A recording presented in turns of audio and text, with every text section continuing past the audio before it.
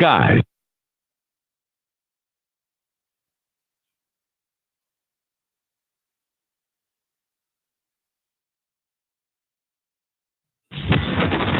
get your balls out of her purse. Go dig up your spine. It's time for the Man Mindset Dating Radio Show with your host, all the way from Planet Man, Steve the Dean Williams. This show is rated man. It contains ways to pick up women without the use of tricks and gimmicks. If you're looking for a quick fix or a magic pill, please take your soft, weak K-Cast to another show. This radio show is intended for people who are ready to learn how to date and bed women like real men do. Time to stop the bullshit and time to listen to real men. Viewer discretion is advised. How many of you guys are tired of buying sexy women like me gifts, drinks, and dinners expecting sex, but end up falling into the friend zone, becoming my gay best friend, being the guy who will drive me around, pay my bills, or be that shoulder to cry on when that real man leaves me in tears? Welcome to the manmindset.com radio show with your host, Steve the Dean Williams. As long as you think the world revolves around us women, you will always be a sucker and a loser to us. Steve is here to guide you on all man issues, such as manhood, dating, sex, leadership, success, relationships with women, marriage, and fatherhood, with easy, simple solutions that will rid you of your fears and problems with women. Learn how to reinvent yourself and see the world with a new set of eyes without any self-sabotage or excuses. Take it away, Steve. All right, I will. What's going on, everybody? It's your boy, the Dean. Class is in session. We got a very, very good show for y'all today, so let's buckle up and let's get into the show. But before I introduce the show, I need to go ahead and pay homage to my dog, A1, and then let you know what this show is being brought to you by. So let's go ahead and take care of that. This is being brought to you by Tactical Soap, guys. Make sure you check out and get Tactical Soap. Also, this is being brought to you by Tate's War Room. Tate's War Room. Make sure you check that out. Also, this is being brought to you by the Fraternity of Excellence of Men. Join the online brotherhood of exceptional men, the Fraternity of Excellence. And last but not least, this is the main part of this. This is being brought to you by the 21 Convention, the Patriarch Edition, going on in Orlando, Florida, April 30th through May 3rd. And for the ladies out there, we are talking about the 22 Convention, Making Women Great Again, going on in Orlando, Florida, May 1st through May 3rd. How's, excuse my voice, how's everybody doing? I hope y'all are doing great. We have a lot to talk about. My boy Rosebud is going to be coming in, Rosebud Bitter Dose is going to be coming in, I think, in the second hour. So let me see, 6, 8, I think he's coming in the second hour to talk some real game 101 to a lot of you guys, but that's here nor there. Let's get into it. Guys, y'all want to call in? 515-605-9373 is the number. Also, announcement. Wednesday, we're going to be talking about, I talked about it earlier today on Ride with the Dean. We're going to be discussing upgrade, how your ego, self-importance, and a lot of these YouTubers and authors out there are the reason to why you fail. But we're going to be discussing that on Wednesday, so make sure y'all check that out. Also, guys, well, let's get into it. So, again, I don't, as a man, I never, as men, I never want to mourn the passing of somebody as much as I want to, appreciate their lives on this planet. As men, for me, for those out there, you're allowed to mourn, cry, and feel any way you want to. That's how you feel. But as a man, for me, I looked at Kobe Bryant's life and appreciated the kind of man that he was. And that's what I want to talk about today, and hopefully educate a lot of you guys out there, because a lot of guys out there, unfortunately, because of how they grew up,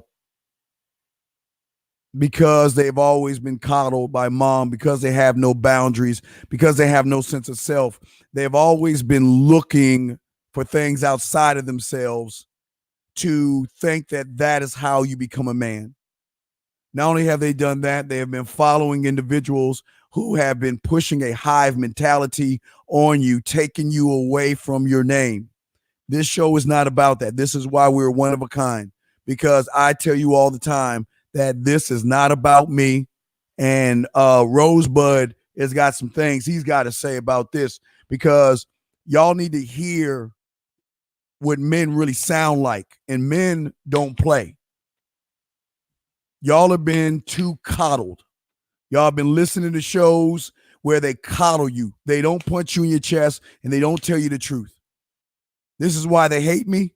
Some love me, some respect me, some don't, because I keep it 1,000. I'm not your friend. I'm here to help you learn. But the thing that I love the most about Kobe Bryant, what I love the most, was his attention to detail and how he looked at himself as a man. Kobe Bryant is what all men should go towards. I didn't say aspire to be, but go towards, especially for the majority of you guys who have no sense of self, and you would rather put a word or acronym or whatever the hell is in your name, in place of your name. The thing about Kobe Bryant was he always crafted who he was as a man. He always defined who he was, not to the outside world, but to himself. And kept redefining who he was as a man. And what so many people don't understand about Kobe, about this man, is that for the majority of you guys out there, you don't understand that the thing about Kobe Bryant was, and which made him great, what you guys understand, because most of you guys are looking for a sense of self. You're looking at following the herd, being like everybody else, and not understanding who you are as an individual. That's what we're about. I don't want you to be a herd, and I don't want you to be about motivation. Kobe was never about that, because every person that got in front of him when it came to basketball was his enemy. There were no friends on the court. There was no taking off your jersey and let me sign in it and switching jerseys. No, it wasn't. Now, before the game started, hey, man, what's up? What's good? How you doing? Hope your family's good. Hope you're good. That's cool. But as soon as that whistle blew, he was enemy number one, whoever was in front of him. Because Kobe didn't care about the next man like you guys do. Kobe himself only thought about what he needed to do. And every person in front of him, I don't even care if it's Michael Jordan, he looked at Michael Jordan and said, what? He studied every opponent he had, he studied. He looked at their strengths. He looked at their weaknesses. And he looked at the chinks in the armor in ways to force them to submit to his will. And the sad thing is today is that we not only lost a man, but what's even sadder is what is going on today with men. Kobe never blamed anything outside of himself. And if you saw it, let me know. Koby, when it came to being a man, Koby didn't blame things. He didn't blame the basketball. He didn't blame the basketball court. He didn't blame the crowd. He didn't blame the food or anything else, because men don't do that. Men don't think that way. But unfortunately, we're in a time right now where everybody's trying to tell you what they think a man is, and they have no idea what a man is. Because everybody's all about click counts. Everybody's all about subscribers. Everybody's all about trying to push an agenda on the unsuspecting guys to think that, you know what, this is all it's about. They don't care about you. Because if they cared about you, they would tell you the same truth I'm telling you, and they won't do it because they don't want to lose a subscriber and they don't want to lose $1.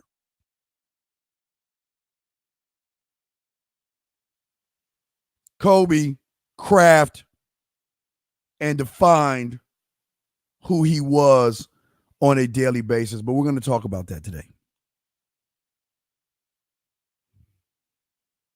And it's a shame that we're in a time right now where young men are not even looking to themselves to define what they are to them. We are in a time right now where everybody is looking to somebody else to tell them what they should be, how they should think, how they should act, what they should be mad about, what they should follow.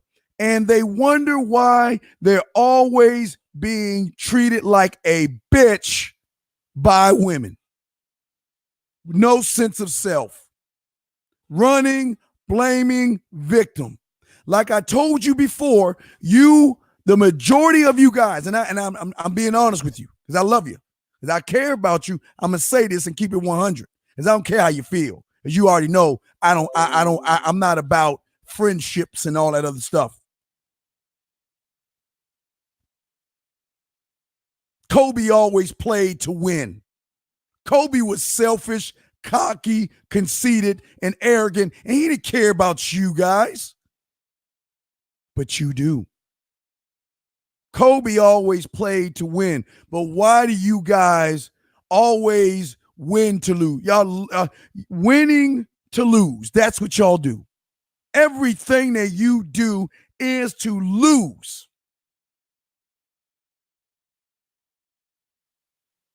Because someone tells you want to hear what you want to hear and not what you need to know. Because it's easy, like I told you guys before, it's easy to lose. It is. And unlike Koby, who was soaking up his skill and learning his craft and learning who his name was and learning his self-definition of who he was, y'all don't do that.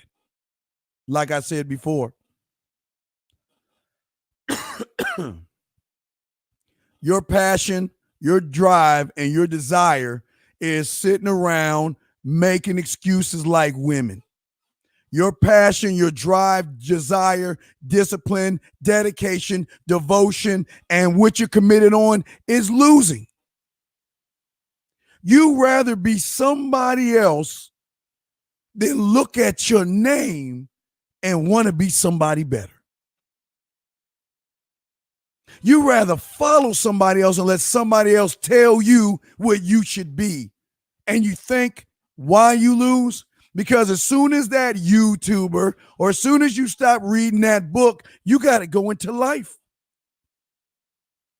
And that YouTuber can't coddle you and hold you. And that's why you're always failing, but yet you're hooked on that drug of that YouTuber because he's giving you motivation. And if anybody's giving you motivation, you're in the wrong place, because Koby wasn't built on motivation. Koby was his own source of motivation. And that's the difference. And we're going to talk about that. What makes men, what makes men special. What makes men different than the 98% of you guys out there that are waiting for your next YouTuber to tell you how to think? You're waiting for the next YouTuber to tell you who to hate. You're waiting for your next YouTuber to tell you who to love. You're waiting for the next YouTuber to tell you it's okay. It's not your fault. It's always the weather's fault. It's always the tree's fault. It's the woman's fault. It's family court. It's the Me Too movement. It's feminism. And yet you are gullible, naive, and disillusioned to believe that all those things have nothing to do with you. You believe everything that you're told because you blindly follow. Well, guess what? Kobe never blindly followed anybody. Kobe followed his name. That's what Kobe did. That's what made Kobe great. That's what made Kobe special. But there's more. Because everybody wants to say, I want to be a man or I'm a man. You don't even know what a man is. You don't even know what a man is. Because these people out there don't teach you how to be a man. They don't teach you the things that Kobe was pushing for himself. As soon as somebody tells you to forget about your name, that's the number one, should be your first sign that they don't have your best interest. They want you to be a symbol. They want you to be a herd or a group of something. Now, I'm going to tell you some things that make you a man that made Kobe the man that he was. And why the majority of you guys are not the men you think you are today. Because even in his death, he is more of a man than the majority of you. And I know that sucks to say that, but you know what? I'd rather be honest with you and tell you the truth than sit around there and tell you what you want to hear, because you know what? You can't handle the truth. Why are you being so mean to me? Why are you just so rude? Why are you always yelling? Stop it. You're being mean. Fuck your feelings.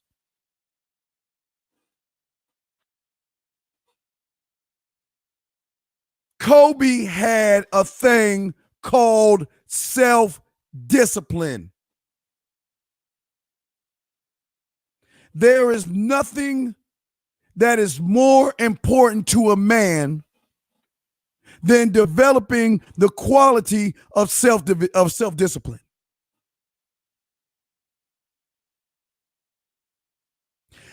Kobe had a desire, a passion, and a drive to achieve whatever came in his life. And Bud gonna talk, when I get with Bud, he gonna talk about that focus. I'm gonna leave that for Bud. But he had a driving desire to be more than who he is. Because if he wasn't growing, it wasn't acceptable in his eyes. He didn't look to YouTubes. He didn't look to books. He looked in that man in the mirror. He looked to his name. He knew in order to be great at who he is, he needed self-discipline. Enough to realize that, you know what? The only one that's going to fix me is me. But also one thing he had that made him the man that he is today was he also had a thing called self-direction. There were no cloudy skies or no fog in what he wanted to achieve for himself. Why? Because he was driven on what he wanted.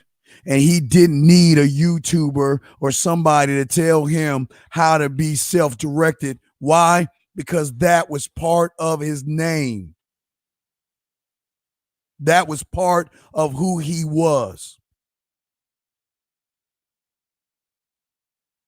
It didn't matter if it was his career, his family, his money, or who he was as a man. He himself had self-direction.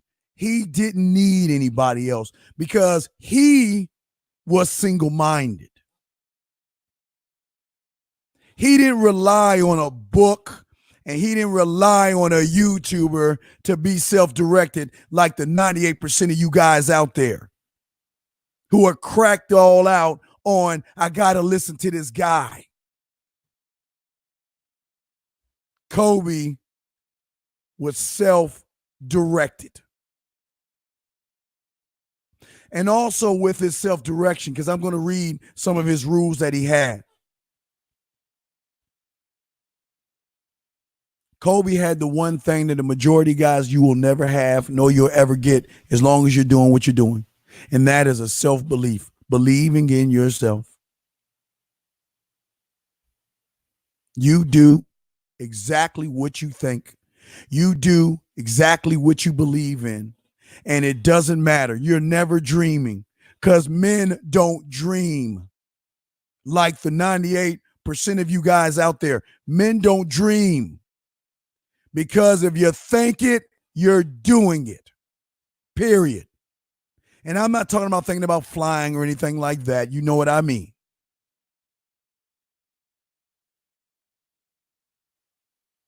Identifying your areas of strength. Working on you all the time.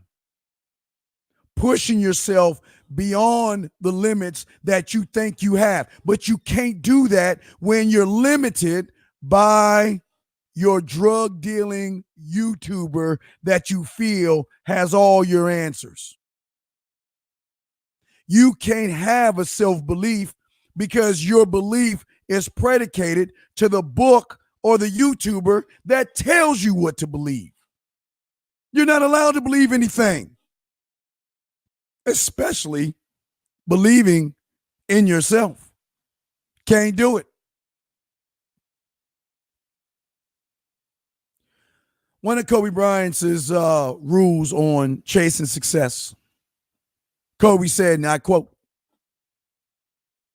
when you make a choice and say, come hell or high water, and I'm going to be this, then you should not be surprised when you are that. It should not be something that is intoxicating or out of character because you have seen this moment for so long that when the moment comes, and of course it is here because it has been here the whole time, because it has been in your mind the whole time. Y'all get excited just because a pretty woman says hi to you. You think you won the lottery because you got a phone number. But you're not chasing success. The majority of you guys are chasing failure. And that's the truth. Because look at you. Don't believe me. Just look in the mirror. You don't have to believe me. This is not believing in me. This is you looking in the mirror. Looking in the mirror to see what you are. But some of you don't even want to do that because you don't want to know the truth of what you're doing. You don't want to know that.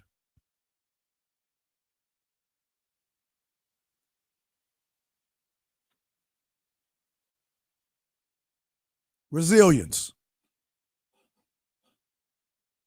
Koby says, I'm here. I'm not going anywhere. No matter what the injury, unless it's completely debilitating, I am going to be the same player I've always been. I'll figure it out. I can stop right there. I'll make some tweaks, some changes, but I'm still coming. They don't teach you that on those YouTube channels, do they? Oh no, they too busy complaining about everything that's wrong in life and everything they wanna make you think that your problem is their problem. Let's go our own way. Boo hoo hoo. Oh, this is stopping me. The Me Too movement. Boo hoo hoo. Oh, I've got a boo-boo because the government is bad. Family court is bad. And you see why you are what you are? No matter what the injury, unless it's completely debilitating, gentlemen, I am going to be the same player I always been. I'll figure it out. How can you figure it out when you don't know yourself? How are you going to make the tweaks and changes when you're waiting for the YouTuber to tell you how to tweak yourself and how to change yourself and how to make the moves that you need to make, when most of these guys don't know anything about the game? Coming from the seduction community, teaching you tricks, gimmicks, and manipulation. Teaching you how to lie to women, lie to yourself. How can anybody teach you how to figure things out when they can't even figure out themselves? Come on, let's be real. Y'all not gonna like me today because I'm calling you out today. How many of y'all guys have it like this? How many of you guys make tweaks and changes? Yeah, you do make tweaks and you do make changes to blame even more, to be more of a victim, to be more like a woman, to be more emotional, to feel like the world is against you. Those are the tweaks and those are the changes that the majority of you are making. Because as soon as there's a rejection, it debilitates you. It knocks you down. You can't walk away. Hell, you can't even go towards, because your fear is so great, it stops you from going towards wherever you want. But you don't want to believe me? Don't believe me? You know your truth. I don't need to point fingers. You know your truth. My girlfriend is treating me bad. Okay, let's forget about the single guys. Let's talk about the ones in a relationship. My girlfriend's treating me bad. My wife is dogging me out. I can't have sex anymore with my girl. Really? And you wonder why she's doing that to you. 515-605-9373 is the number if y'all want to call in. Chat room, what's up, my chat room dogs? I just want to say what's up to y'all. Didn't get a chance to say what's up to my chat room dogs. What's up, my dogs? But let's talk about it. Koby Bryant should be what you men should want to aspire to and then go past where he was at. But you should try. That should be your point right there, your marker of where he was, the discipline and the kind of man he was. He was not like anything you've ever met mentally. Mentally, gentlemen. Mentally.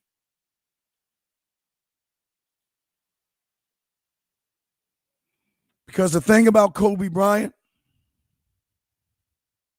was the cornerstone of who he was his self-esteem. He understood that life doesn't give a fuck about him. The game doesn't care about him. The weather doesn't care about him. And yet, because this is a cornerstone of who he is, he didn't let nothing faze him. He was unfazed when he was on that basketball court because there was nothing in front of him that he was afraid of. Nothing. But in order to do that, you must search inside of yourself. You're not going to get it from a YouTuber. You're not going to get it from a book. And if it's motivation, it's false motivation. Because look at you now. You guys tie your self-esteem in a ball December 31st every year. You tie it to a ball that comes down for 10 seconds. Oh, I'm going to be this way today. This is going to be my year. This is going to be it. I've made my New Year's resolution. I'm going to change. And where is your self-esteem got you at right now? You're not even thinking about yourself. You're thinking about the government. You're thinking about single mothers. You're thinking about women being the scourge of the earth. You're thinking about everything else except you. And guess what? Kobe never did that. Because Kobe was his own source. His own self-esteem pushed him to be who he is today. And a lot of you guys don't like that. Y'all don't want to hear that. Y'all want somebody to, do you know if someone walked up to Kobe and said, well, Kobe, let me coddle you, I bet you probably slap the shit out that person. Kobe, it's okay. It's not your fault, Kobe. It's not. Come on, Kobe, follow us.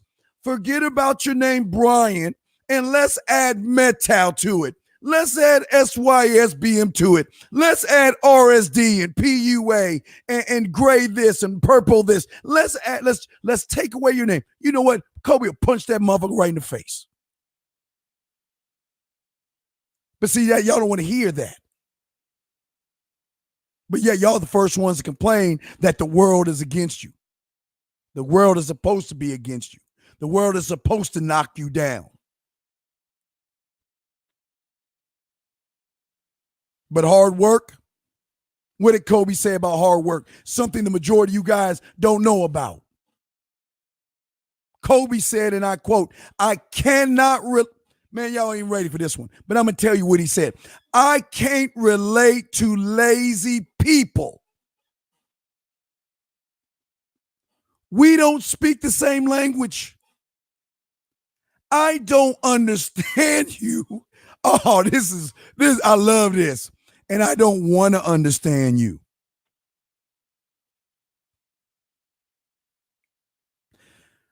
I can't relate to lazy people. We don't speak the same language. I don't want to understand you. Excuse me. I don't understand you. And I don't want to understand you, quote unquote, from Koby Bryant.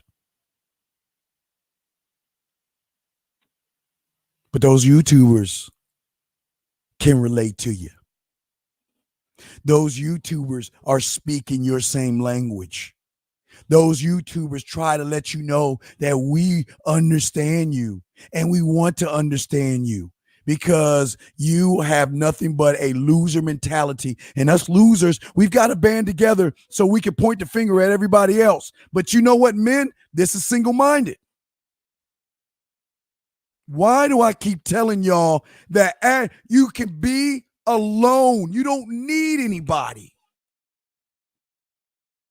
You can't relate as a man. How do you expect a man to relate to somebody? Now think about this, gentlemen.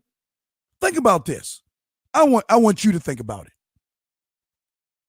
How can a man relate to somebody who is self-disciplined to stay who they are every damn day? How can a man relate to that? How can a man relate to excuses, being problematic, always blaming, always complaining, always being emotional? How can a man relate to that? How can a man relate to somebody who's dedicated to make excuses and being lazy? How do you expect a man to do that? See, that's the problem that you guys don't understand. I don't understand you. I don't want to understand you. I want to help you, but I don't need to understand you because I'm not trying to be like you. You're trying to get on across the street to men like myself and Rosebud and men like that. How can you expect me to understand a person who devotes hours and hours and hours reading jargon, pickup lines, gimmicks, indirect game, bitching, whining, moaning, and complaining, YouTuber after YouTuber? How can a man understand you? He can't. How can a man understand an individual that is motivated by giving up? Oh, but she looks too pretty. I give up. Oh, I can't get her. I give up.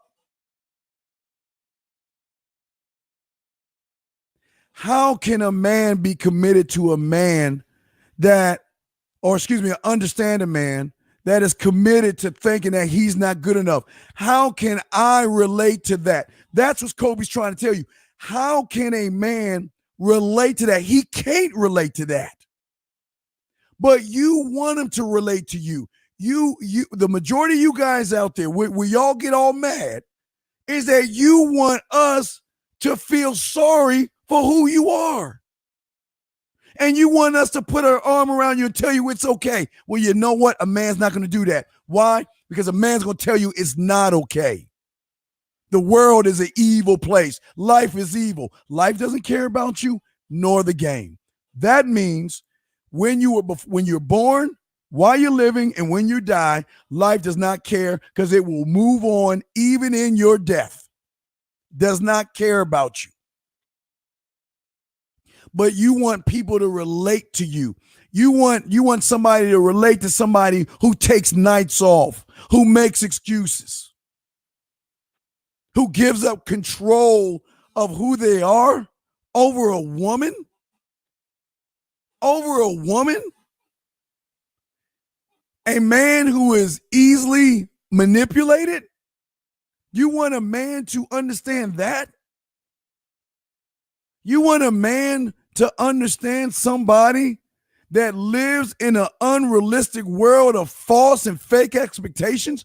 You want me to understand that you think you can be a doctor in a day or fly an airplane in a day because a YouTuber told you that or a book told you that? How do you expect greatness to understand a loss or a loser? How do you expect a man to understand somebody who thinks there's something that they're not? You're shadow box. Oh, I'm a man. That's all y'all do, shadow box. I'm a man. I'm a man because that YouTuber told me I'm a man. I'm a man. Oh, yeah, I'm 6 foot tall. I'm a man. Oh, I've got a chiseled body. I'm a man. Oh, I drive a nice car. I'm a man. I've got a degree. I'm a man. Put you in front of a woman, you learn your truth, huh? Well, she was just too pretty. I just was raised, you know. How do you think men are supposed to relate to you? Why do you think, and this is the question, a man is not supposed to relate to you? That's the truth. Because you don't think like a man. But what you guys aren't using your common sense. When they relate to you, they are you. Because a real man is going to tell you things you don't want to hear. A real man's going to tell you things you don't want to know. A real man's going to make you go up the stream instead of coddle you and make everything right. They're going to put it up in a nice little bow for you. How can a man really relate to somebody who's easily manipulated by a woman? How can a man relate to somebody who is scared of women? But you expect us to understand you? No, you need to understand us because we're not you. Why should we need to understand you? We're not trying to be you. That's why Koby said what he's saying, because he said it himself. You can't relate to people like that. My language is man. My language is my name. My language is my bloodline. My language is who I am. I don't know you. I can't even, it would probably break my brain to think like you. I don't understand you, and I don't want to understand. And that's what you don't see. That's where a lot of y'all guys don't understand. Because let me tell you something back in the day. My mentor, hell, even football coaches back in the day, they didn't have to understand me. All they had to understand is, can he run, catch, kick, block, tackle, cover? What can he do? And if he can't do it, he's going to sit his ass on the sideline watching the game. And there's nothing that mommy and daddy can do. He ain't getting in the game because they ain't playing for you. And you suck. When you suck, you suck. But you young guys want everybody to understand your plight when your plight is in the direction of being losers. You want everybody to feel sorry for you. You want everybody to coddle you and listen to your whiny language about the world being mean to you. It's odd we live in the same world. We're in the same matrix, but men get women, have success, and men don't care. But a lot of you guys are not ready to hear this because you want somebody to tell you it's okay. You're a winner. You get a trophy. Guess what? Wow. Guess what? You're great. Man, you wake up every morning and you go to work on time. Wow. Let me pat you on the back. Wow, you pay your bills on time? Wow, what a great guy. That's what you want to hear. But you always wonder why you lose. Because of the way you think and what comes out of your mouth and how you do. You daydream all the time. You don't, and I tell you guys all the time, don't believe me. Look at yourselves. No, not now.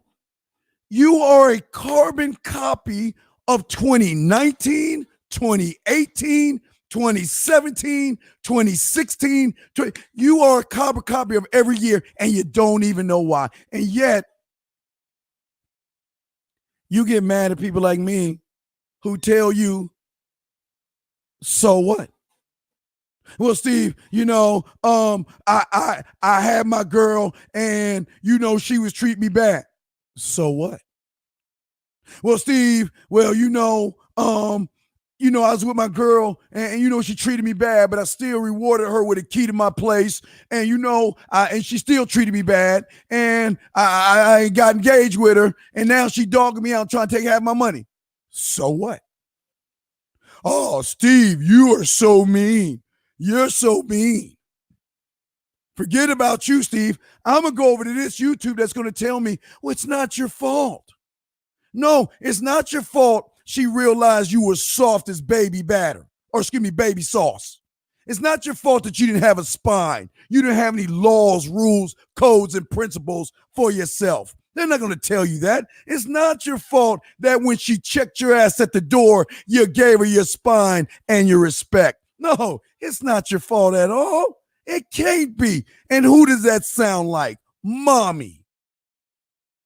That's why you're attached to them, because what you guys don't realize is you're pulling the umbilical cord out of your mom and you're attaching it to some guy. Oh, whoa, did he say that? Oh my God, what do you mean, Steve? I'm attaching my umbilical cord to some guy. I'm not gay. Nobody said you were gay. You're taking your umbilical cord and attaching it to some man that's telling you how to think, instead of cutting the umbilical cord like Koby Bryant did, like men do. Cut the umbilical cord. Because ain't nobody can teach me about this life but me, because I'm the only one that knows me. And the only way I'm going to learn the language of victory, the only way I'm going to learn the language of winners is to stop thinking like a loser. It's to stop trying to understand them. It's to stop being around them, because I don't want to even be involved with them. Oh, that's when you make your break. Because then everybody's going to hate you. Everybody's going to be mad at you. Who does he think he is? Thinking for himself. Who does he think he is? Being single-minded. Who does he think he is? Thinking he's better than all of us. Who does he think he is? We can't snatch him down in the bucket. We can't talk about him because he doesn't care about us. Who does he think he is? But y'all don't want that because you want to be part of something instead of part of your name. And another quote he said, I have nothing in common with lazy people who blame others for their lack of success. Whoa. Can we back up? 515-605-9373. I'm trying to soften y'all up for Rosebud. I am. And I y'all got to understand. Because when Unc come in here, oh, you think I'm punching you in the chest. You think I'm mean. Y'all guys think I'm the bad guy, man. When Unc get in here, man, you finally get to hear what the game is about. You finally get to hear from what you call an original. You get to hear an original from the game. No tricks, no gimmicks, no lies, no manipulation. Somebody from the streets that's going to tell you some things y'all might not want to hear. But I'm going to continue with Koby Bryant. He says, and I quote, I have nothing in common with lazy people who blame others for the lack of their success.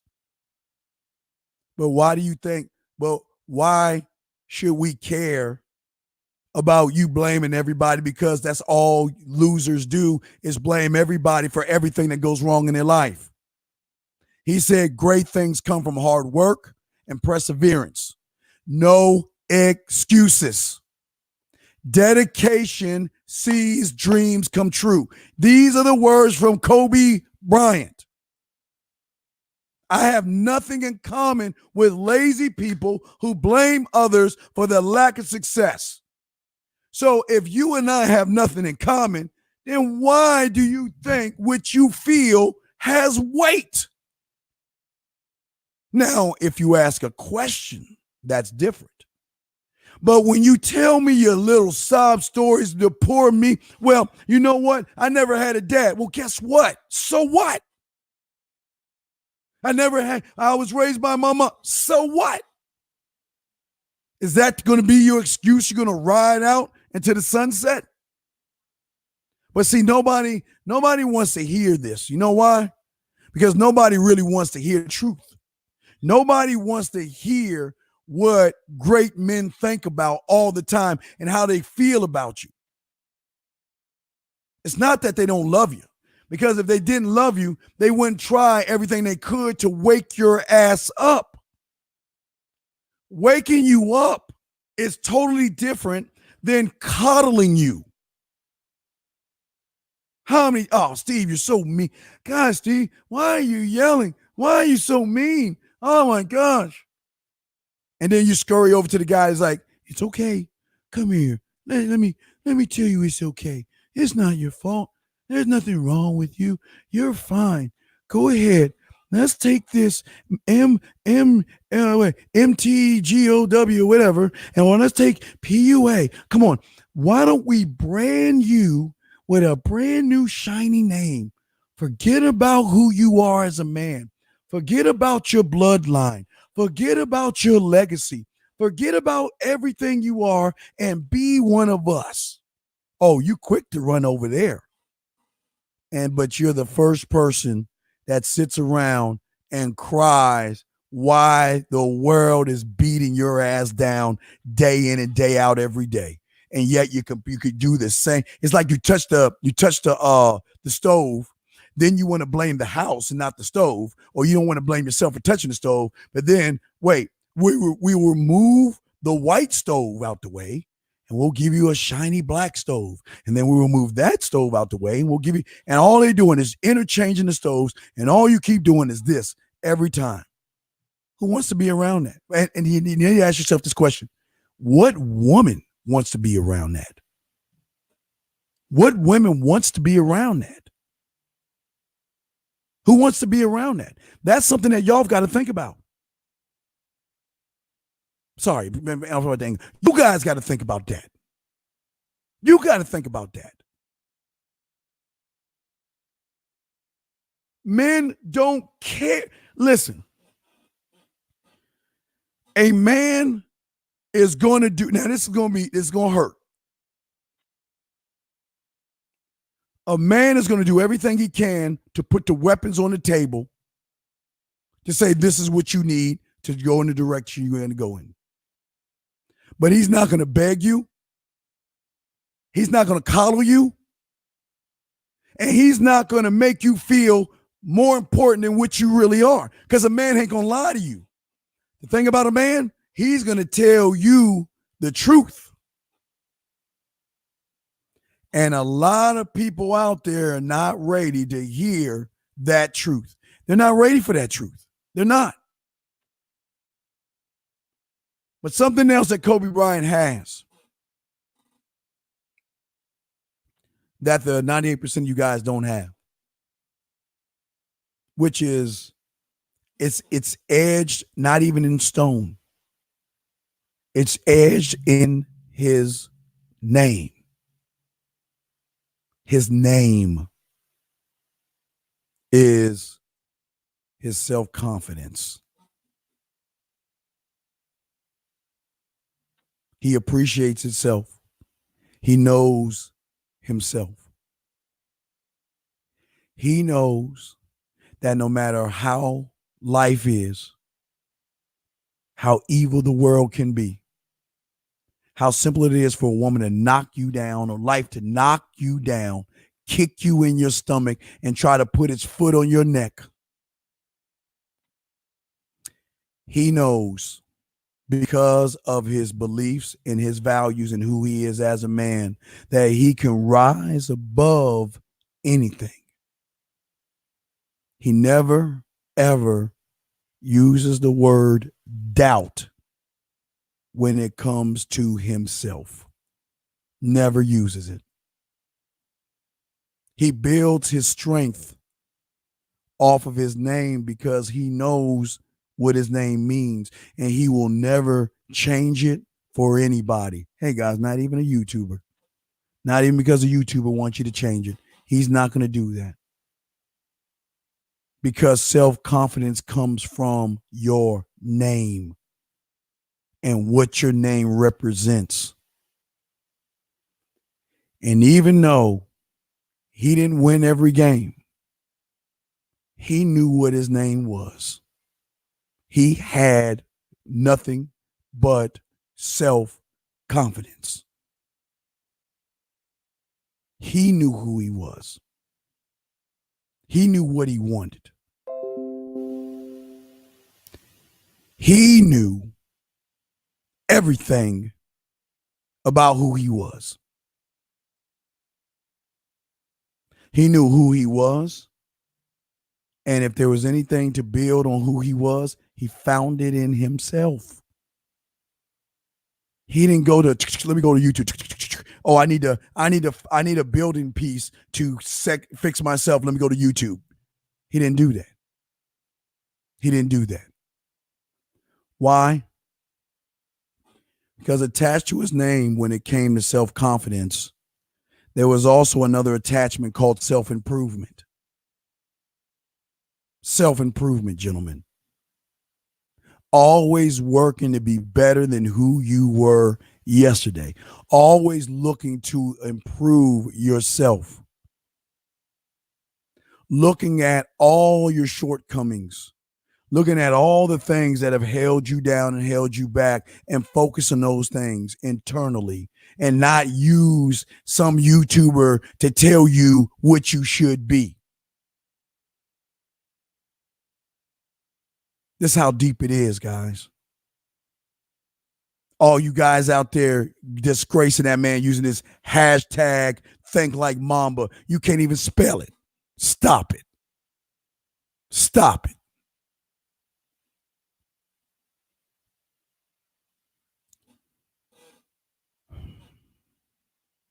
Koby Bryant on winning, quote unquote.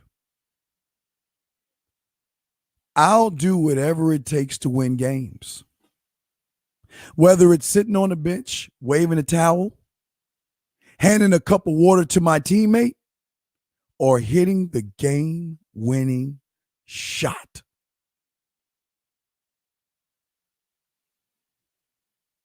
Do you do whatever it takes to work on you? Or do you do what they tell you it takes to work on you? Y'all ain't ready to hear that because y'all think that oh, I'm the enemy. Why you being mean today, Steve? Because I'm gonna do whatever it takes for me. Because I'm nothing but an opportunity. I may be short, I may be ugly, I may be old. But one thing you can't tell me that I am, can't tell me I'm not an opportunity. Can never tell me that. Because I'm going to do whatever it takes. Started at 9 years old, doing whatever it took. And if that means getting turned down by 1 million women just to get one, I'm going to do it because I don't care. If it means learning about rejection and learning about fear and learning about what you want to go for, I'm going to do it. I'm going to do whatever it takes. But most importantly, I'm going to do whatever it takes to learn what it means to be a Williams. That's what I'm going to do. Whatever it takes to learn my name and what my name means to me. Because that's all I got to stand on. I'm not standing on nobody else's name. I'm not standing on some YouTuber's name or some author's name. I'm standing on my name. And if that means sitting back and soaking up information from my mentor, I'm going to do it. And if that means I got to get out there and keep getting rejected to defeat a fear, which is not a fear of mine, but I'm just saying for you guys, I'll do it because I want to win. I told you, when you win and when you understand winning, it's a whole different ball game than it is to wake up every day thinking that you're a loser. Quote from Koby Bryant on winning. The moment you give up is the moment you let someone else win. Swish. Swish. That was a 3-pointer, Koby. How many of you guys give up on yourselves? How many of you guys give up on women? How many guys you give up on approaching? How many of you guys give up on texting? How many of you guys give up on yourself? The moment you give up on yourself, you let somebody else win. And that's even deeper. Because, guys, let me tell you something. Somewhere there's a guy right now smashing the chick that you want to talk to, and he's looking at this guy and say, thank you very much. Thank you for giving up. Thank you for looking at her and saying she's too pretty. I appreciate you. Thank you for not texting her. Thank you for waiting a week to talk to her. Thank you for not wanting to go on a date with her. I appreciate you, because if it wasn't for you, I wouldn't be smashing her right now. Because since you gave up on yourself and gave up on that woman, thank you very much. I win.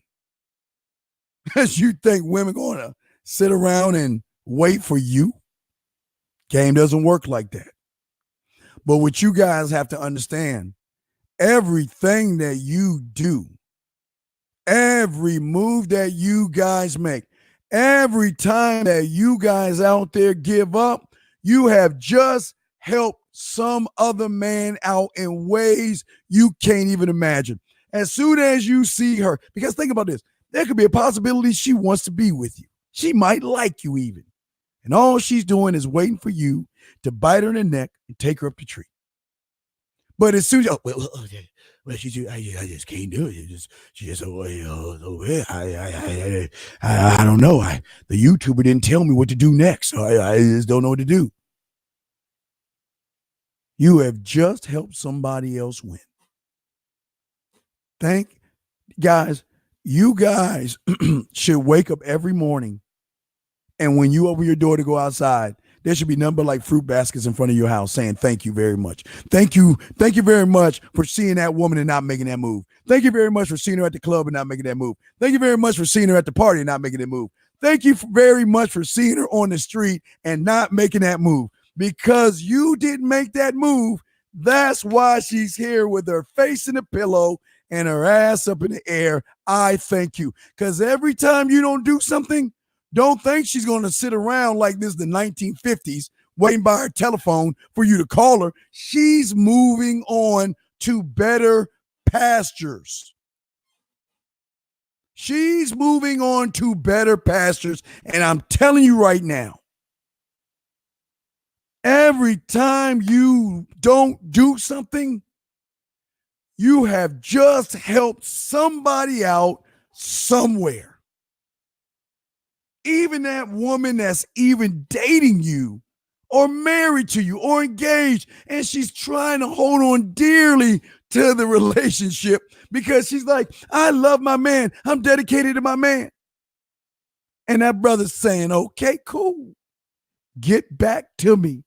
But I guess what? He ain't going to make you feel like I feel. No, I'm dedicated to my man. And what do y'all guys do? Nothing.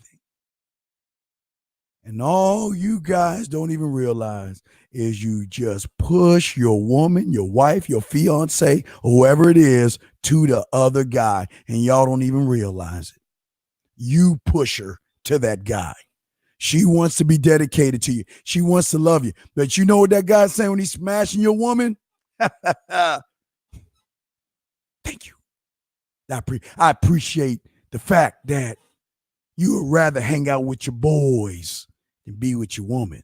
I appreciate the fact that you don't talk to your woman and text her and tell her how she's doing. I appreciate that. I appreciate the fact that you don't know how to make your woman feel special. I appreciate that. I appreciate the fact that you don't know how to make your woman feel like the only woman in the world. I appreciate that. Because you know what? I can. But see, y'all don't want to hear that. Y'all don't want to hear that, do you? Nah, y'all don't want to hear that. Let me keep going. 515-605-9373 is the number. 515-605-9373 is the number.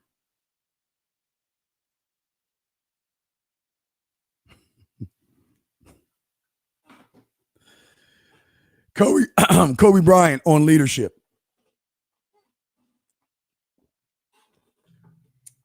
Koby Bryant on leadership. The most important thing is to try to inspire people so that they can be great at whatever they do. But do you understand that inspiration is kind of a weird thing for a lot of guys? For a lot of guys out there,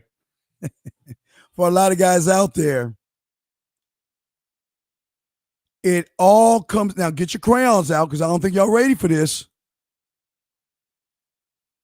Inspiration comes down to how you feel about yourself, guys.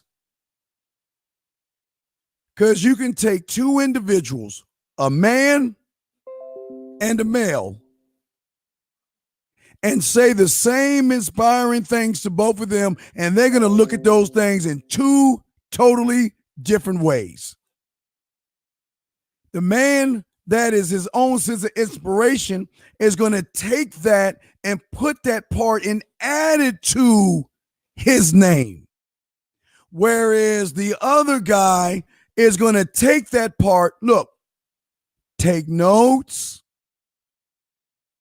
look at it, just like a, I don't know, hold on, like a bottle. They'll look at it, they'll twirl it around, they'll touch it, and we'll put that shit right down with all the rest of the inspiring things that can help them be better. See, what y'all got to understand, and this is what y'all don't get. This is why I tell you all that motivation stuff does not work. It's based on, it's always going to come down to how you feel, guys. It's always going to come down to that. No matter how many ways you spin it, no matter how many ways you twist it. It doesn't matter what people tell you. It's based on what you feel about yourself. That's the truth. That's the truth. You see, when you get around pipe hitters, real men, like the ones I hang out, like when I get around men like Rosebud and Doss, real men, When they speak, man, I soak that up, just like my mentor, because I add on to my name. But for a lot of you guys, when you get inspiration, you take it like it's a pet or like it's a bottle. And you don't even incorporate it into your life. You come up with all these catchphrases. Well, yes, I'm going to be inspired today to be a better man. Today is going to be the day that I'm going to change my life for good. And all you do one by one is keep lying to yourselves. This is what I'm going to be today. Oh, the way to be a man is to be a man. Today, I'm going to be a man. That's all y'all do, day in and day out. And then when you realize you're not, you get mad. And then all of a sudden, you want to blame everybody else. But when you are motivated by you and you are inspired by your name, then any type of inspiration or any type of thing that you get to push you and upgrade you, you're going to take it and add it onto your life. Not just put it on and take it off like a hat. Because I keep telling you, the thing about inspiration when it comes from a man is a round peg. When you have motivation and motivating yourself to lose, you're a square hole. That means the inspiration given to you will not stick because it doesn't match up. And guys, that's how easy it is. But you know what they tell you? They don't tell you that, right? In and out, they don't spit this kind of game to you. Isn't it odd that they telling you about everything else but you? They tell you what other women are doing instead of talking about you. They're talking about what other women are doing to other people instead of talking about you. They're talking about what the government is doing to people, and they're not talking about you. They're talking about what family court is doing to somebody, but they're not talking about you. And yet you soak up nothing but square peg after square peg after square peg.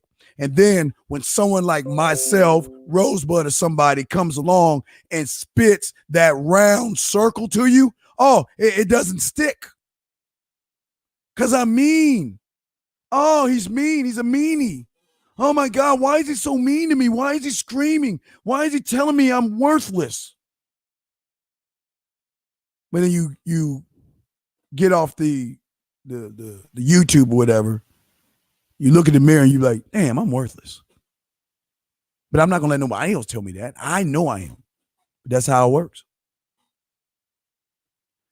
Your thinking is the reason why you are where you're at, and you don't want to see it. It's not my problem. I can't listen. That's the thing about men. We cannot force anything on you like that. Jesus. We can't force anything on you like that. We can't do that. We can't. The only one that can is you. The only one that can is you. And the only way you're going to get that is by seeing the world in a new set of eyes. It's up to you how you want to see the world. It is up to you how you see it. But you know, the beautiful thing about winners versus the majority of the grass-eating lions that eat grass all day, every day, is that you know something about winners. Winners ain't thinking about you. Winners are not thinking about women. Winners are not thinking about the government. Winners are not thinking about the Me Too movement. Winners are not thinking about feminism. Winners are not thinking about family court. Winners are only thinking about winners. Winners. That's it. That's it. Because they have this thing called self-reliance, gentlemen. Self-reliance. They think of themselves as their own community. They are responsible for themselves. They are responsible for upgrading who they are. They are responsible for building their name. They ain't got time to worry about everybody else because everybody else is none of their goddamn business until it's time to hunt. What they say in that Guy Ritchie movie? When the lion's hungry, he eats. That's it. Y'all see it on the series. Y'all see it in the Discovery Channel. I'm not making this up. Y'all see the lion just chilling, just laid back, sleeping in the shade. And you can notice all the animals just walking past him. And he's like, I can eat your ass whenever I want. I ain't even thinking about you. I'm not thinking about what you had for dinner today. I'm not thinking about what kind of grass you ate. I'm not trying to think about what kind of water you had. I ain't even thinking about you. All I'm doing is thinking about my motherfucking ass. I ain't thinking about you. I don't care what you do. I don't care what moves you make because it ain't got nothing to do with me. But let's look at you for a second. Your whole world is based on what everybody thinks. Oh my God. You know, it's like, you know what you notice? Like in high school, I only saw this with girls.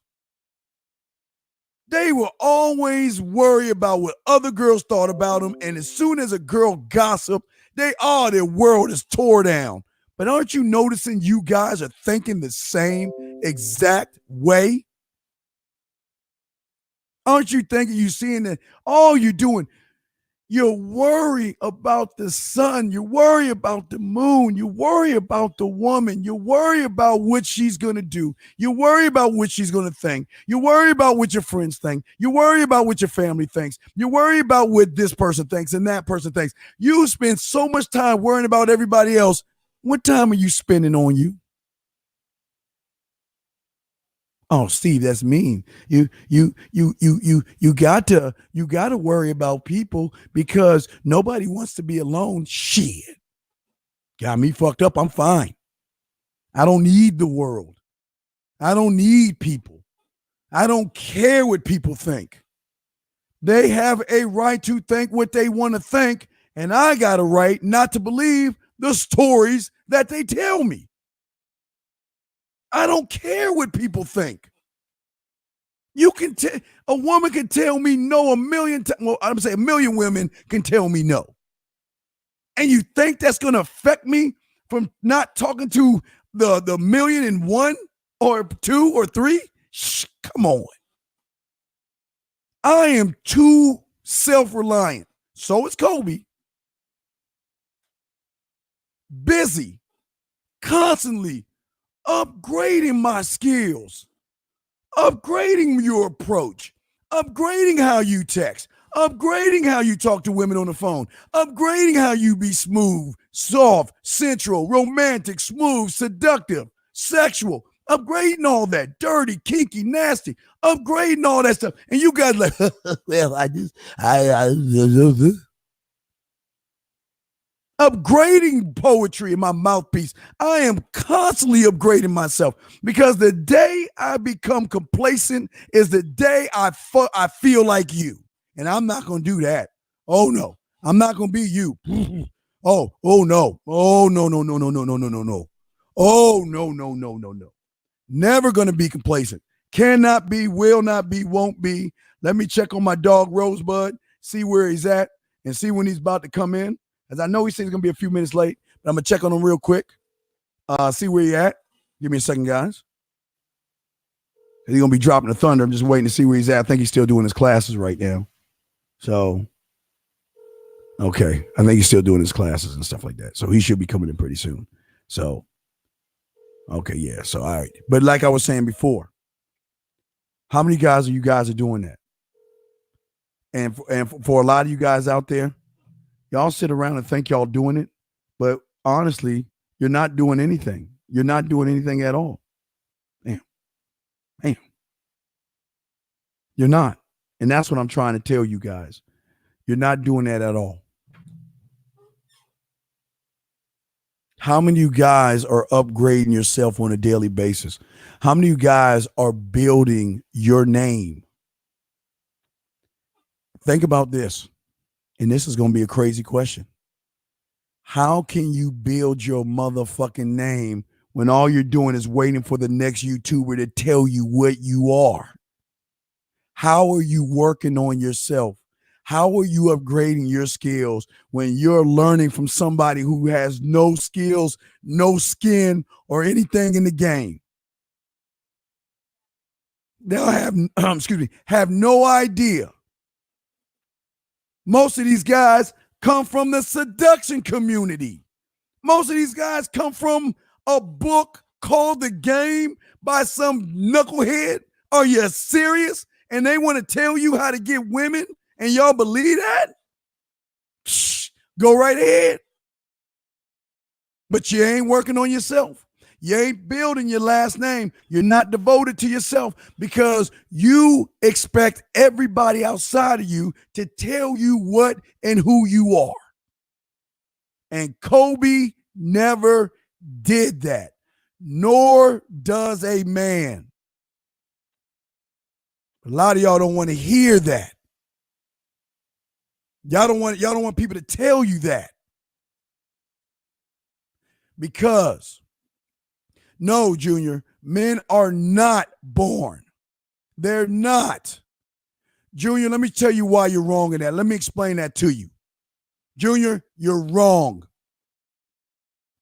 I just told you guys 2 days ago why that statement is wrong.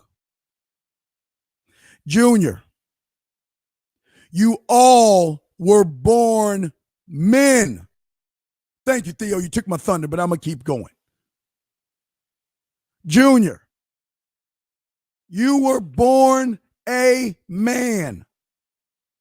No YouTuber is going to tell you that because they are not that deep.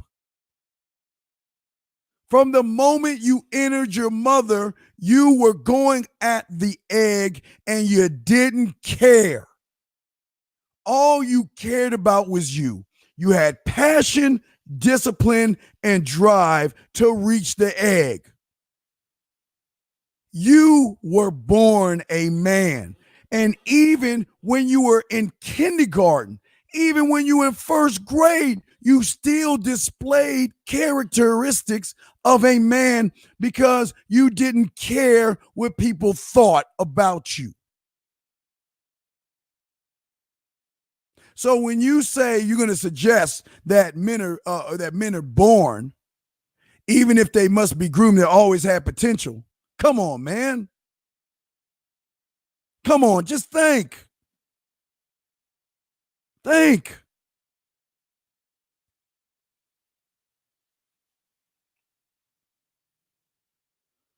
Koby Bryant on perseverance. I played with IVs before, during and after games. I played with a broken hand, a sprained ankle, a tore shoulder, a fractured tooth, a severed lip, and the knee the size of a softball. I didn't miss 15 games because of a toe injury that everybody knows I wasn't that serious. Wait, I didn't miss 15 games because of a toe injury that everybody knows wasn't that serious in the first place. I don't know what he means by that, but what are y'all playing? It's listen, as soon as she says no, your world is over with.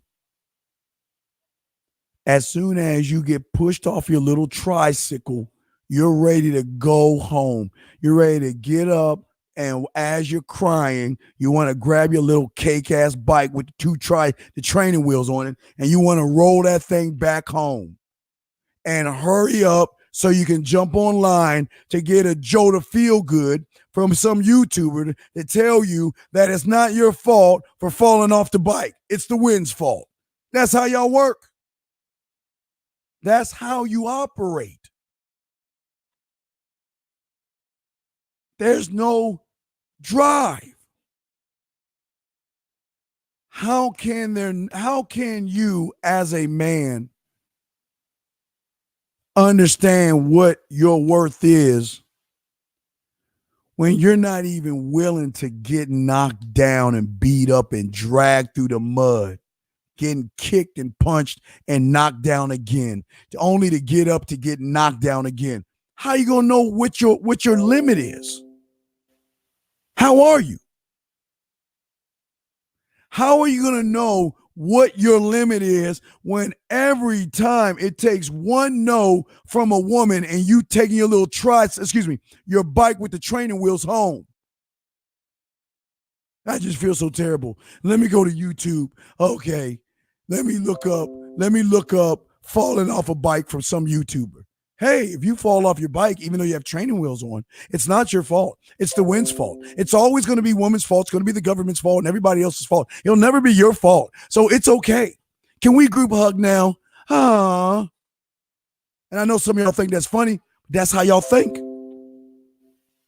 I know some of y'all think it's funny, but that's how you think. And you wonder why you are what you are.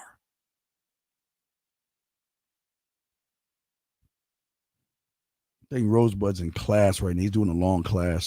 So I'm going to check him one more time, but I'm going to continue. I'm still going. I'm not done. I got to call him and see where he's at right now. But what I'm saying to you guys is this. And I got more quotes from him.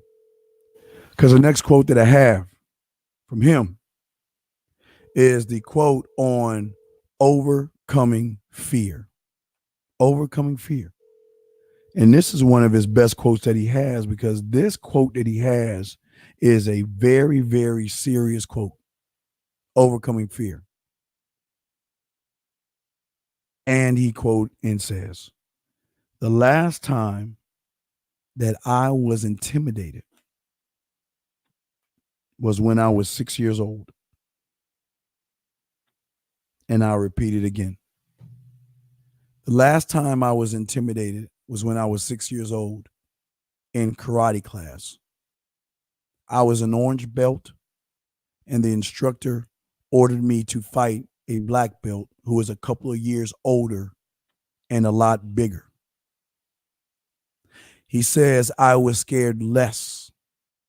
I mean, I was terrified that he would kick my ass. I'm just quoting what he's saying. But then I realized he didn't kick my ass as bad as I thought he was going to kick my ass, and that there was nothing really to be afraid of.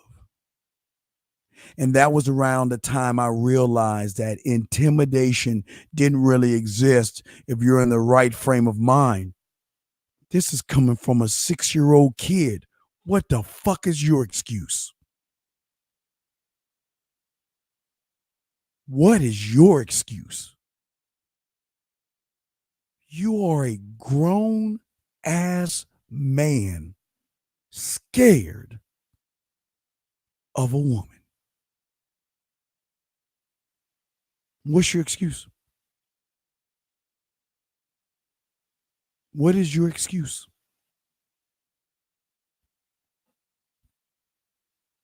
The majority of you guys out there, the reason why you feel the way you feel is because you have no idea that there is bad out there. Feminism, it's out there. Me Too movement, it's out there.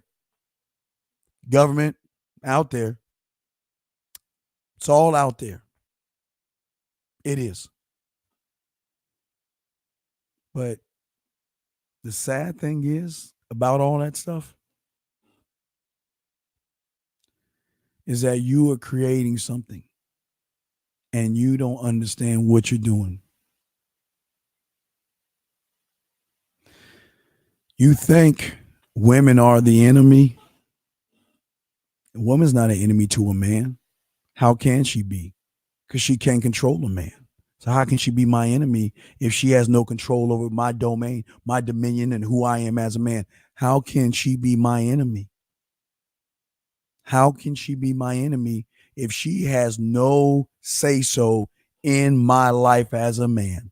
She cannot affect me at all as a man. right? But what you guys don't see, nor will you understand, is that your enemy sometimes is a thing that you trust the most. And what do the majority of you guys trust the most?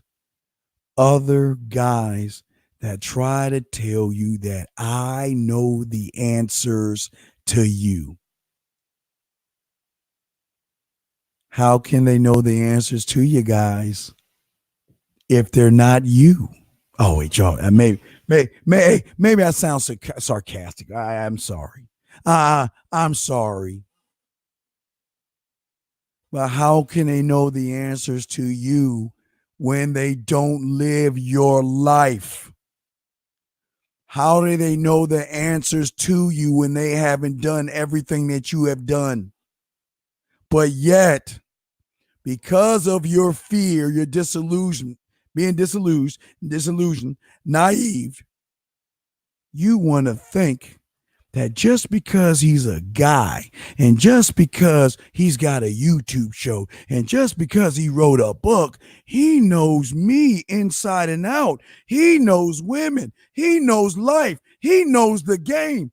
And you guys blindly follow and don't even, man, you know, what was it in the 70s what Jim Jones did? Man, y'all drinking the Kool-Aid because since you don't have a sense of self, you're trusting somebody else to tell you how you should be when every one of you is different.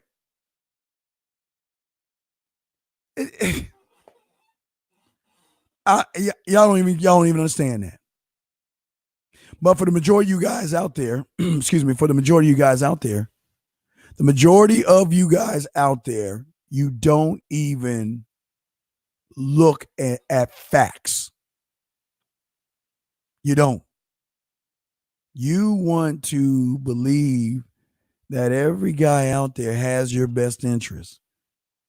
Oh, it was the same thing in the 90s when they started those PUA, those layers and those squeeze pages telling you, oh, I'm just like you and I couldn't get women and I was intimidated. Then I drank this magical water and look at me now. So go ahead and join my boot camp. We can show you how to be a man in a day. And also, if you add another $97, we'll show you how to be a doctor in a day. And if you add another $79 now and you can get a triple bonus, we'll also show you how to be a fly airplane in a day. And y'all motherfuckers ran right to that.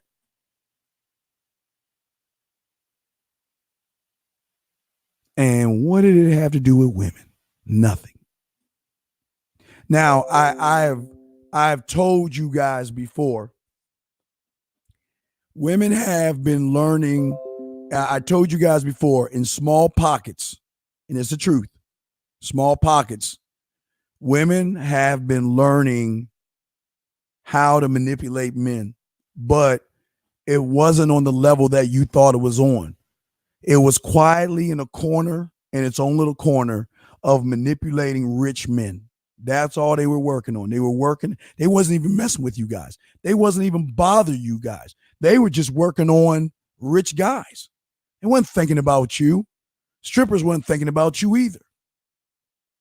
But what you guys don't get is that who woke up the sleeping giant? When the women were minding their own business and trusting you guys. And I'm not talking, listen, there were women learning how to be gold diggers. It was a small little group. But I'm telling you right now, there was no layers all over the world where women got together trying to figure out ways to manipulate guys. Wasn't out there. But it was on your side. You opened up that door. You tried to play the game and try to manipulate those women. You did it. Yet those PUAs did that stuff. See what y'all see now. See what y'all don't understand. What y'all see right now is the combination of what happened in the 90s, or was it the late 80s with speed seduction? The women wasn't thinking about using you. Now, look, there were gold diggers and there was a few stuck-up chicks, but it wasn't like it was right now. It wasn't like that at all. I'm telling you, it wasn't like that before the internet. But as soon as it kicked off, those PUAs woke up a sleeping giant that now is the giant is woken up so much that the giant knows more game than 98% of you guys. But wait a second, let me go and bring my dog in here. Let me bring my dog in here. Now it's time. Because like you said, if y'all think that I mean, you're gonna have listen to me. I love this man. I don't say that much about anybody, but I love this man. I respect this man because who you about to hear is the essence of the game. He ain't fake. He's not fraud. He's not a phony. He's an original from the streets. He ain't no pickup artist. He ain't teaching manipulation. He is the real deal. And as the real deal, and as I told you before, and I want to prepare you, they give no fucks about what y'all think because they just going to tell you like it is, and either you're going to accept it or not. So I'm just warning you right now because you need to hear how men talk. They don't talk to hear your pathetic poor me's because they don't got time for that. But anyway, I want to bring this man in. He has his own show, AskRosebud.com. He was on American Pimp, and he's from the streets. And he's here to talk about Koby Bryant. So let me bring my motherfucking dog in there. Rosebud, it is an honor and a privilege to have you on, my brother. How are you, man? Man, I'm doing good, man. Wouldn't you know it? My class lasted to 7:30. I'll tell you 7:10, 7:15. It's all right, brother. But of course, when I got something to do, it is going. But what I heard was the end of you talking about the pickup artists, man. And you know what?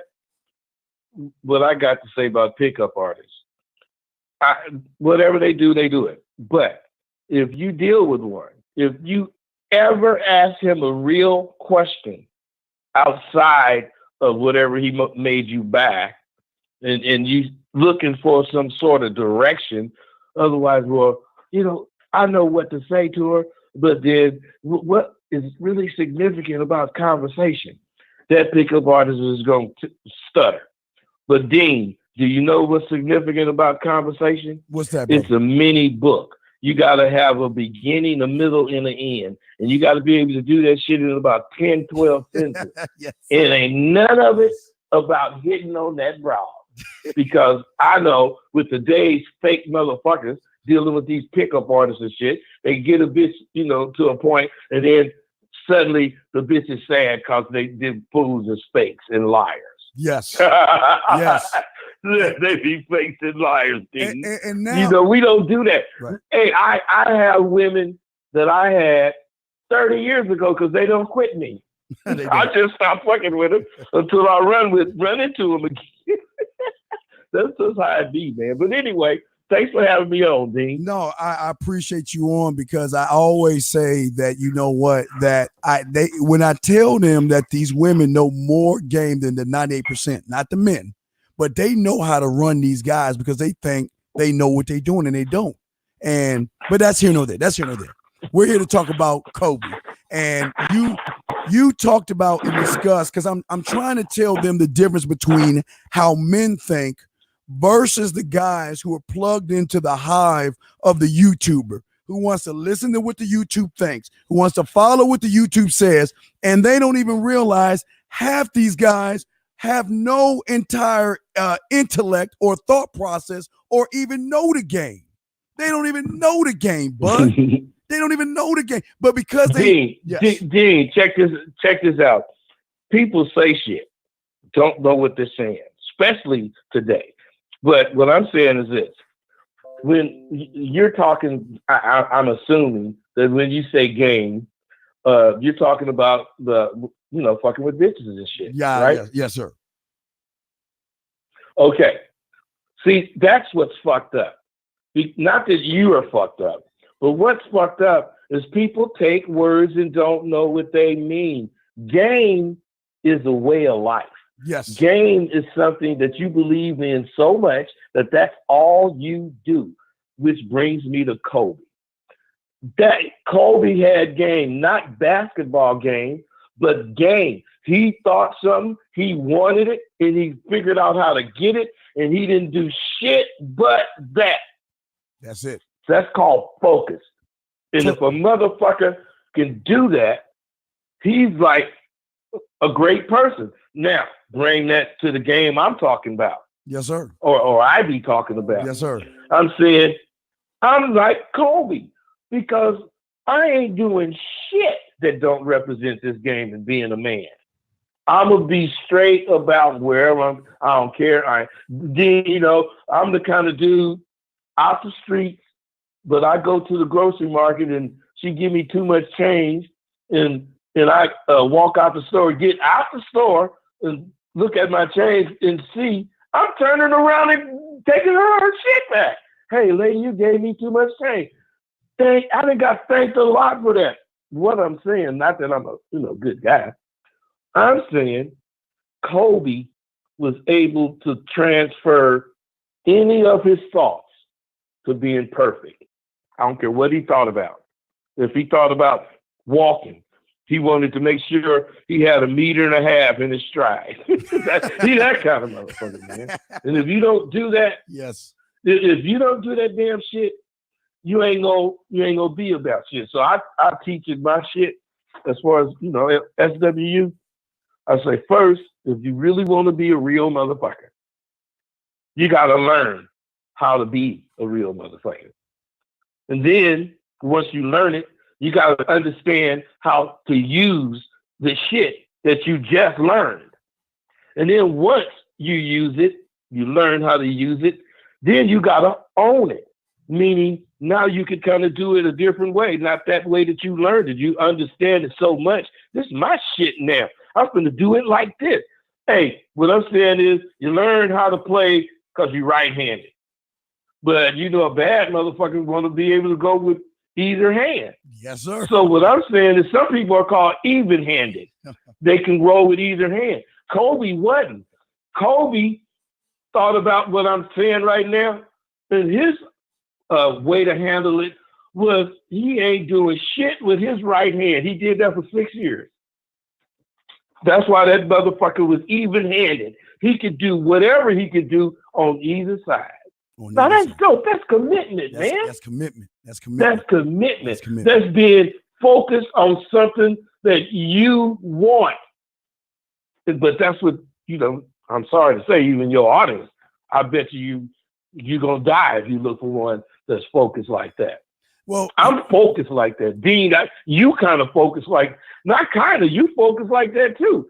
Every time I call you, you're doing some shit, on what the hell you doing. Yeah, I'm standing on You don't have no spare time. No, I don't. But I want to throw a word at you because I was talking about that with Kobe. Let's talk about self-direction, Bud. What is self-direction to what you saw in Kobe? What did you see as far as self-direction, sir? Listen, man, this shit is not difficult. Kobe's direction was to be the best. That's simple. That's You can't be the best staying up late. You can't be the best eating wrong. You can't be the best not working out. You can't be the best without doing. He did everything to be the best. He didn't have to do nothing. Everything he did was to make him a better basketball player. Why would you get your body in shape to do amazing things, but you don't learn the game enough to do those amazing things? Mm-hmm. Wow. That's like a lot of athletes. They learn it to just not get by. They become professionals. Yes. But they don't trip like this fool trip I'm talking about everything, man. That dude was something else. Spoke a couple of languages. I mean, god dang, man, Kobe was really. Listen to this. I'm saying all of this, Dean, and I ain't no damn basketball fan. I don't really know what that fool did as far as the achievements. I know he got hell of them. Yes. I know he spent his whole career with one team. Yes.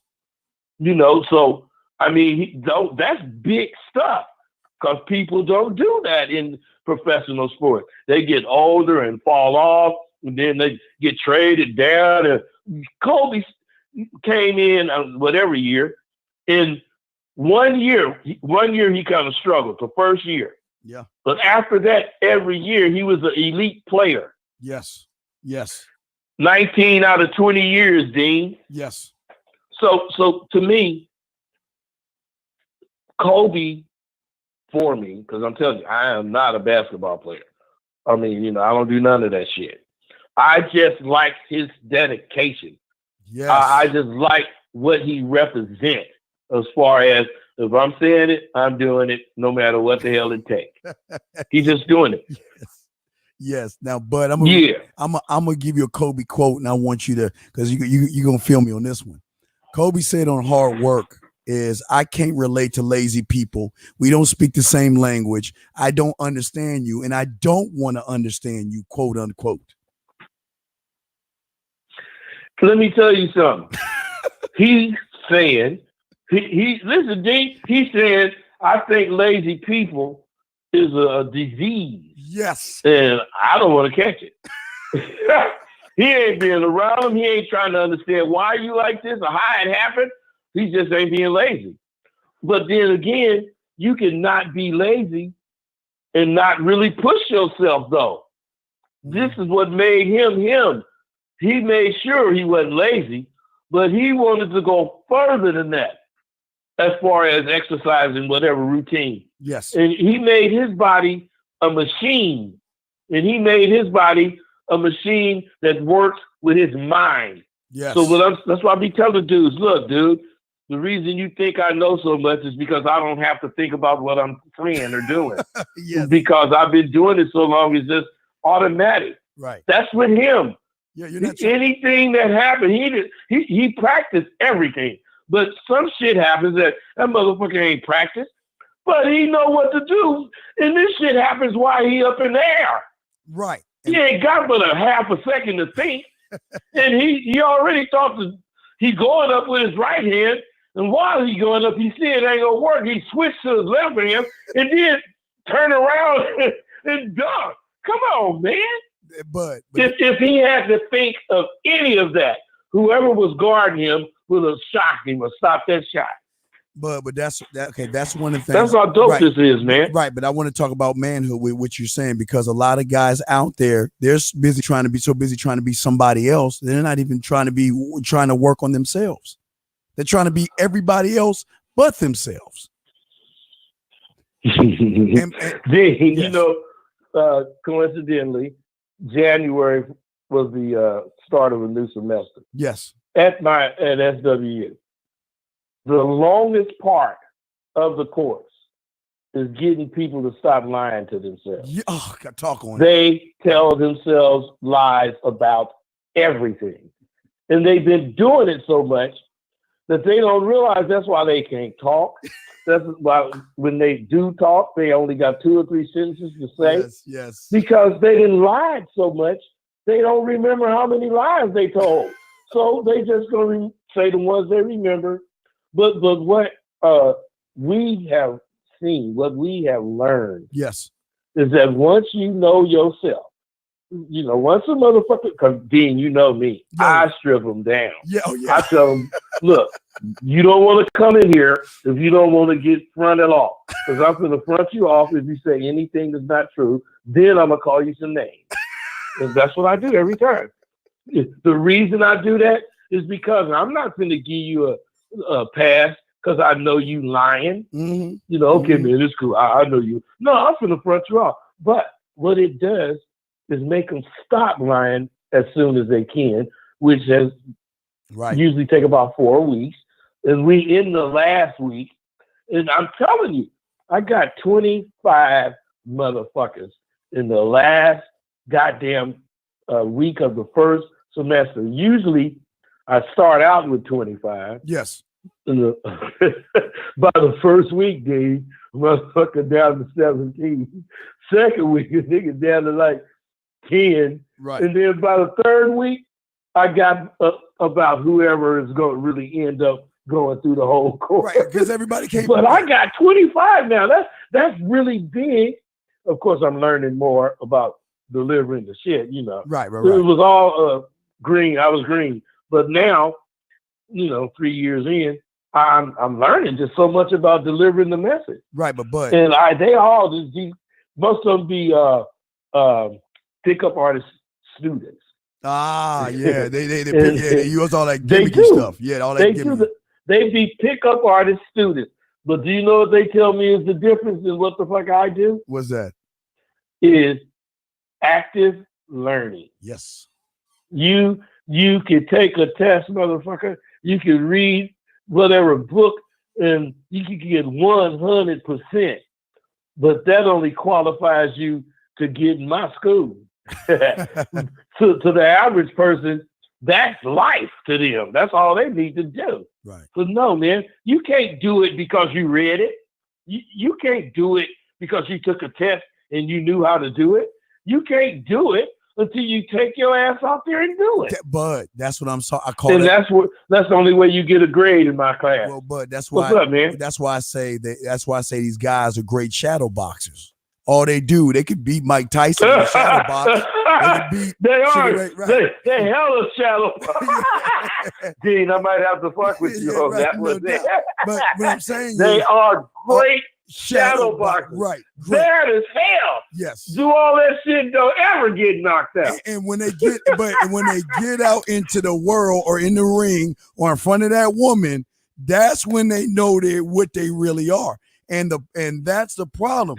They go and they follow YouTubers that upload them with shadow boxing equipment. They're the best shadow boxers. They think they coming in this game, man. That's the PUAs, man. Right. That's what they are. Right. The pickup artists. They good shadow boxers. Hey, actually, what they are is good coaches because, the motherfuckers that can't do it no more, they go teach. But then they teach you some fake ass shit like these motherfuckers. Yes. Shadow boxers, Dean, that's a good one. That's real. So, all right, let me go another thing about Koby, but I do want to get your take on it, and I want you to mix manhood in this. Self-discipline. Okay. Self-discipline, sir. Self-discipline. Oh, you there, bud? Did I lose you? Hold on, I think. No, I'm here. Oh, yeah, self-discipline. Self-discipline. So what are you asking me about it? Koby Bryant, self-discipline, and how men are self-disciplined. Man, I think that was today. I was doing a video. I had talked about how people got to weed their garden, regularly. Yes. That's like your mind is a garden and you got to weed it to make it look good and be fruitful. I was talking about that, and I said, in order to do that, you have to mentally check yourself all the time. Yes. And this dude asked me a question. Could you elaborate on how to mentally check yourself? I went off on him. Yes, you did. You know why I went off? Well, go ahead, tell him why. But do you know why? Tell him why. Because I asked him this. And I'm saying what I'm saying because dudes don't think. They don't even try to think. He asked me, could I elaborate on mentally checking myself? And I said, well, man, that is the stupidest fucking, and I went off. And then after a while, I went off and cut him off. And then I had answered somebody else about something.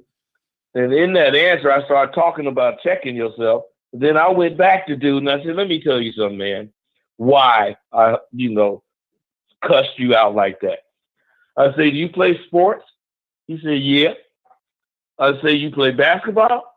He said, man, yeah. I say, do you know how to check a motherfucker? He said, hell yeah. I'm going to get up on his ass. I'm going to kind of touch him. You know, I'm a sweaty.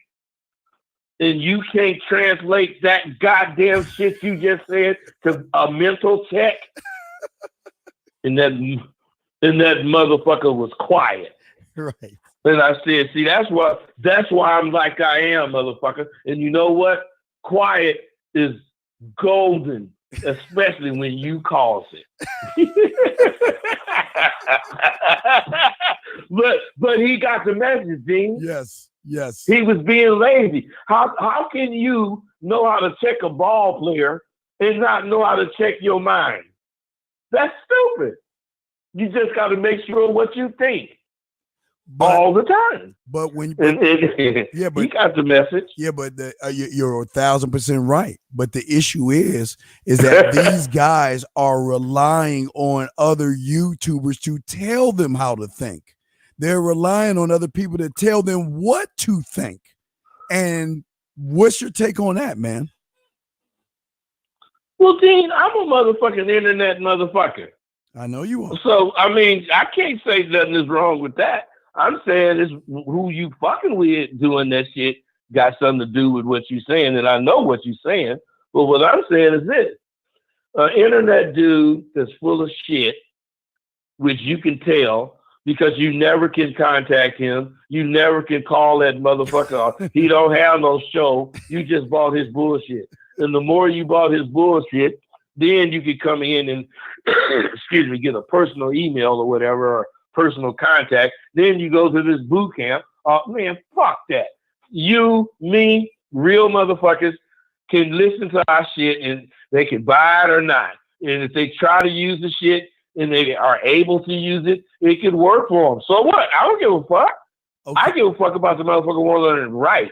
Gene, I give them shit. Not free, but I give them shit. And then I know, this is what I know.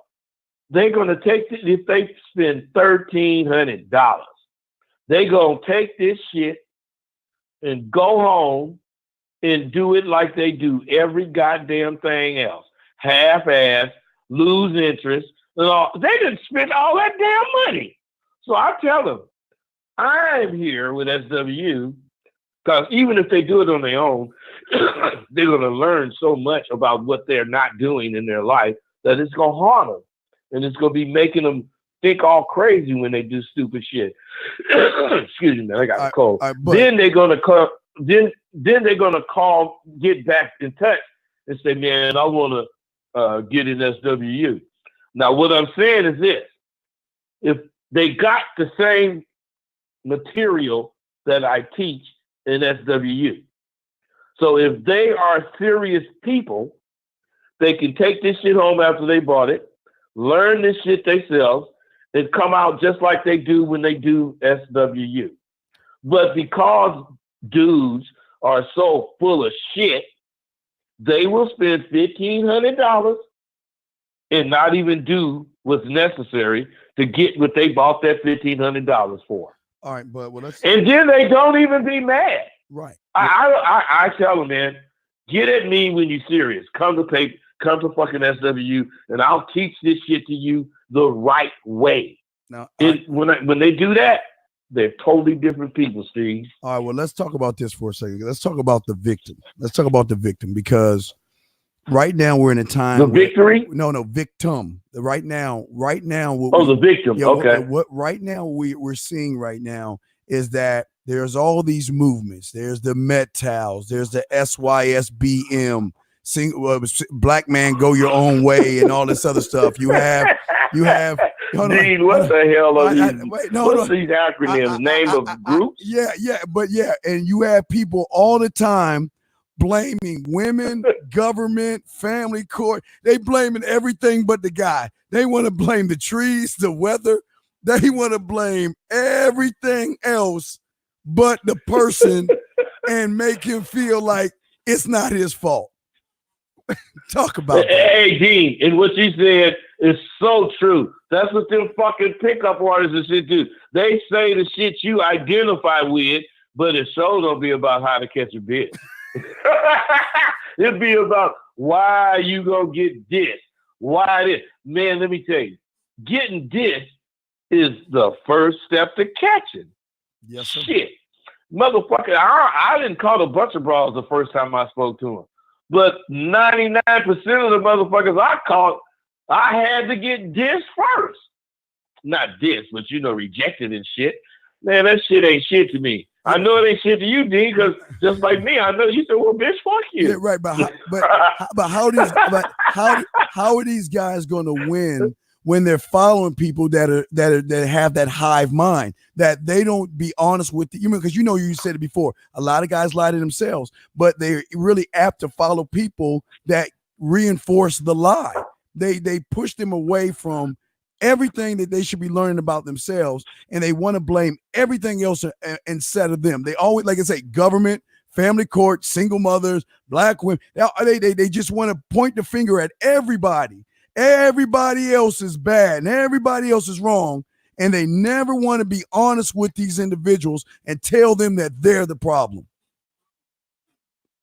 But Gene, what I'm saying is, a real dude, he would accept that it can't be everybody else. But what I'm saying is, what these pickup artists do, I don't admire them for it. I don't like them for it. What they do is simply agree with whatever the fuck is the weak thought about whatever. Whatever is weak. It's a bitch fuck because blah, blah, blah. Yep. Whatever is the weakest thing to think. Because who's ever fucking with him is weak. And if this pickup artist starts saying some shit like me and you, them motherfuckers ain't gonna want to fuck with him. So the pickup artists say, you know what, man? You can be a man that, don't deal or cater with women. And then they go into the description of how women is doing this, the women movement is doing that, all to distract you from he ain't telling you how to be the motherfucker. Because I always say, what does that got? Hey, Bud, I say, it's out there, Bud, but what does it got to do with me? Because I judge every woman based on how she treats me. So what does that got to do with me, Bud? But on top of that, Bud, you said something. Now I'm gonna throw a word at you. I'm gonna throw a word that somebody is riding on, and I want you to tell me what's your first thought when I say this word. Hypergamy. Everything wrong in life. The reason why you can't get women because of hypergamy. Hypergamy this and hypergamy that. What do you, when you hear the word hypergamy, what goes to your head when you hear somebody say the word? Hyperbole is exaggeration, right? No, hypergamy is a woman moving up. But I'm like, why do you care? That's why you're afraid. Dean, go ahead. Dean. I never hear that kind of shit in any conversation I ever have, because I could give a fuck about a bitch moving up. And whoever I fuck with can give a fuck about a bitch moving up. I ain't intimidated by a goddamn thing. I got game, man. Wisdom, knowledge, and understanding. Wisdom is what I do with what I know. Knowledge is what I know. Understanding is how I let another motherfucker know what I know. Right. Shit, come on. So I got game, man. Right. So if she go up, down, left, right, or sideways, why do you care? So what? Who's next? I don't. Right. Well, that's what I'm saying. See, these motherfuckers, another thing that we keep not including in the mix is all these motherfuckers, the way they lie to themselves is they make themselves believe that they can be players. So they kind of want something from the woman. So if she go up, then it's good for him. If she go down, it's bad for him. But if she go up and it ain't good for him, he ready to, leave her. Man, what I'm saying is, when you look at shit like that, that means what you offer ain't shit. And you got to understand that what you got to offer is something. You'll never give a fuck about what somebody else got. That's my hope. That's my whole point. Again, but unfortunately, a lot of these men are using these words and catchphrases. They use these words, these sentences. Well, you know what? I need to learn how to be a man, or you know what? I can be a man, or I can, just telling themselves lies constantly.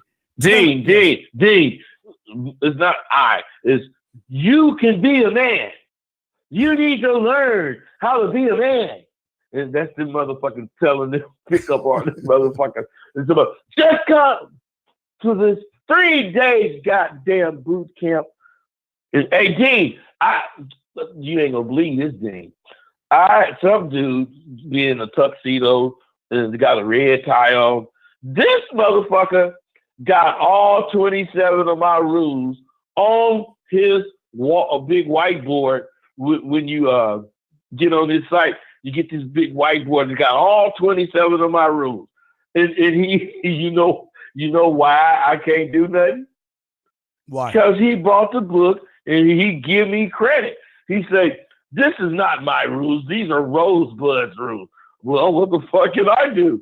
But his whole program is those rules. Right. And he don't know how to explain. Dean, what I'm saying is he likes how it reads because he can't explain now one of them. When I say pimp got to be cold, he say men got to be cold. Fuck that bitch. You're like, no, man, that's not what being cold is. Being cold is saying whatever the hell, what time it is, and if somebody ain't agreeing, you ain't getting a fuck. You got to believe in what the hell you talking about. Right. Somebody tell you, man, that's kind of mean. Then you say, you think so? Man, fuck that. Pimp ain't like that. But it shows on me, bitch, fuck you. I don't give a fuck about you. Like them motherfuckers be explaining that shit. They might not be as raw as I just said it. But they be talking about tell the bitch lies. They promote that, Dean. Mm-hmm. Well, let me ask you this question. Why do you feel like you're as real? Because, I mean, you're as real gets. I mean, you keep it 1,000. Why do people, why do they get offended by the real? Why do they get offended by your honesty and your truth? Why do they feel some kind of way about what you're saying versus somebody that coddles them? Why do they get their pain? What's the difference, Dean? Yes. Because when a dude hear me, they hear me talking shit. Dean, think of this. You remember how we got, not cool, but this, how me and you really, I guess it's really true. You remember me and my wife was having problems. Yeah. And I call you, I say, man, look, nigga, I be talking all this motherfucking shit. You know what I'm saying? The bitch don't, straighten up, I'm gonna be gone. Yep. Dean, even you were saying, well, you gotta, make the right move, because you know I didn't have nothing. Yep. But some jump off. Next thing you know, I'm in Las Vegas.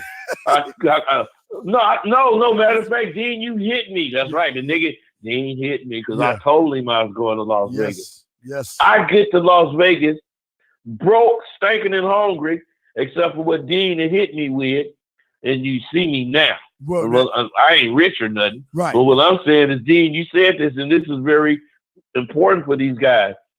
Don't be a shit-talking bastard. Mm-hmm.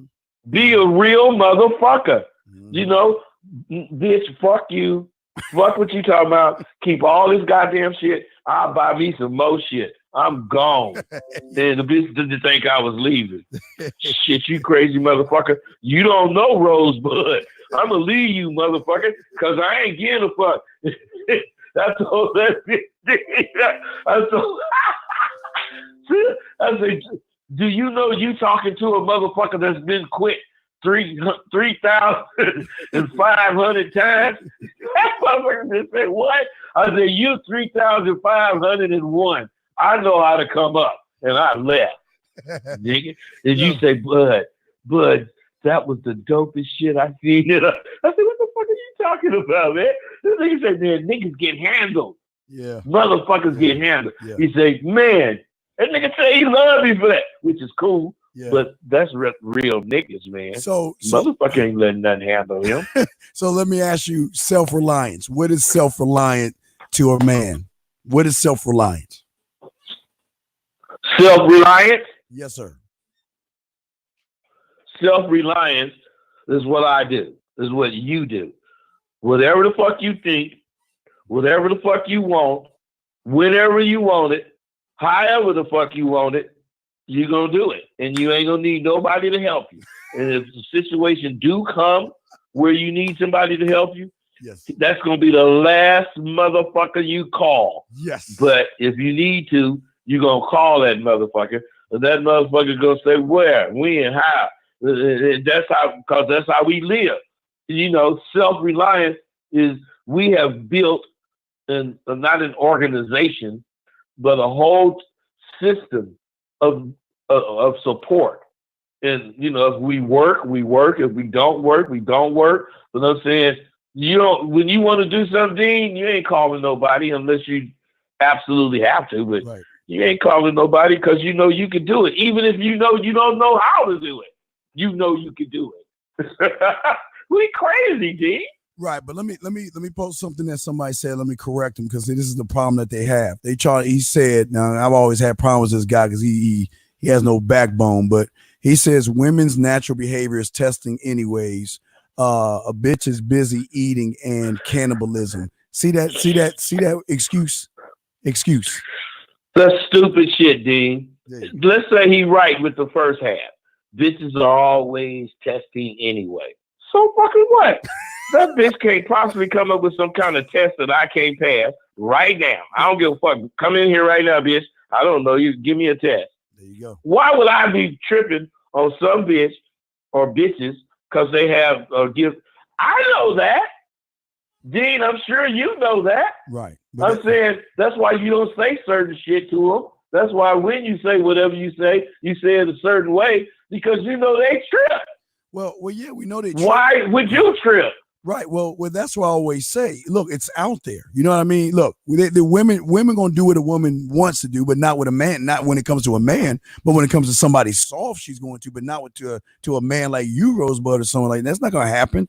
But the thing is that it doesn't. Listen, it's out there, bud. It's out there. Yeah. Gene, listen. You don't realize this. When the bitch is fucking with me, and she want me to do something, and I don't do it. And I tell her, well, blah, blah, blah. And you might say, dang, you didn't do what she wanted. But in reality, I did. She wanted me to check her. She wanted me to be the motherfucker that she would do anything for. And he got to check me right now. But she said, well, no, I ain't really with this rule. Them suckers you be dealing with, them motherfuckers let her get away with it. Right. So now you ain't that Superman no more. Man, them bitches don't get away with shit because you know why? I don't need nothing they got. I got shit that you can motherfucking fuck with me on, or you can just give me what I ain't got, which is some goddamn pussy, bitch. I don't need you to cook. I don't need you to clean. I don't need none of your money. I don't need shit. That's why the bitch that fuck with me got to be special. God damn it, D. Yes, but see, guys, y'all hope y'all hearing it. Now, guys, this is totally guys, what y'all are hearing right now is the real of the real. This is not coddling. He is telling you this is coming straight from the streets. This is coming straight from the originator. This is not somebody saying, well, I'm gonna go to the streets and pick up one or two things from somebody from the streets. You're hearing it from an originator who was on the streets. And this is why I keep trying to tell you, all that stuff y'all listening to when they're complaining about single mothers, they're complaining about women, they're complaining about the Me Too movement and feminism. Those are the people that's doing more harm to you because they're not teaching you the worth and value of your name and what your name means. Bud, what does your name mean? What you used to say, man, how much is your last name worth to you, motherfucker? Talk to him, Bud. Talk to him. I'm just saying, man, people, I never thought that way about that till I started dealing with you. But what I'm saying is, shit, man, how much is your goddamn last name worth? A nut? Man, if this bitch ain't worth fucking with me, I mean, I'm going to get that pussy, but I ain't tripping about this bitch. I'm motherfucking letting her know, and I'm letting myself know, nigga, if this bitch ain't got nothing off other than this pussy, now I didn't hit it maybe 2-3 times when I say this. But I'm saying, if she ain't got nothing other than this pussy, man, the next time gonna be the last time. Hey, D, I be bullshitting too, because it could be, I ain't fucking with that bitch no more. But I always say, well, the next time it's gonna be the last. Come on. Sir. Yes, sir. Even as much shit as I talk, a nigga get handled, but you just gotta know how to be handled. If you're getting handled, you let the bitch handle you for right now because you thinking this bullshit. And then when you talk to the bitch and the bitch come over and you fuck her, the real reason it's going to be the last time is because you hate her for right now because she made you kind of get weak off your shit. Man, I shouldn't have did this shit with this fucking bitch. Right. Well, let me ask you. Crazy, right. Let me ask you another one. Let me throw another word your way. Self-improvement. Self-improvement. What is self-improvement to a man, brother? Self-improvement?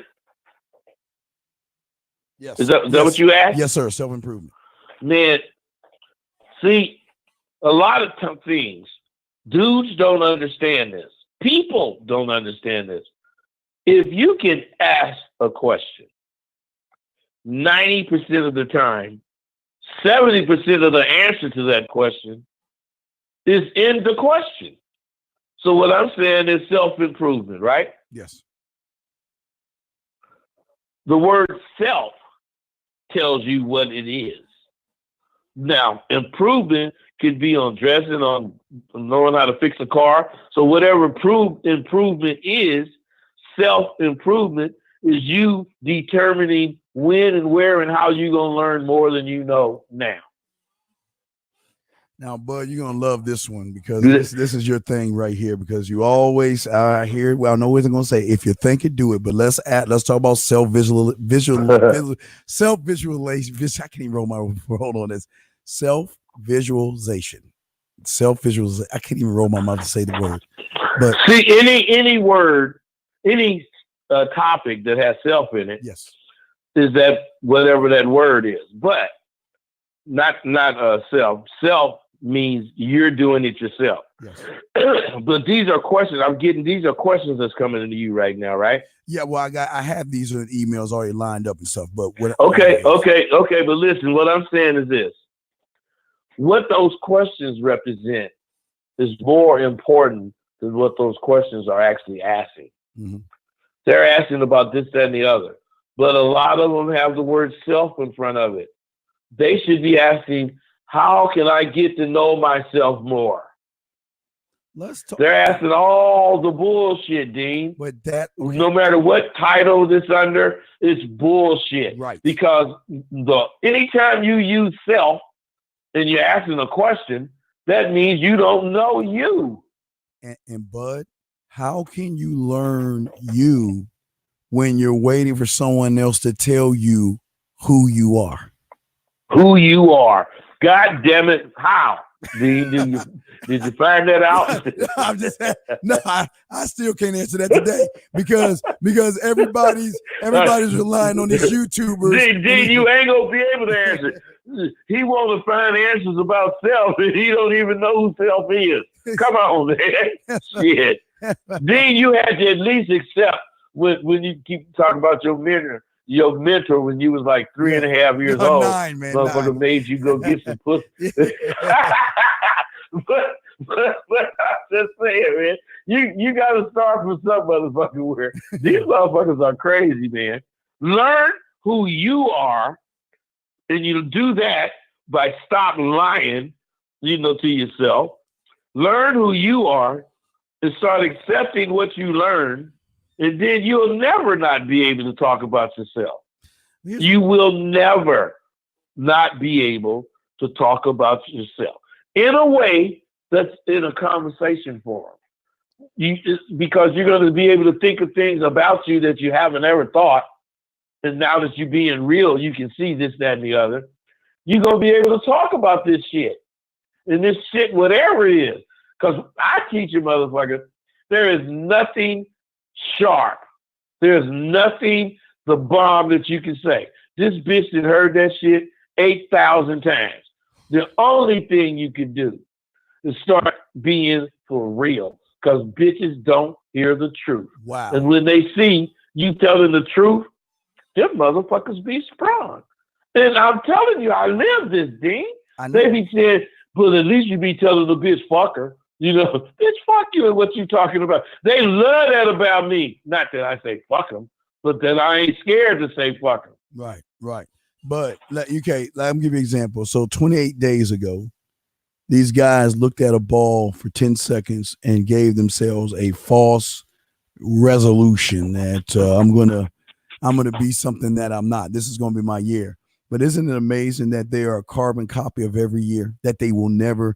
Why is it that they are a carbon copy of what they were since 2021 or 2012 or 2009? Why is it that they keep just being a dog chasing their tail and they're not growing? Is it because is it because of the lie, or would you say it's because of the bad information they're getting, or is it a combination? What would you say? It's because a motherfucker is a liar. That's the look, man. Every motherfucker that promises whatever they promise, they don't tell you what they're promising depends on you being honest with yourself. Exactly. That's why people think whatever they buying is this magic pill. Yes. No, this dude, pickup artists included, they're not really liars. They're just not telling you what the real deal is, which is, even though you buy this shit, motherfucker, you still gonna have to do some hella work for it to work for you. If they said that, they wouldn't make no sales and shit. We tell them that, Dean. Right. Yeah, but we tell them that. We tell them the truth, but that's exactly what you're saying. They know they're living lies and all this stuff, but is it okay? Let's talk about common sense, because to me, Dean, common sense. Dean, common sense ain't that common no more, brother. What I try to grasp is, how can you believe somebody that all they do is complain? They're all problematic. All they do is complain and problematic. No solutions. Complain. Is that someone they like them, bud, because it's easy to complain than look in the mirror? It's easy to go downhill or downstream, and instead of looking at myself, I can come up with a excuse to why I'm not what I am. What say you? Well, I mean, I don't know why they do it, Dean, to tell you the truth, but that's exactly what they do. They fucking, you know what, Dean? It's gonna sound crazy, man, because the answer to it all is that they lie to themselves about what they're capable of. Yes. Or what they will do in this particular situation or that particular situation. They lie to themselves. They say whatever the rap videos say. They say whatever the new movies say. They say whatever, they say, but they don't say the truth. Dean, the thing about me and you, we have shit, new shit. But all our new shit is about the same shit we was talking about 10, 15 years ago. Never changed. Because it don't get old. Because it's new. Of course shit changed. So you gonna update this, that, and the other. But you ain't finna change how to be no motherfucking man. You gonna add to whatever the 21st century bring to the table to what you was doing in the 20th century and what they was doing in the 19th century. Because the way to be a man hasn't changed. Right. Only the times have changed. Times have changed, right. Not the man. Dean, check this out. This is a saying. Tough times don't last, but tough people do. Come on. There you go. His last name was Williams, but he was drafted with Kobe. They was both young like that. And that motherfucker was drafted after Kobe, but him and Kobe came into the league together, and they remained partners. Something Williams, but they remained partners. And he said he learned this fucking with Kobe, and he learned this after they had both became, named players. I think they said he was with Detroit or something, but he said he learned it from fucking with Kobe. Man, that Kobe. Man, if you just understand what Kobe represented, I mean, all of us do it in our own way. Yes. But what I'm saying is that brother, not only did he come in with high expectations, he met them and excelled. Yes. And no matter how motherfucking much you hated him, if you was a Celtic, if that motherfucker wasn't in the game wasn't the same. Shit. They didn't, man, Kobe wasn't even playing. We won, but, you know, Kobe was. But they never got to say that because he played all the time. Yes. Yes. That motherfucker be injured. He'd be injured and you don't know it. He'd be playing, he got the flu and you don't know it. You know, because that motherfucker performed every time. You know what? This is something that he said. Go ahead. Let me say this. This is what he said. He said on where was it at? I want to read. There was two things that he said. I'm reading quotes from the Koby Bryant. He said on Perseverance. He said, "I played with IVs before, during and after games. I played with a broken hand, a sprained ankle, a torn shoulder, a fractured tooth, a severed lip, and the knee the size of a softball." And that's what he's all about. And he talked about self-doubt. He says, I have self-doubt. He says, I have self-doubt. I have insecurity. I have fear of failure. I have nights when I show up in the arena, I'm like, my back hurts, my feet hurt, my knees hurt, and I don't have it. I just want to chill. We all have self-doubt, but you don't deny it, but you can also calculate it and embrace it. I don't even know what that means. I don't understand what he's saying on that one. But let me tell you what he means, okay. Dean. Because he said this. I watched it. He said, look, I play through anything unless it's death. Wow. Because these people, he said, these people take their hard-earned money. And this might be one of the only times they get to see me, even if they're Celtic and hate me. He said, the only way to be perfect and to deserve that respect from your opponents is to play through the pain, the doubt, through life, through whatever the fuck, at the same caliber when you ain't got no problem. I got the quote. I got that quote. You ready? It says, when we are saying it cannot be accomplished, this cannot be done, and then we are shortchanging ourselves. He says, my brain cannot process failure. It will not process failure, because if I have to sit there and face myself and tell myself you're a failure, I think that is almost worse than dying. How real is that, bud? How real? That's what I'm saying. That's the only thing that's going to keep her from, going after perfection. Right, but doesn't that pump you up as a man? Because you even said the way you chew gum. It pumps me up. Right. Dean, I'm telling you, I ain't no motherfucking ball fanatic or any of that shit. And I'm pumped up like this about this shit. Right, yeah. That nigga, he didn't pump me up personally, but just the way the fuck he is pumps me up as a man. Yes. You got to accept that dedication, that going through all of whatever you got to go through, just so you can show motherfuckers you deserve whatever accolades you get. But he didn't say, I'm going to be this, I'm going to be that, for the accolades. He said it because he wanted to be the best. That's it. He wanted to be man. Right. But see, that's when I see that. D. He didn't want to be one of the best. He wanted to be. He wanted to be the best. The best. The arrogant motherfucker. Right. But see, that's the draw as a man. You are drawn to those that are. It is nothing like. Not his statements is arrogance, but your arrogance. Your confidence. How you feel, that should be the thing men should be drawn to, not the problems and whining and complaining and poor me. You shouldn't be drawn to that. But Dean, let me clarify something. See, arrogance and confidence is one coin, heads or tails. But what I'm saying, let's say heads is confidence and tails is arrogance. Do you know the difference? Break it down. Confidence is you do what you do because you qualified to do it, and you ain't getting up shit. You ain't caring people know you can do it. Yes. Arrogance is acting like you can do that. You say this, you say that every once in a while. You show it, but it ain't every time you get down.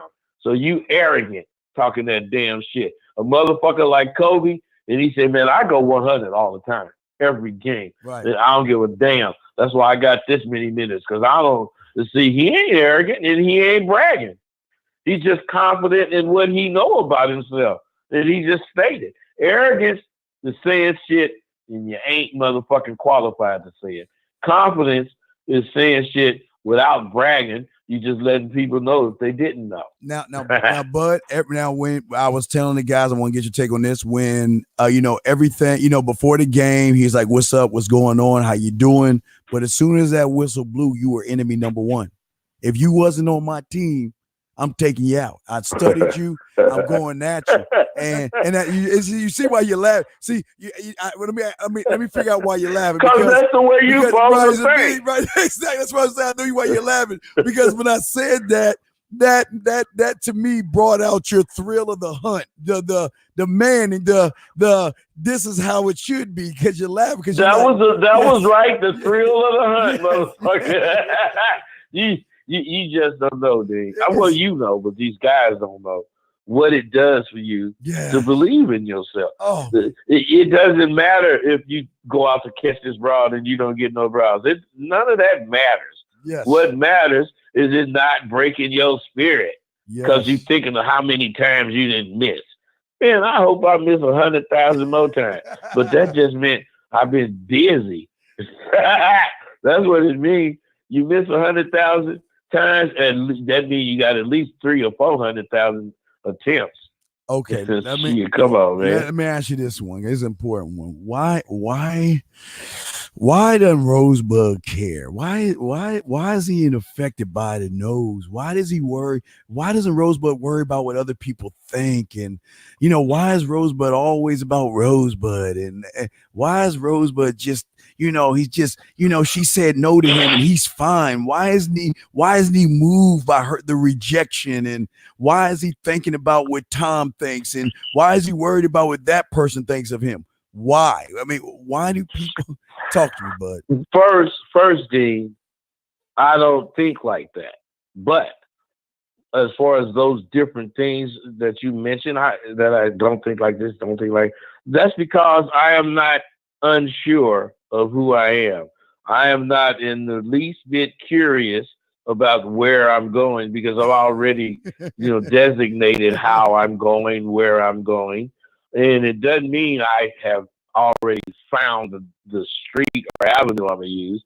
It just means my thoughts is like Kobe's. I am not being dissuaded, no matter how hard it is. Yes. You get my age and you have a lot of shit going on. Not no health shit, but I'm just saying, I didn't have no job, so I ain't got no real retirement. My retirement is how much I believe in the game. Mm-hmm. That's how I get money. Mm-hmm. If I didn't have the disbelief, what would I do, man? I ain't got no retirement. I chose that.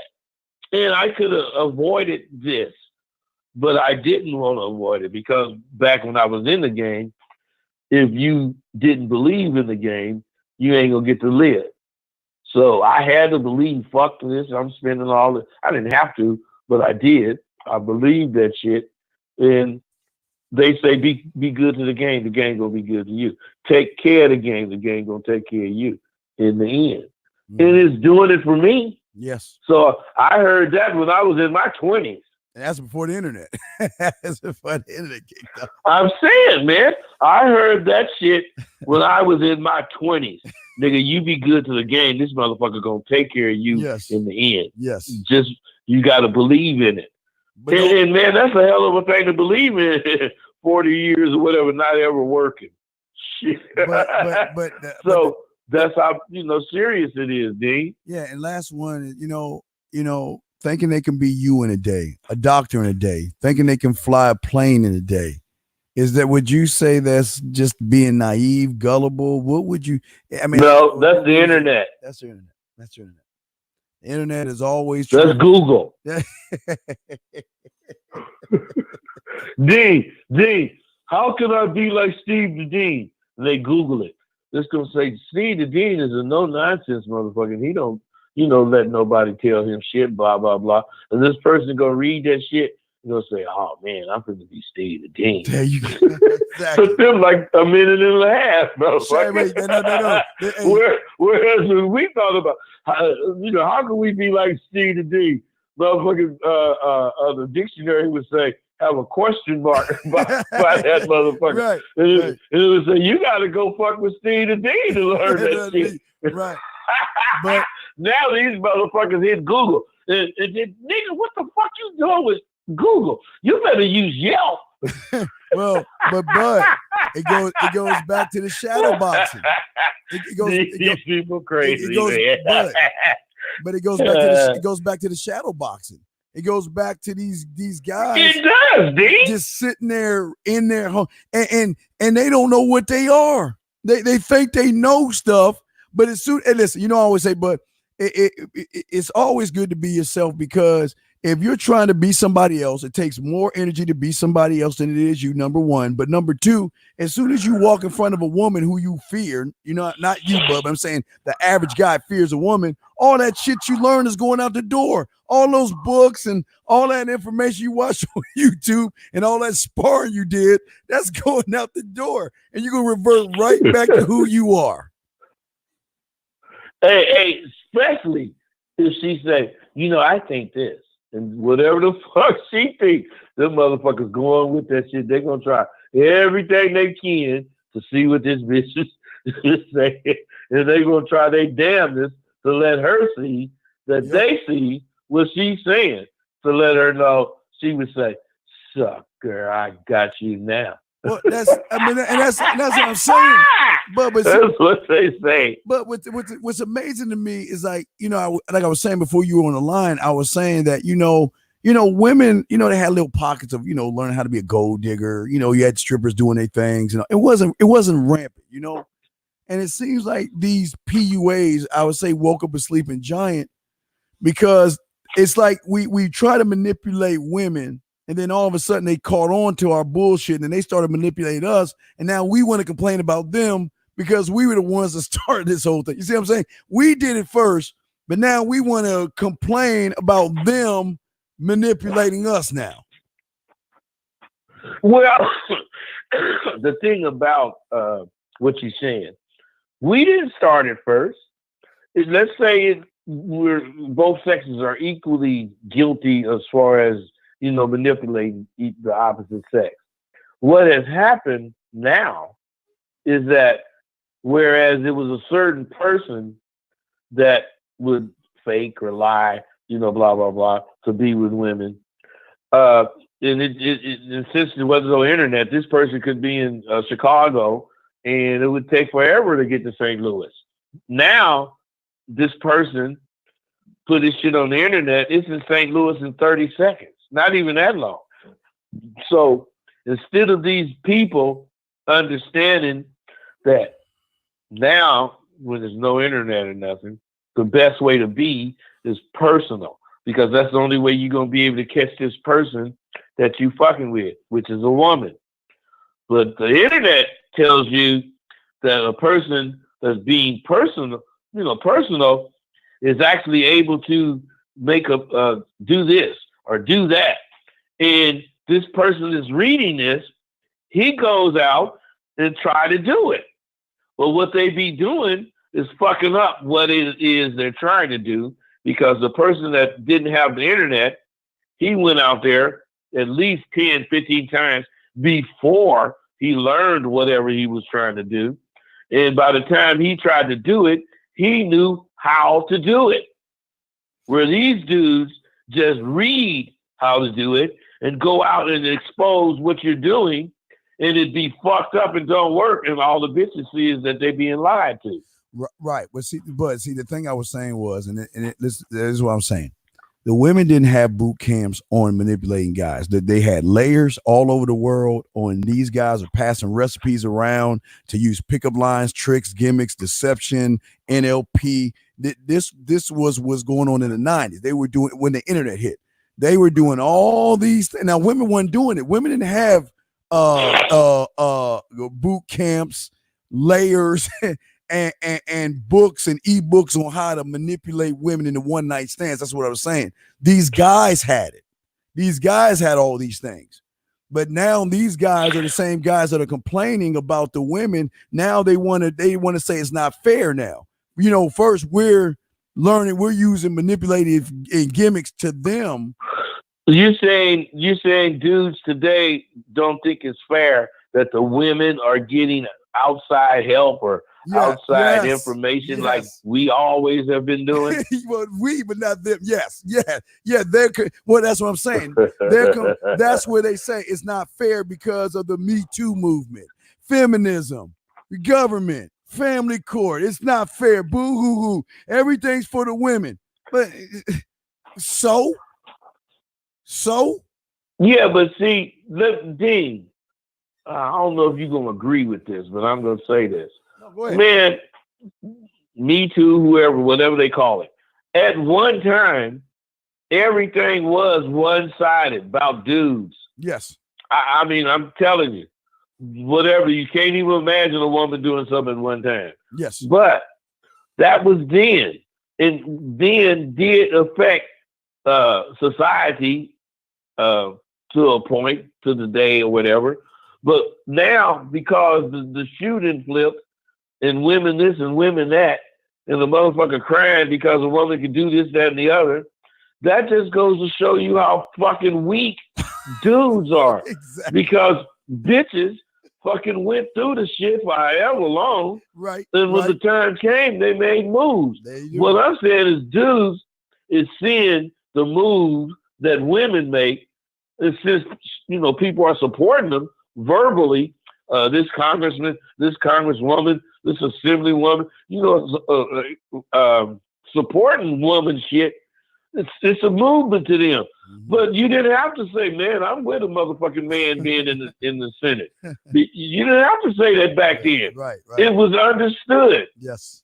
It was just understood. Ain't no bitch gonna do this shit. I agree. But now bitches do shit.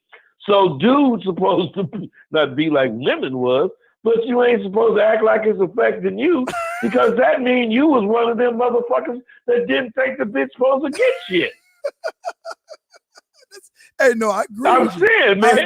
I agree. If you upset about bitches getting shit that they, man, if a bitch can type fast as me, whatever the fuck I get for typing, that bitch should get it too.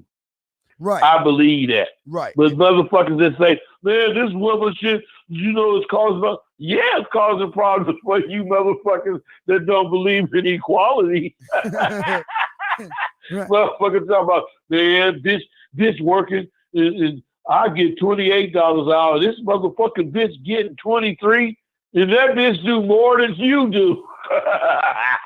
That's how it go. But it's fucked up. And I know I want to roll this to mom real quick because what I'm saying to you, but you're 1,000% right. I agree with you on it. I don't disagree. I agree with you. But the thing I'm saying here is this, Bud, is that the world is the world. Listen, it's out there, right? It's out there. You know, it's going on. Yeah. Right. I understand it. It's just like the weather. It's happening, right? But what I'm saying is you've got to stop using that as an excuse to why you, not you, Bud, but why the person. Yeah, I know what you're saying. Why that motherfucker ain't shit. Right. Why don't they keep blaming everybody except themselves? I know it's gonna come back to they lie to themselves. Go ahead and say it, Bud. Go ahead. But Dean, that's the only reason you do it. Yeah. Because Dean, first of all, I keep talking about catching blah, blah, blah, blah, blah. Yeah. But man, I don't have a bitch more than, man, I don't have a bitch more than like 2 or 3 days, man. Because the bitch pissed me off some kind of way. I ain't trying to see how I can, have your motherfucking ass living with me. I be trying to see how I can get your ass out of here. I hate to admit it, but I swear that's what I be. Bitch. Hey, all you got to do is snore or be some motherfucker that ain't got no goal And, I didn't caught your ass thinking you a cool bitch. And then 2 days later, been doing the same motherfucking thing.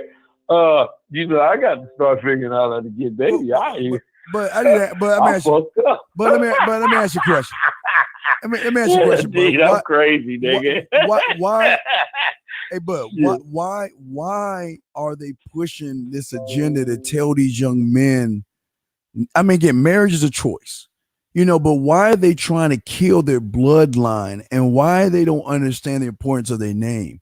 Why do they not care about their name? Like, those before the internet, why don't they care about the way? Dean, are you really asking this question, or are you just setting up a question so I can give? Because go ahead, man. No, I am. I'm alley-ooping you. I'm not asking you. I'm okay. alley-ooping you. So you can you alley-ooping. Yes. Okay, go ahead. No, well, you can explain it. You can talk to these young men about their name because the reason your name is important or has become unimportant is because, like I say, dudes are liars. They have fucked over women, years in the past.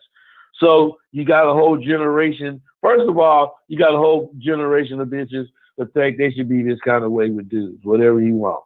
And then after a while, they, time go by, they see this ain't right, that ain't right. Little more time go right, they want this right, blah, blah, blah. You get to now. What I'm saying is, now didn't just happen. Now was about 2 generations ago starting, because that's when single mothers really kind of became not affluent, but something they get this, that, and the other. Mm-hmm. What I'm saying is the single mothers, they're raising their sons, but instead of when they wasn't single and dad was there and dad was taking care of some shit, dad would tell this motherfucker, look, man, you don't let no goddamn woman do nothing like that to you. And he explained what's going on. Yes. Even if dude is so young, he don't really understand. But today, there ain't even no dude there. And mom's got the son in the car. They coming from the store. They pull up to a light. And the boy look over there, and this woman, short, whatever, got her finger in this nigga's face, and she just scolded him, whatever. Moms wouldn't say nothing about that shit. The dude over there looking at his little young man, he thinking that's how women do. But mom, if she had dad in the car, dad would say, boy, you better not let no goddamn woman do that to you. So whatever he say. Yeah. Which is giving this boy a sense of man and woman. Yes. He ain't gonna say, man, if a bitch do that to you, beat her motherfucking. He ain't gonna say that damn shit. He gonna just tell him the real, man. Don't let no woman come at you like that, man. Yes. They'll dog you. Just tell him the truth. But since so many women are single and they have an agenda that they don't realize they have, which is protecting the next generation of women Yes. from running into motherfuckers like dad. Yes. So they raised that boy Saul. Yes. And that boy grow up like all these motherfuckers today, paranoid about asserting themselves, tripping on women's leave. Man, listen to how the fuck I talk, man. This is how I talk in public. Ain't nobody finna fuck. Ain't nobody finna fuck with me because I'm a male chauvinist pig. I'll let them know. Motherfucker, I'm a male chauvinist pig. Mm-hmm. Don't fuck with me. Right. Because I tell you, fuck you, bitch. Whereas these motherfuckers will be saying, well, I don't need to use the foul language. Fuck that bitch. Fuck you, bitch. Well, wait, bitch. Your husband ain't here, is he? As the bitch say, yeah. Say, nah, he ain't here. Well, yeah, fuck you, bitch. Because I ain't trying to fight. I don't want no problems. But, shit happens. Now, man. Now, let's correlate that to their name. When did they? Well, because of this, but a lot of young men are not. Again, you don't have. No one's saying you have to get married. Okay, that's not. If you want to get married, get married. You know what I mean? If you don't have to. But what I'm saying is that a lot of young men are ready to kill the bloodline. They're ready to be the last of their name. They're ready to cut. But Dean, what you mean kill the bloodline? What I'm saying is I'm never going to have kids. I'm not going to get married. I'm not going to keep my name going. I'm saying your name. You know, like. Wait. So you said these dudes today, a lot of them, that's how they think. They don't want to have no kids. Yeah, they don't blah, have blah, no blah. kids. They reason women. Well, because of women, okay, right? Because the reason they don't want to is because they like, well, if I get married, she's going to take half my money. If I have a kid, she's going to take me to family court. I'm like, man, get the fuck out of here. That shit ain't going to happen. If you solid in yourself, that's not gonna happen. And if it does, but that's what they don't include, Dean. They don't include this or that. You remember when prenuptial agreements first started? It was the hell of a fucked up thing. Yes. Then it got accepted. Yes. You know, people got to protect themselves, blah, blah, blah. But all of this is hacking in to believing you can have a mate. All of this is putting all this protection shit in your head when you really want a bitch that's going to be your woman. Right. And she thinking, I'm going to be his woman for 10 years. He going to fuck over me? Nah, I'm going to protect my... Because that's what people got you thinking. Yes. But Dean, right now, your motherfucking ass been with your woman since you got with her. Yes. Me, unfortunately, I ain't getting here. I'm another subject. But what I'm saying is, you proven that is such thing as what they talking about is not true. Well, but they cannot imagine it, Dean. Well, you're right. But see, that's the thing. They can't imagine it, but I'm living it. I'm living proof that there is. Dean, you didn't even consider it when you got together. Right. I didn't. I mean, you knew about it. Yeah, of course. But of course. That wasn't no big thing for you getting with your woman. What I'm saying is, that kind of shit is a big thing now. So when you thinking like that, you way fucking off that relationship that love and lasting love can possibly have with you, because you're thinking about protecting yourself. Right. And the more you think about protecting yourself, that means it ain't gonna last. Right. And see the way at least the way I think. Well, the thing is, a lot of these guys, but again, these are let's talk about the single mothers real quick, because this is a huge thing. They think single mothers are the scourge of the earth. You know what I mean? And I try to tell these guys, all single mothers are not equal, because like Koby Bryant's situation, Vanessa, his wife, is now a single mother. His situation is totally different from another woman's situation. But yes, they're single mothers. Yes, they are. But why would you say they're the scourge of the earth? And why would you promote that to young boys I mean, you don't have to marry a single mother. You don't have to spend time with her kid. But why are they pushing this? Right there, D. That's why, right there. It's not that they have to marry her. It's that they feel like they're forced to take care of them. What I'm saying is, you, me, man, I don't give a fuck about you, bitch. I'm taking care of my kid. See, if you think like that, you wouldn't think the bitch was a scourge of the earth. You would just think that she's a fucked up bitch. But me, I'm a motherfucking responsible dad. I'm going to take care of my motherfucking kid. So now the bitch is out the picture. Right. Absolutely. You don't care what that bitch is. Right. You understand? Yeah. When the bitch is out the picture, then you ain't got to concentrate on nothing but being a dad. But when you try to, use the bitch and her stupid shit as a reason for you not to be this or that, then this bitch gonna be fucked up, because this bitch gonna be trying to take you to court and, make your life miserable and all this shit. You better not get another bitch. She gonna be all crazy. But if you do what you're supposed to do towards your kid, you ain't finna have none of that shit. Well, and here's the crazy thing that you said about the lie. Everybody wants to act like a lion until it's time to be a lion, meaning that you can say all you want about single mothers online, but as soon as you get in the gym and you see that fat ass walking by, bud, and you know she a single mother, you ain't gonna sit there and be like, well, no, I don't want to talk to you because you got a kid. And that's the lies that they live into themselves. They, like you said, they're walking. But that's how easy it is for them to accept lying to themselves, Dean. Wow. The motherfucker would sit up and tell you all day long, man, women, single mothers, they trouble. And they ain't letting damn bitch that walked by, got hips, smiled at them, and got her kid with her. Exactly. Ain't gonna let that bitch go by. They lying to themselves, man. That's real. That's just how it is. That's real. But that's what I'm saying. But what? Okay, because you always talked about your dad and being a Dixon. You always talked about being a Dixon. I want you to talk about being a Dixon because the story that you talked about your dad and everything. I don't think people have heard that. But what does it mean to be a Dixon, man? What does that mean to you, man? Talk to me. Man, look, man. People spell Dixon all kind of ways, but I spell it, not I, my dad, my family spell it D-I-C-K-S-O-N. Now, let me tell you some shit. This is real shit.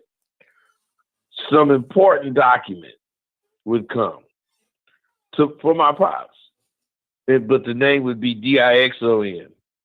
It could be a check for him. It could be whatever the fuck.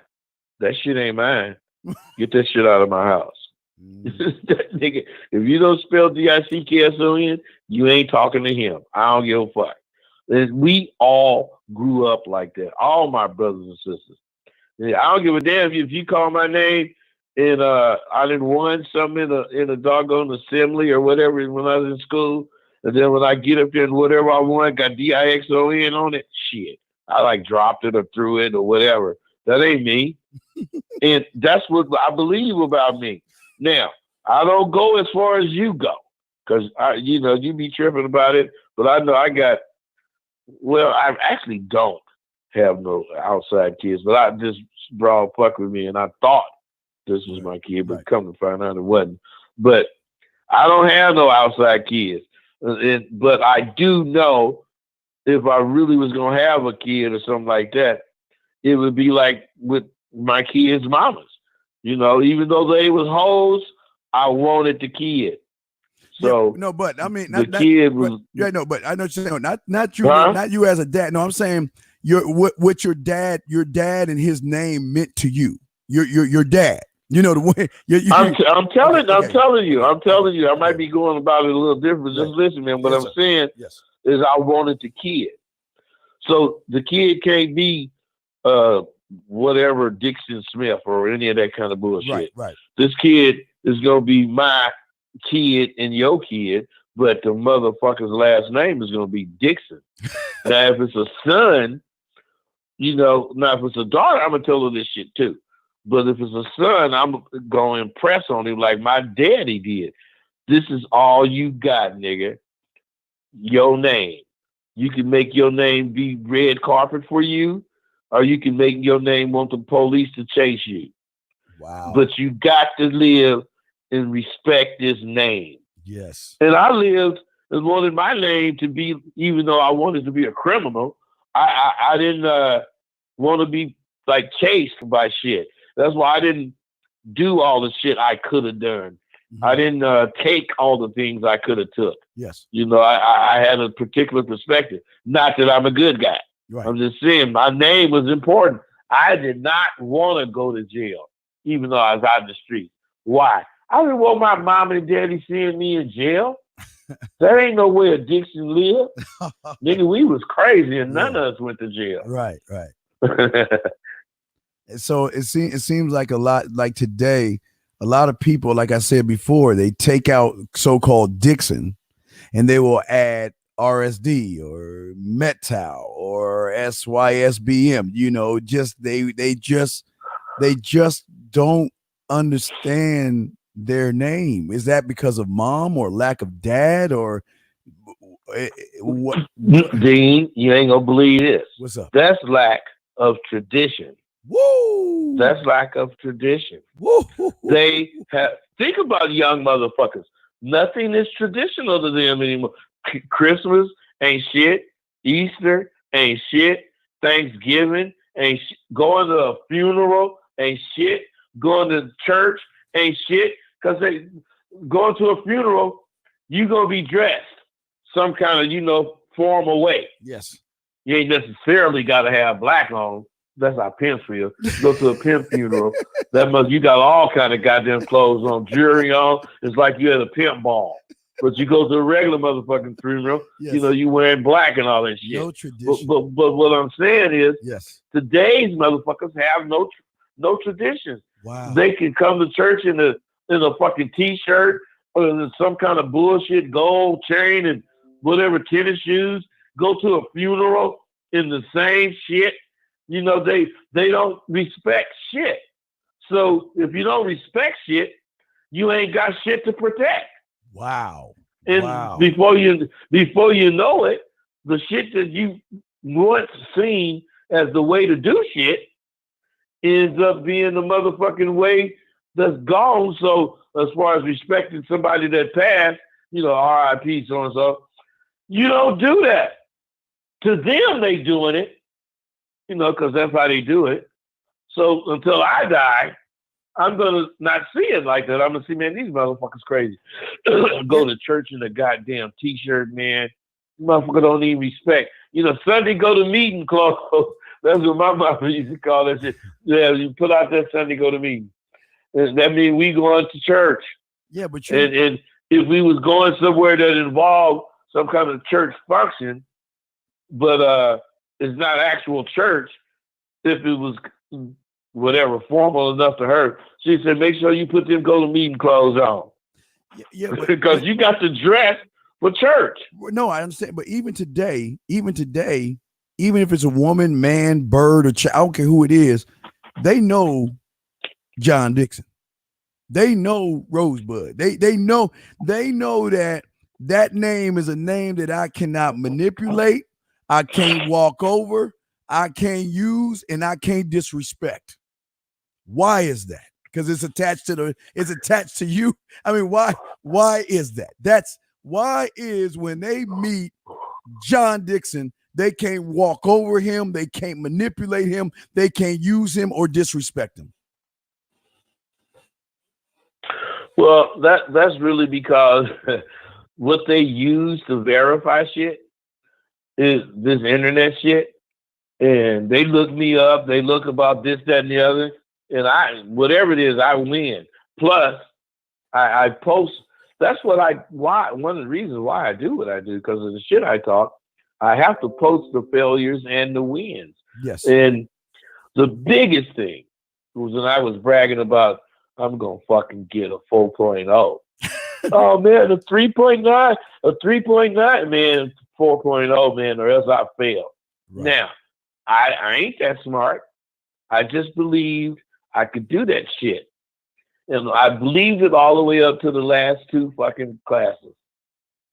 And I totally doubted it because I was doing it, Dean.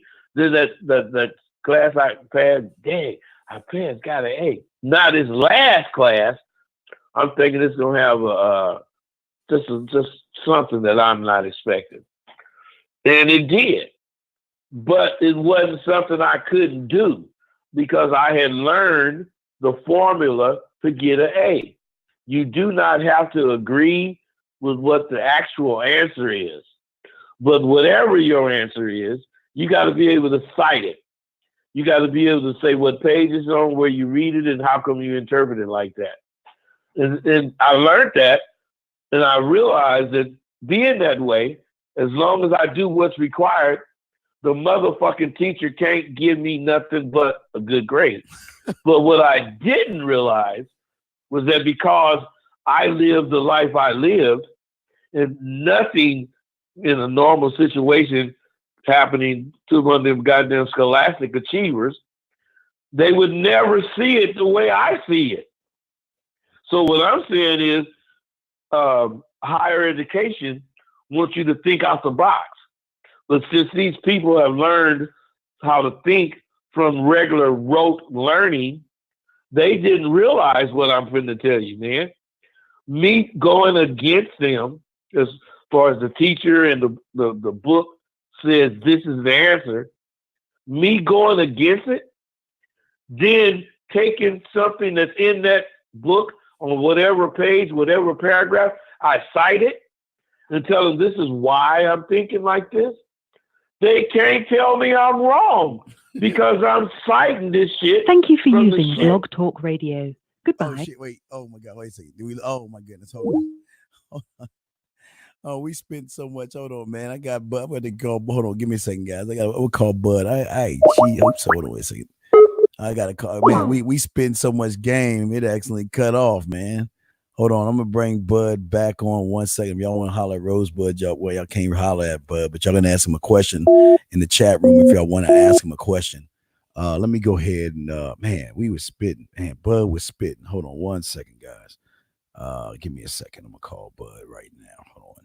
Give me a second, because I didn't even realize. Hold on. I'm about to call him right now. He's spitting jewels, man. I just want y'all to hear this. I'm calling him right now. So. All right, let me see. I'm calling right now. So see if I can get him out. Come on, Bud. Bud, come on. Let me see, Bud. Hold on.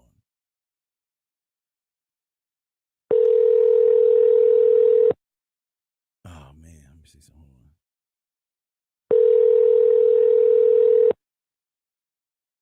All right. Let me see here. Please leave your message. Okay. Couldn't get him on. Let me see something. Let me try Bud one more time and see if I can get him on. Let me see if I can get him on one more time. Try one more time. But anyway, if not, we'll wrap this up. Hold on a second.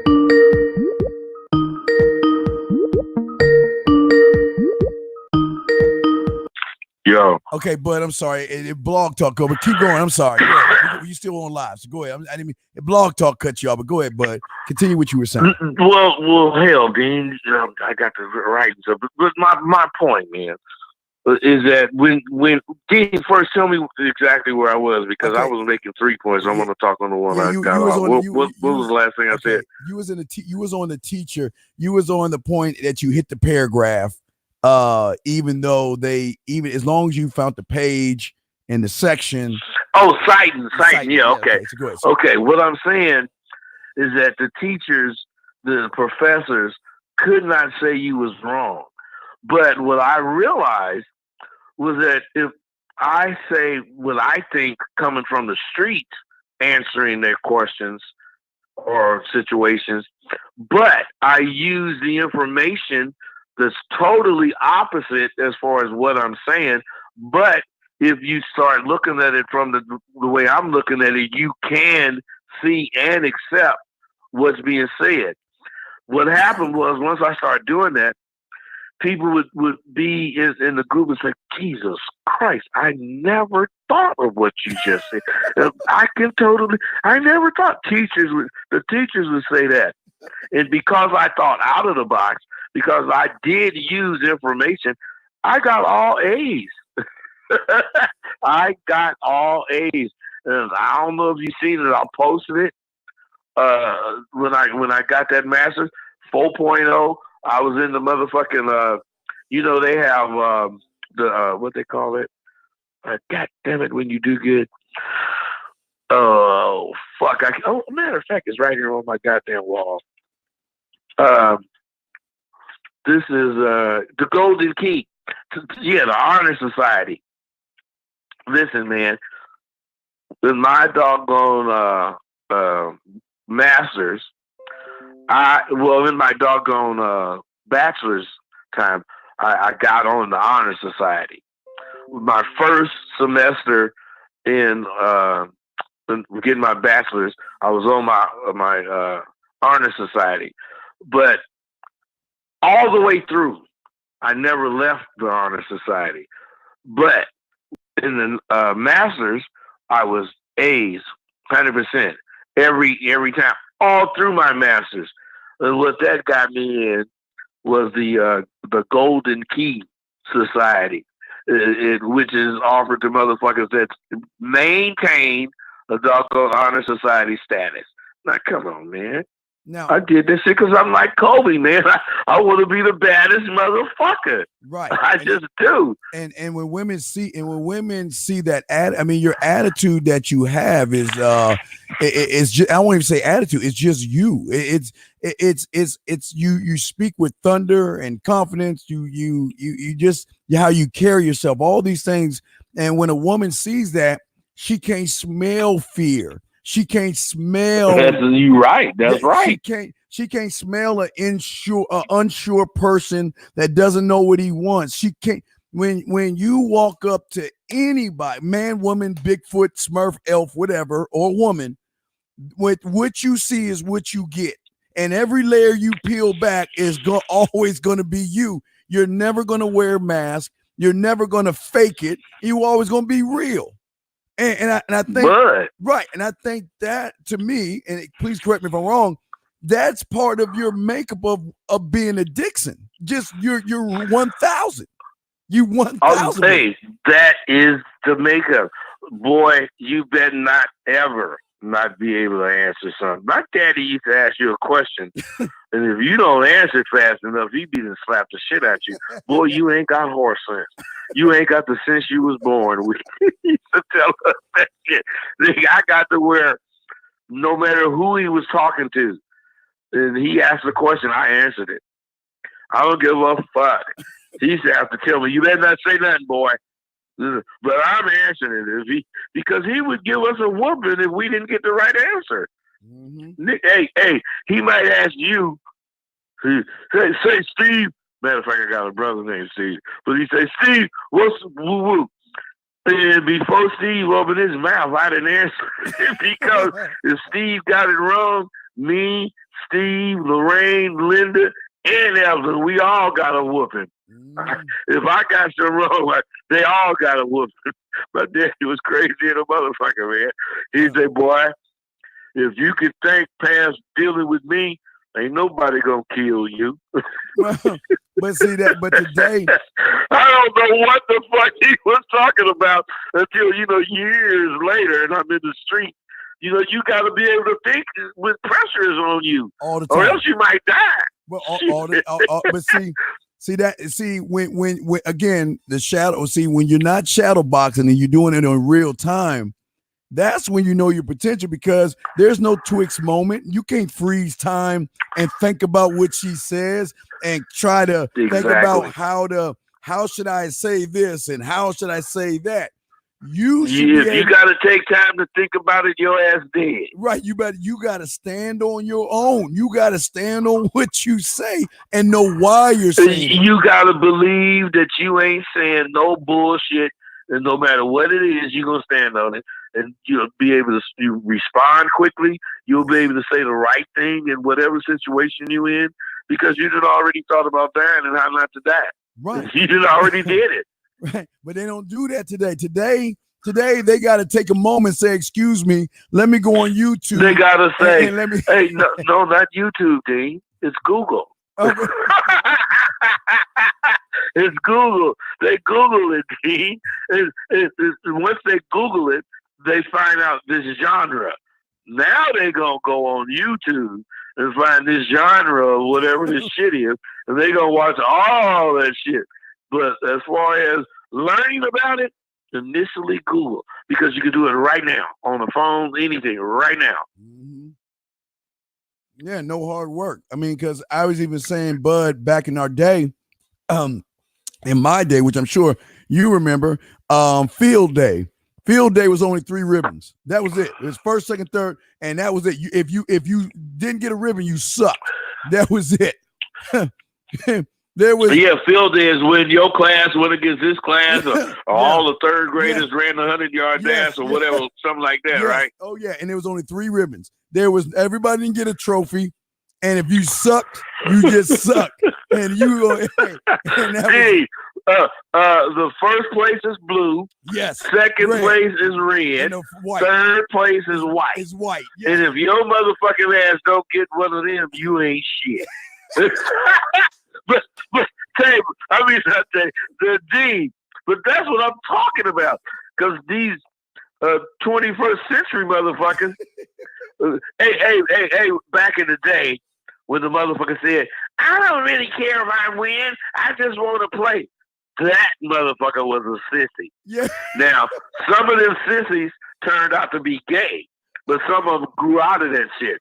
But the motherfucker that just wanted to play was like a sissy. Yeah. Nobody wanted him on their team. But you know what? Them motherfuckers nowadays, they don't think like that, man. You can be a sissy. You know, but D, listen, this is the truth, D. I was on Figueroa in L.A. Yeah.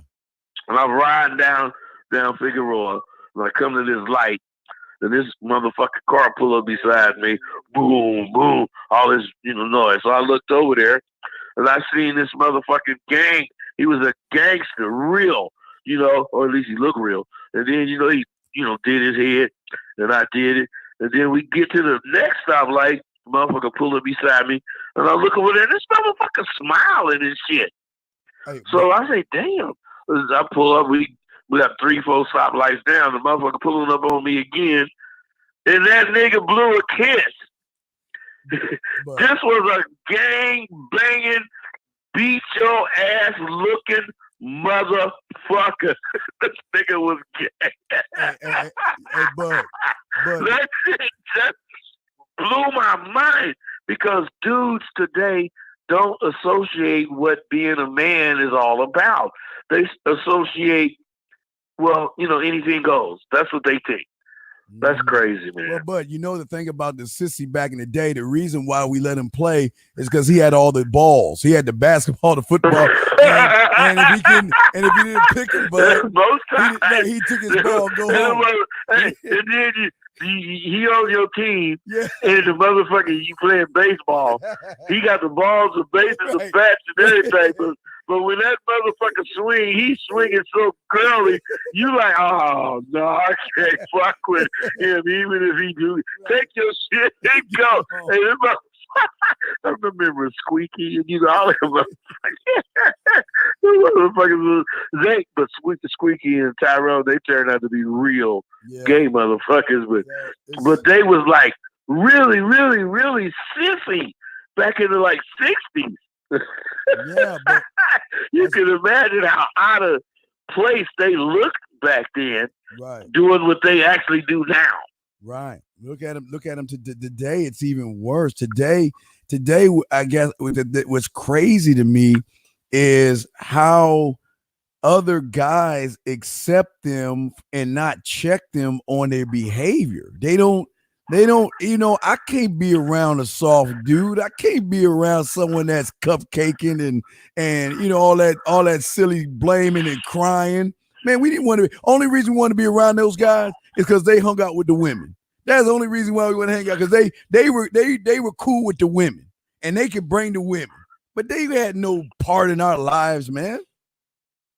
But you know what, man? One other thing about them sissies, they could fight. they was dudes. They just was sissies, meaning they was just soft. But you fucking with them motherfuckers, and they fight like girls. Swing they goddamn hands, all over the place and shit. But that's how it was. Dean, you know what though, man? What's up? I've been rolling with you, man. I got a heat, man. I ain't no. I went from my school at 6 o'clock. Right. And I'm still rolling. No doubt, man. And I just want to holler at you real quick, but I just want to say thank you. But I appreciate your insight real quick, just to say thank you, because a lot of young people today had never really heard what a real motherfucker talk like. They think what they hear on the internet is real, but they never heard what real is. And I want to say thank you for that. No, they haven't. They never experienced it, man. Yeah. And I'm saying, motherfucker, call me anytime. No doubt. Oh, yeah. As long as you got the right questions to get what you want out of me. No doubt. Because I don't be wanting to be prepared. No doubt. I just want you to just shoot whatever, and we could. No doubt. All right, man. I'm gonna eat this goddamn steak, man. All right, 100, bud. 100. Right. Later, man. Later, man. Guys, that was Rosebud Bitter Dose, man. And what I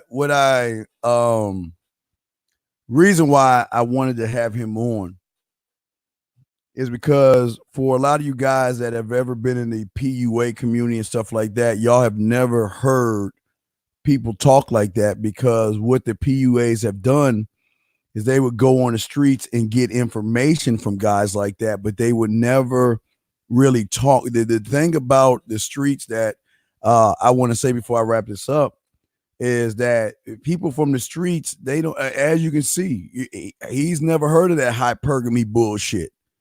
You don't hear the excuses. It's either, what did he say? It's either know the facts or die when it comes to even spitting your mouth. And a lot of guys out there, and this is, hopefully you guys got a lesson in it. I know for a lot of people, they're like, oh my God, who is that guy? And why was he talking that way? And I've never heard someone cuss so much and was so boisterous and so animated.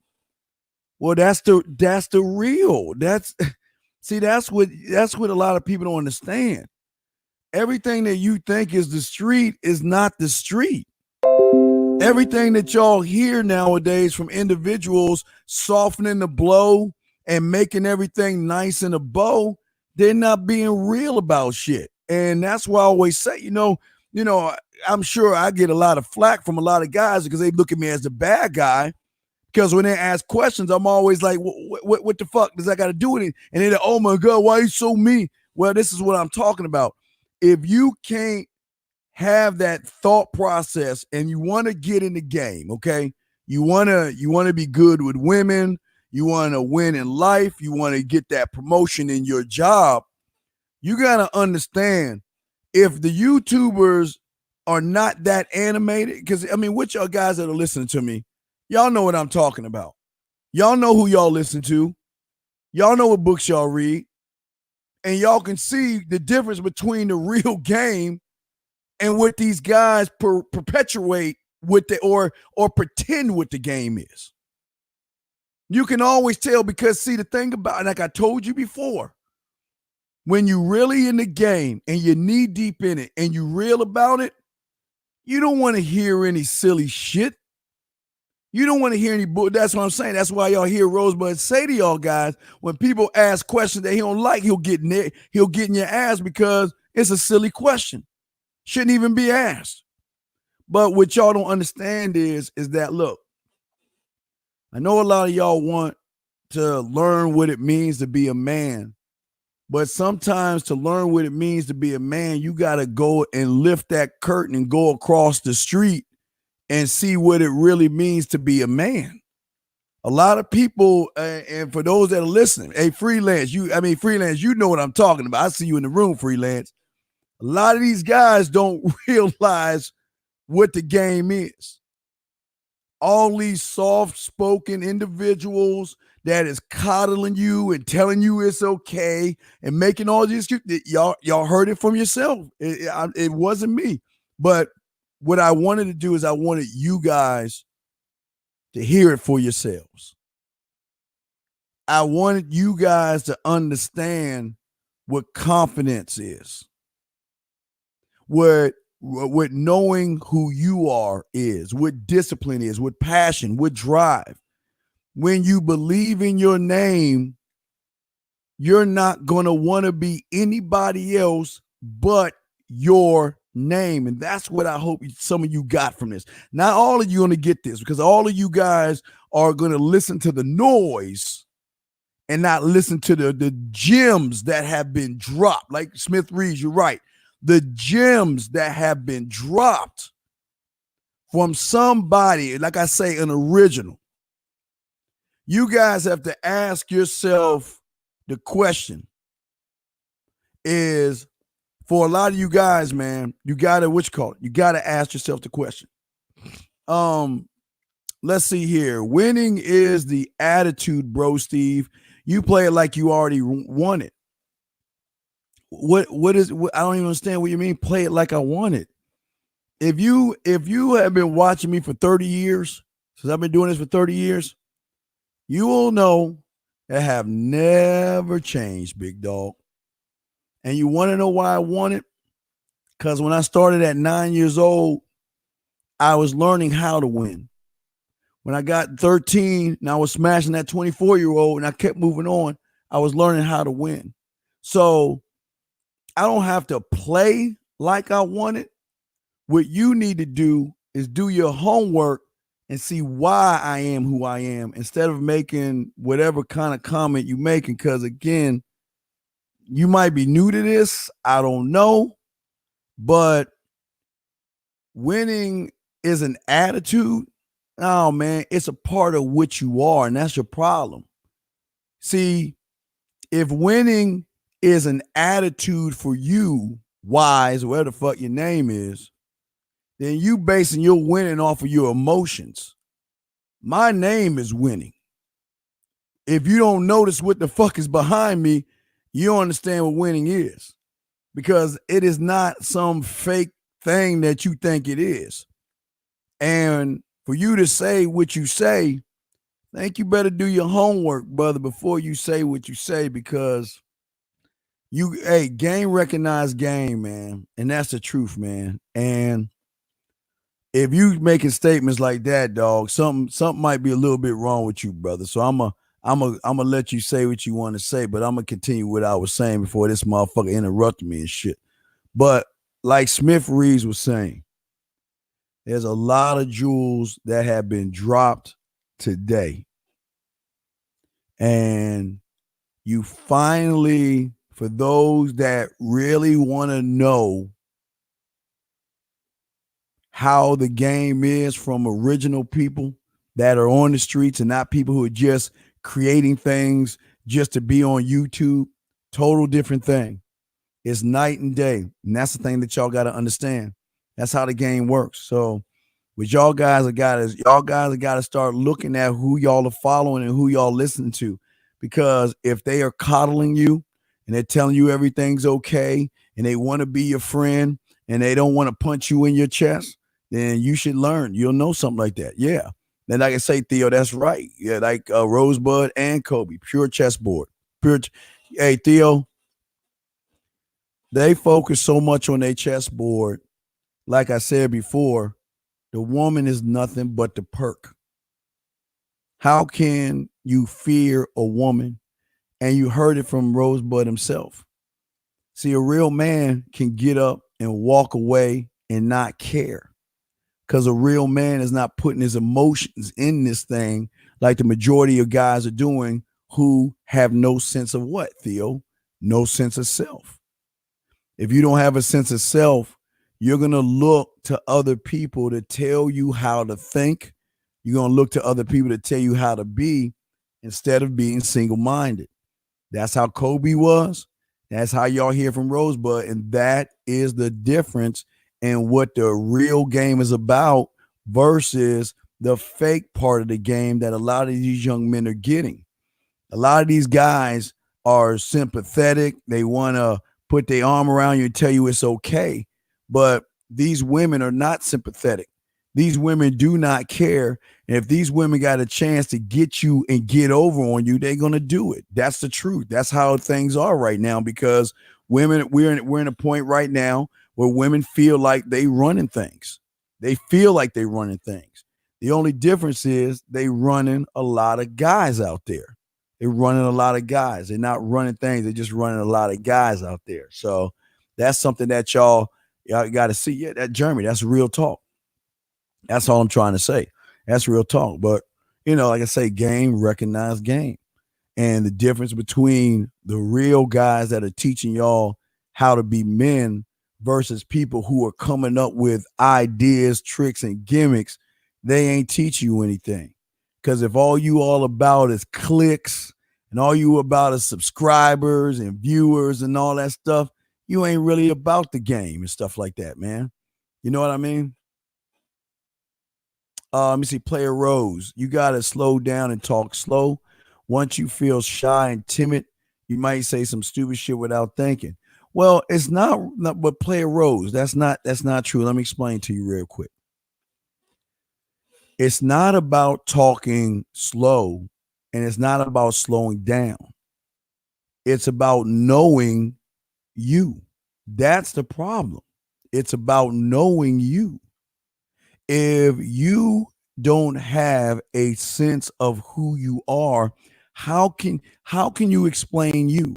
Like I said before, the regular guy can tell you all the facts and all the statistics and everything that happens in the government, family court, Me Too, feminism. They can spit and tell you all the information you need to know. Put him one-on-one with a woman and have him sit in front of a woman, he can't say anything because he has no sense of self. That's what I'm saying. So what I'm saying to you, Player Rose, it's not about slowing down. It's not about slowing down. It's not about speeding up or anything like that. It's about knowing what you know. Because when you know yourself, Player Rose, like I said before, you don't have to slow down to know 2 + 2 is 4. You don't have to speed up to know 2 + 2 is 4. You don't have to do any of that. The thing is that you don't understand in all this that I'm trying to teach you guys, and I'm glad Rosebud showed you, is that it's not necessarily you saying 2 + 2 is 4. It's you think it and you know it and you say it because you stand on it and you know why you're saying it. So there's no speed in it. That's why I keep telling you, Player Rose, the more you understand this. And if you think about it, and I want you to think about this for a second. If you truly think about it, most guys are teaching you more about the woman than they are teach you about understanding who you are and why you are and how you're supposed to present yourself. Does that make any sense to you, Player Rose? Not too many people are doing that. But if you focus more on who you are and you focus on what you want, but not just what you want, Player Rose, it's why you want it. And if why you want it lines up with your behavior, then it is a solid rule, law, and code that you do not need to think twice about because it's going to roll off your mouth just like 2 + 2 is 4. But for a lot of guys out there, they're not thinking that deep because they're so busy worried about what the woman is thinking, what she's doing. And that's the problem. If you're focused on the woman and you're not focused on yourself, then you ain't going to win in all this stuff. You're not. It's not. And no. It's no, listen, no, brother. Listen, no. It's no disrespect, brother. I'm not here to disrespect you. I'm just here to talk to you. That's all. No disrespect. It's all good. It's all good. It's all love. What I'm saying is this. What I'm trying to tell you guys out here is this. The thing that will separate me from everybody out there, the thing is, okay, and I'm going to answer that question in 1 second. The thing out there that separates me and guys like me is that I know it seems like I'm being mean when I tell you what a lot of guys do, and feel me on this, guys that are listening to me. What a lot of guys do is that they try to tell a story to make themselves look better than what they are. Well, here's my situation. But first, I want to let you know I'm 6'4", I work out, I've got a great job, I've got a nice car, I got a degree, blah, blah, blah, blah, blah, blah, blah, blah, blah. But I ran into this woman and she treated me like shit and I don't know what to do. See, that's how they do things.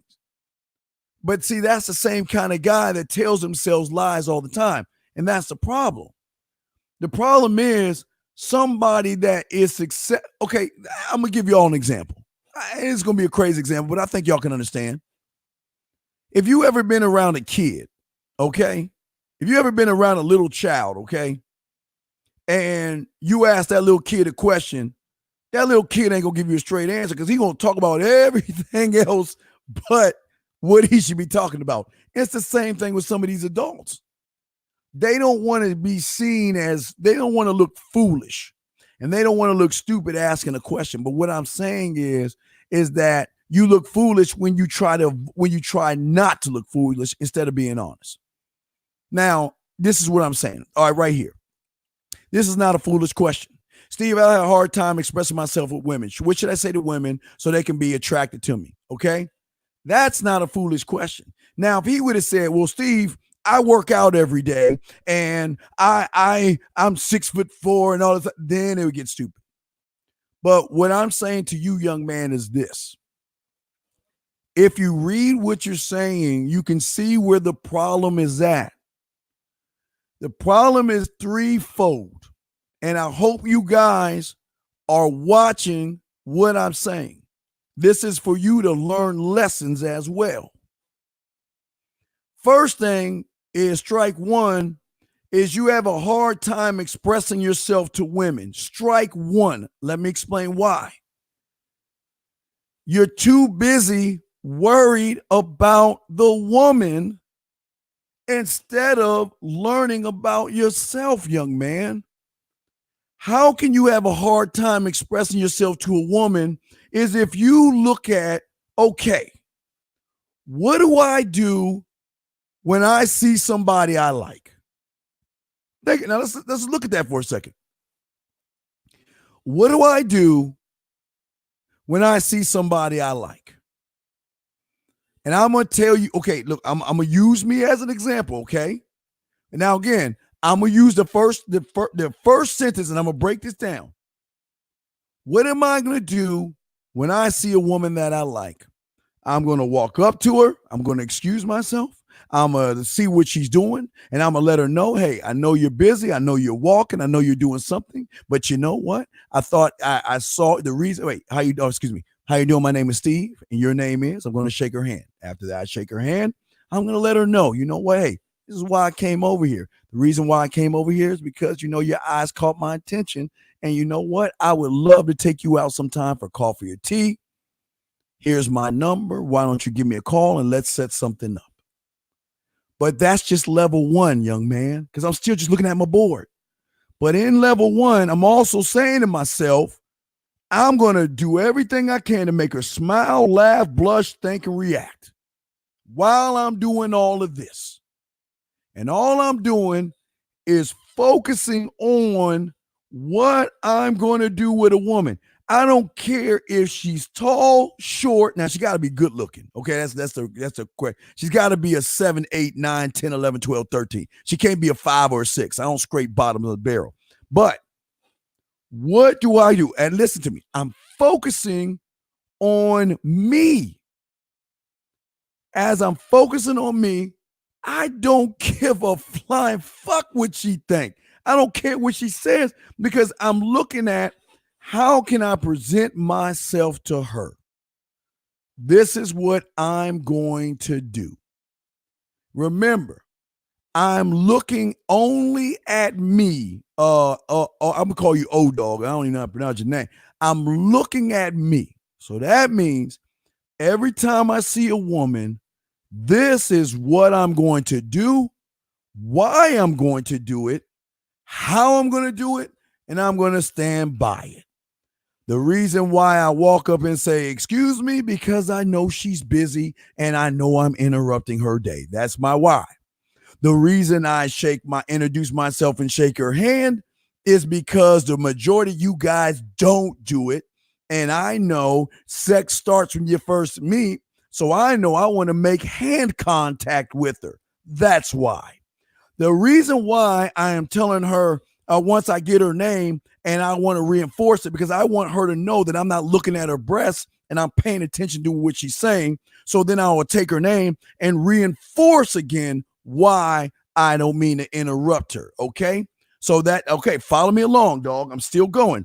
So then the reason why I'm going to tell her why I came over there was because I want her to know why I came over there. Why? Because most of you guys don't even do that. So I wanted to know why I came over there. And once I let her know why I came over there, I want to let her know what my intentions are. And my intentions are right now is to know I want to take her out. I'm giving myself an option. What do I want to do? Coffee, ice cream, feed the ducks, or tea or coffee. That's all I'm doing. No dinners. Why? Because I'm not spending money on a woman because I can stand on my own regardless of what I do. I'll make it great. So I'm going to propose that to her. Then why am I going to give her my number? Because I ain't taking her number first. Because it's all about me. Ain't nothing about her. It's about me. I am the opportunity. So I'm going to give her the opportunity to call me. Now, she can say yes or no. She can say, no, call me. Then I'll take her number, then I'll text her. Yeah, y'all should know that. Approach boot camp. But if she says no, then I'm not thinking about rejection. I'm thinking, okay, well, maybe the next time you want to laugh, smile, think, you want to react, or you want to have a great time, call me. And I'm going to give her a chance to say 2 no's. And if she says 2 no's, I'm cool with it. Why? Because I'm looking at my board. But there's something I forgot to tell you, old dog. There's one more part of my board that I forgot to tell you, and that is the step 0. I gave you step 1. Step 0 on my board is when I see a beautiful woman, the first thing that I'm doing is I'm betting myself. That's the first. That's 0. That's 0 on my board. Before I go to step 1, the first thing I do when I see a woman, the thing in my head is saying, Steve, how many moves, motherfucker? You a bad motherfucker. You think you bad, Steve? How many moves is it going to take you to get this woman? And I tell myself, shit, if I bet myself 15, I'm going to go 10. If myself says 10, I'm going to go 7. But I'm betting myself. Why? Because I believe in myself. And I think that I'm that cold-blooded, even if she can say no. But that's how I feel. You can't tell me different. I mean, look. That's how I feel. I feel like I'm coming down from Mount Olympus or the ass and titties to give this woman an opportunity to be with me. So right then and there, sir, I'm looking at my board. I'm not even thinking about that woman. So that means I'm not putting my feelings or emotions in that. So that's line 1 for you, okay? Now you're saying, what should I say to a woman so they can be attracted to you? That's your problem. Strike number 2. You gotta go in this automatically assuming that she is going to be attracted to you. You can't go in this thing being timid because it's like, remember I told you the second law. If a woman realizes your pussy is tighter than hers, she ain't gonna mess with you. And that's the truth. That's the truth. So what I'm saying to you is that it's not about what you can say. The problem is anybody can say anything. You've got to remember your opponent. Your opponent is smart enough to know that there is no thing that you can say if you don't back it up with action. So it's not about the woman so you can be attracted, so the woman can be attracted. Wait, let me say, what should I say so they can be attracted to me? You ain't gonna win that way. You're not gonna win that way because you're too worried about the opponent and you're not looking at what you need to do. That's what separates us from everybody else. I don't care what she's doing. All I'm focused on is what I can do. All I'm focused on is what I can say. I'm not here to kiss her ass. I'm not here to tell her what she wants to hear because I don't give a flying fuck what listen. I ain't going to ask her what she do for a living. Matter of fact, I'm going to go to phase 2. Let's say she gets my number and she hits me up, okay? So, hold on, guys. Let me guide you on this. I'm Unc. I got you. I want y'all to see the whole picture. So I'm sorry, guys. Let me see here. Let me grab it. Hold on. I hit the wrong button. Let me see here. Hold on a second. Hold on. Give me a second. So, and this is how I want you to look at it, okay? She's on a regular chessboard. I'm moving up the ranks, okay? So let's go to what? Level number 2, all right? So this is what I'm saying to you, all right? So far, she hit me up and she said, hey, my name is such and such. What's up? Now, this is where a lot of guys go wrong because then they freeze like, oh, shit, she hit me up. What am I going to do? What am I going to say? Okay, let's be safe. What do you do for a living? And what are you up to? And what are you looking for in a relation? Man, I ain't saying any of that shit.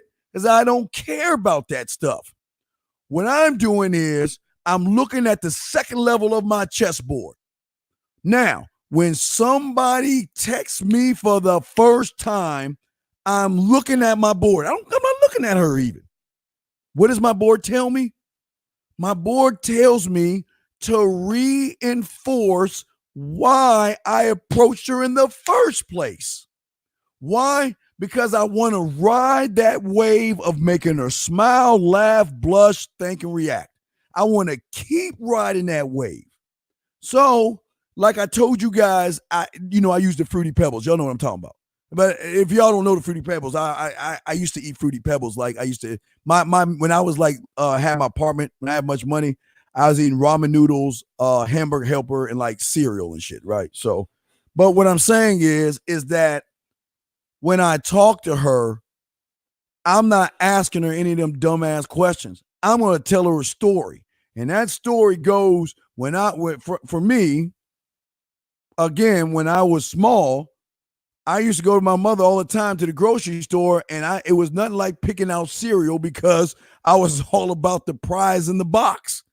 And as I got older, I still had a love for Fruity Pebbles, Cocoa Krispies, whatever my thing was.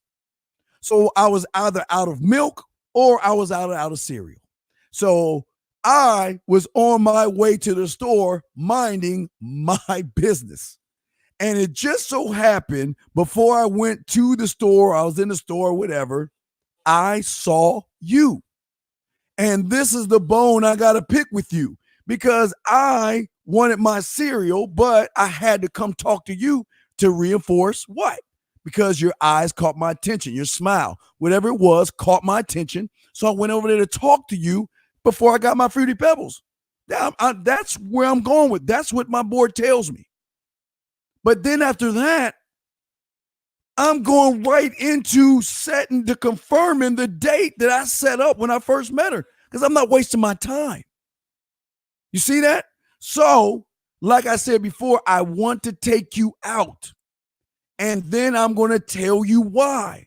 The reason I want to take you out is because, like I said before, I want to get to know you in a more intimate way.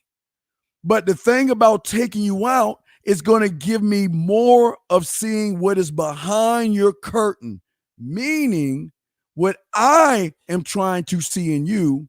Does your beauty match your personality? That's the reason why I want to take you out. So let's go out Saturday. I'm free Saturday at 4:00. Is that a good time for you? And she can change it or whatever. But I got it set up for Saturday, even though I'm talking to her on Monday. But what you don't see here, am I worried about what she's doing or am I in control of this the whole time? Now, what is going to make me move up in the ranks? Because then I'm going to the next level. The next level is how I text her. Remember, guys, remember O-Dog. Let me go back to O-Dog. Remember, at the end of the day, my brother, this is all about me. Does that make sense? It's all about me. I have never asked her what she's looking for. I didn't ask her what college she went to. I don't give up. I'm not going to ask her that. I don't care. Not going to ask her whatsoever. What I'm doing is moving to the next level. The next level of my chessboard is how I separate myself from the majority of you guys out there. How I'm going to do that is basically the way I communicate. My chessboard at that point is broken into 3 little sections. One is texting, the other is voice messaging, and the other is video. So any, mini, miny, mo, this one has got to go. My mama told me to pick this one, and you are not it. Okay, voicemail. Hit that motherfucking button. Hey, how you doing? This is Steve. I just want to let you know. I'm da-da-da-da-da-da. And guess what? I've already won because I just threw her off. How many guys switch it up? How many guys stick to just texting women? Not me. Not at all. Why? because I got an agenda, which moves me up the board to the next level. Now, it's not really the next level. It's kind of the same with the video, but it's kind of over to the right a little bit, okay? It's over to the right a little bit, right? And for my dogs out there, y'all know where I'm going with this. My next move is straight pictures or video, period. Pictures or video. Why? Because when I ask her for a photo, now again, I'm going to keep asking her for photos. Why? Because I want to see you when you have no makeup on. I want to see you when you're in a good mood. I want to see you when you're bad. Send me a photo. I'm going to train you to start sending me photos. Why? And you remember, everything's a why. Because I want to funnel your ass in to asking me, what do I want from you? What are my intentions? Do I have another woman? What kind of a player are you? That's what I want. I am going to funnel her in. But first, I'm going to ask for photos because that is going to give me chances to reinforce what I did in the beginning. Yet, still didn't ask her what she does for a living. She'll tell me eventually. I didn't ask her why she's in a relationship. She'll probably tell me eventually, but I'm never going to ask because I just don't care about her past life with any. I don't care about that. What I care about is I want her to make a conscious decision to what? To invite me in. That's what I want to do. I want her to say, wow, this guy is different from everybody else. I want to know more about him. So once she does that, guess what she's moving from? She's moving from her chessboard to thinking more about me. Why? Because her chessboard, I have broken all the rules of her chessboard. I've broken everything. There is nothing on her chessboard that she can make a move on me because every move I've made, I have made it as an assertive man. So there is nothing she can do. She starts to think more about me, which gives me the upper hand. So while I ask her for photos, what do you think she's going to eventually ask me for? What are you doing? Well, let me see a picture of you. Okay, well, here's a picture of me. I'm going to make sure I stand right above my bed, right beside my bed, and I'm going to take a picture and make sure she sees that. I need her to see this. I need her to see this because I want her to say the one thing that she ain't going to say with you guys. She's going to be like, wow, I didn't know you drink. No, I don't drink wine. Huh, wow. Well, that's a really nice decoration that you either have in your kitchen or your living room. Oh, that's really nice. No, it's not in my kitchen in my living room. Well, where is it at? Oh, it's in my bedroom. It's above my bed. See, look, and I take another photo of my bed and showing her well, why would you have wine above your bed? Well, it's this simple. When I have a woman over, sometimes I get lazy, and it's nothing like just pulling the wine when you have her laying in the bed chilling with you. Now, here's the thing I ask you guys. How many of you guys talk to women like that? You don't do that. You're not that damn cocky. You don't even think that. Look, I'm already up to what, level 4 of the chessboard? I'm already up to level 4.5 because I'm bringing her over to now getting more visual signs of what it's going to be like to be with an opportunity. I want her to get visuals so she can start seeing, holy shit, this guy is the real deal versus the guy who pretends to be the real deal and is not the real deal. Okay, hold on a second. Let me see what y'all say over here. Okay. Hey, Jeremy, I didn't even mention the tap.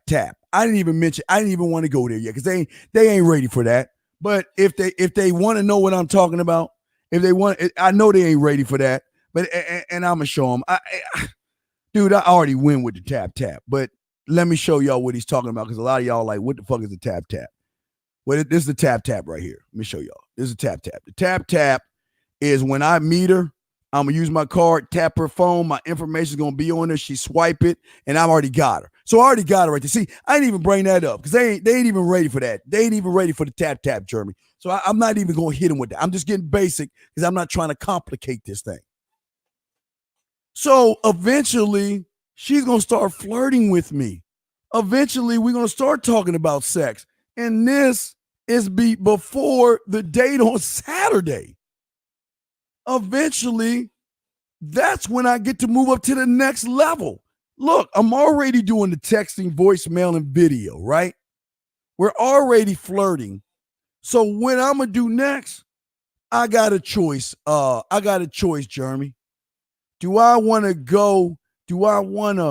do the towel thing? Or do I want to hit it with the shower thing? Think about that, Jeremy. Think about that. That's two choices. Do I want to hit it with the towel thing? Or do I want to hit it with the shower thing? What do I want to do? Again, any, many, miny, mo. This one's got to go. Wait, apple, peach, and pumpkin pie. Who's not ready? Holla, I. Okay, we're going to go with the shower thing. See, guys, this is how deep this is. Okay, Jeremy, you said the towel. I'll do the towel before the shower. How many of you guys are smooth enough? Now, hold on, Holiday. See, you said, hold on, Holiday said shower first. Holiday says, I'm going to do both of them. I'm going to do both of them because y'all both said it. Think about this, old dog. Think about this. I'm already won. Why? Because as soon as she talks to the regular guy, well, how you doing? How was your day? When's the last guy you went to? And what are you up to? And how are you doing? And just text. I've already won, but I'm greedy. I want to demolish. I want to keep on winning. I want to win so bad. I want to win between Earth and goddamn Pluto. That's the distance. I want to kill any competitor. I don't want anybody close to me. So while we're flirting, then that's exactly what I'm going to say to her while we're talking. You know what? This is what I want you to do tonight. What I want you to do when you take a shower, I want you to take your towel and let it be my lips and my tongue. And while you wash yourself, tell me about the experience. And look, guys, I can win right there. I can stop right there. Because nobody, the 98% of you guys would never even think to say anything like that or even come up with anything smooth like that. Okay? Not even. But that's one way I can take it. Or I can simply say, you know what? You in the shower. Hey, you about to take a shower. Hey, let's take a picture of you in the shower. I didn't say a nude picture. I just want to see your face in the shower. That's all I want to see. Why? Because when she sends me nude pictures, I want her to do it because she wants to do it. I ain't going to ask for that shit. I'm not going to force her to send me nude pictures. She's going to want to send me nude pictures. I just want to see her face in the shower because I'm setting her up for the motherfucking downfall. Why? Because as soon as I ask her to see a picture of her in the shower, what do you think she's going to ask me when I tell her I'm about to take a shower? She's going to say, take a selfie of yourself in the shower. I want to see you in the shower. All right, guys? This is all game. This is all free. This is free information right here. These are all levels. We up to level 5. Look, I can stop right there and win, but I'm showing you why I demolish my opponent. So as soon as I get in the shower, like I tell you guys, I don't do the blue. Don't do the yellow. Do the green, the red, or the purple. That's all you need to do. You take the shower, you turn that motherfucker on, you take that photo, and it's already a wrap. Why? Because the first thing she's going to ask you is, how did you make the shower that color? What app did you use? Oh my God, that's cool. What app is that? Because I want to make the shower change colors. Baby, it's not an app. I just think it's really sexy when I have a woman over my crib with the lights out to make the shower have a different essence while I got her pinned up on the wall eating her out. How many of you guys saying that? None of you guys are saying that. Now, if I want to take it up to level 6, dog, while I'm doing on video with her, I'm going to position myself right here. Because a lot of you guys like, why the fuck would you show a woman a paint like a canvas and that? Why would you do that? Because you're not me. And the only reason I'm doing that, I'm positioning myself there for her to notice it and say, oh, you like to paint? So I can tell her, no, I can't paint. I've got 2 left feet. And she's going to then ask the question, well, why do you have it if you don't paint? It's because when I bring a woman over my house, there is nothing like painting her nude body on the couch in the way I see her. But again, guys, who talks that way? Who says those things to a woman? Have I asked her what she does for a living? Have I asked her when was her last boyfriend, what college she goes to? I haven't asked her anything like that. All I'm doing is enticing her to come to my motherfucking place, to skip the date and to come straight to my crib, because my crib is a sexual playground. That's all I'm setting up. I'm not trying to, and look, y'all know what happens if I go and look, and I'm even tell you, look, if I need to go for ice cream, y'all already know what I'm gonna do. Because y'all hear me say it all the time, and that's free. That's level 7. I don't even know if I need to get to level 7 with her. But let me tell you this much. Let's split this 2 ways, old dog. Let's say that let's say like hey Jimmy H. Yeah, you dog. Whoa, Jimmy. No, you on point, brother. Hold on, let me show you, because I didn't even mention that. But see, hold on, Jimmy. No. We're not even done with that, because I'm gonna bring this up in a second, brother. You on point, J-Dog. You on point, J-Dog. I'm gonna post what you said because you are on point. But let me keep going. How do you skip the date when you're broken in college? All this shit is not expensive. I'm showing you this is cheap shit. The lights is $13. That's a hamburger and fries. The only thing you might have to spend a little bit on is the wine thing and get some wine. The easel and shit, that's under $10. But what I'm saying to you is this, okay? What I'm saying to you is this. With JH, I'm gonna show you I'm gonna still spit game, because remember, we can go to level. Now look, we can go to level 7. The ice cream date, or we can jump all the way up to level 9. I'm gonna scoot up to 9. Well, I'll go to 8. I'm gonna go to 8 real quick. I'm gonna go to 8, but I'll go back down to 7. Okay, but J-Dog, I'm gonna talk about what you saying, because that's key. Now, I'm gonna get her to come over to my crib. Now, again, we'll do the date thing. But I'm gonna break down what Jimmy H is saying, because that is important. The thing I keep telling you, when a woman comes over, yes, I'm going to twirl her around. I'm going to hug her. I'm going to tell her how sexy she smells. Same thing I'm going to do in level 7. We'll talk about that in a second. But then I'm going to let her come inside. And she's going to do the one thing. I'm going to talk about the ice cream in a second. That's going to be level 7. But I'm going to go with Jimmy H real quick, because he hit some real ass shit. So what I'm saying is this. What you talking about, life or damn? What the fuck you talking about? Anyway, so what I'm doing is, I know she's going to want to go in the bathroom and see what kind of sickness I have, because when they go to the bathroom, they always like to look around shit. Why? Now, Jimmy H, this is where what you said comes into play. There's 2 moves that I'm already making right now, 7A, 7B.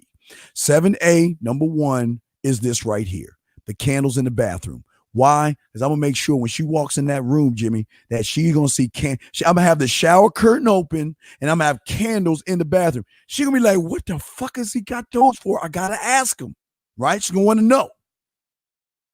But the main thing is the thing I'm going to fuck her up with is the drawer that I have in the bathroom. The drawer that I have in the bathroom is I go to Walmart and I go to the airport section where they have all the little miniature fucking stuff. and I get all the shit for women. The shampoos, the conditioner, the soaps, the wet wipes. I get female deodorant, all the women's stuff. I get all the little airport stuff, the shaving cream and the razor blades. I get everything. And I throw all that shit in the drawer. Why? Because it's going to fuck her head up, because then she going to know I have experience with women. Because most guys don't have a drawer for women. Most guys don't have toothbrushes and airport toothbrushes and toothpaste and deodorant. Why? Because, see, what y'all don't understand is women worry about their hygiene when they're with a guy, and sometimes they want to go home because they want to feel fresh and they want to cook. But if I got everything she wants right there, she's like, what the fuck is this guy? But think about this for a second. She started doing the backwards math. The way he approached me, the way he shook my hand, the way he did the tap, tap. The way he talked to me when I first talked to him, the way he's making me smile, laugh, brush, think, react. He's doing all these things. I saw the wine above his bed. I saw the easel where he paints nude women. I saw a shower for other women. Look, he's got the candle. Look, I'm already getting fucked. Look, guys, guys, I'm already getting fucked. But I ain't done. But I'm gonna put a comma on that, J-Dog, because I'm gonna go down to 7. Before I move over, I'm going to go down to 7, okay? I'm going to go down to 7. Now, let's say we're on our date. Now, I'm going to go back up to 8 and 9 in a second, but I'm going to go down to 7. Let's say, now listen, let it be for wine. Listen, once I learn her, I'll learn what kind of wine she likes, and I'll make sure that I cater to her because I want her as comfortable as ever. But wait, what's another thing? What's another thing I'm doing right now, guys? What I tell y'all? Hold on. Y'all know what I'm about to show y'all. Cause it ain't nothing romantic. Hold on, what the fuck is it at? Oh shit. Oh, where's it at? Let me find that shit. Oh, can I get to it? Hold on.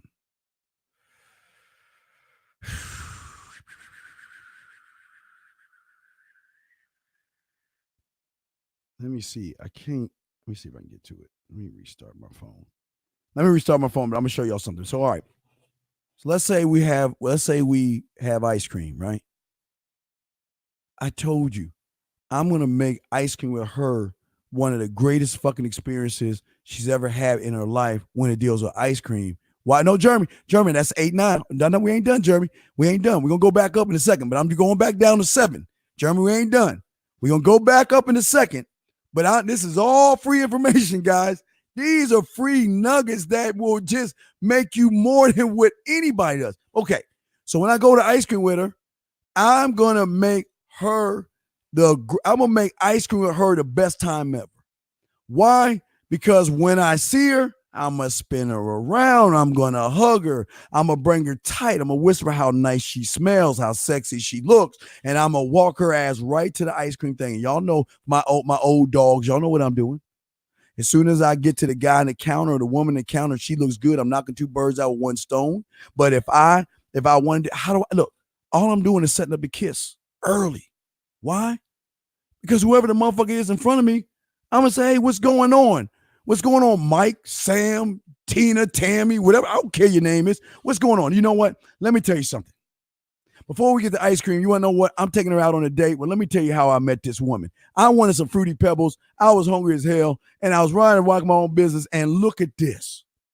Look at this right here. Do you think that I would go eat Fruity Pebbles and not talk to this? Look at this beautiful woman right here. But listen, this is what I got to plan. But I don't want her to hear it. And I'm saying all this shit so she can hear it. What I'm going to do, look, later on we get done with our ice cream. I'm going to get up and I'm going to ask for a little spoon. I'm going to ask for a little spoon. And the reason is this is my move to go in for the kiss. So what I'm going to do is I'm going to grab the spoon and I'm going to go sit down in front of her. And I'm going to say, how does that cookie dough ice cream taste?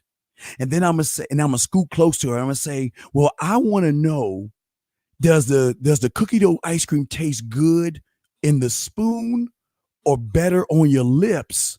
And then I'm a rolling for the kiss. So you hold that spoon tight. And when it's time, I'm going to get that spoon because I'm going to go in for the kiss. I mean, look at her. You think I ain't going to try to kiss her? Oh, I'm getting a kiss. And I'm going to give that person a high five and I'm going to sit the fuck down. Who does that? All I'm doing is following my chessboard. I ain't thinking about her. I'm telling you what the fuck I'm going to do. She knows what I'm going to do. So when we having a good time and we talking and we laughing and all that other stuff, conversation class 1, conversation class 2, spitting yak to her. Then it's time for to get the ice cream. I said, I'll be right. Hey, I said, it's that time. And then I'm going to get up and I'm going to go get that little spoon. I'm going to sit right next to her and I'm going to do everything I said to get that kiss. Because I'm always in control. But let's move back to when she comes to my crib. So far, she's seen the easel. I've spent her around. I've hugged her. She saw the candles. She saw the drawer and all that other stuff. What else does my motherfucking crib have to offer? Let me see if I can find it. Let me see if it. Hope my phone was acting up. Let me see if I can find it. Hold on, it's starting up. But when it opens up, I'm gonna show y'all guys. I'm gonna show y'all something. Let me see if I can find this shit. Hold on, shit. Why can't I?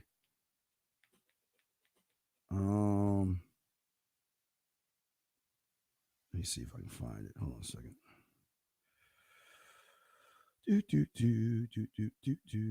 Hold on. I'm trying to find that shit.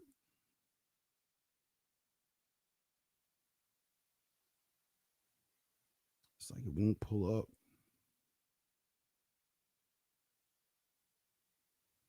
Damn, I wish I could pull it up. Huh.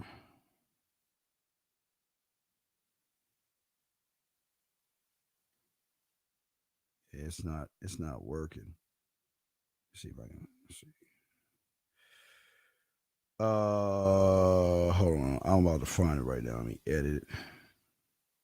Here we go. Hold on, let me find it. I found it. Ooh, I had to search for it. I got it. All right, so hold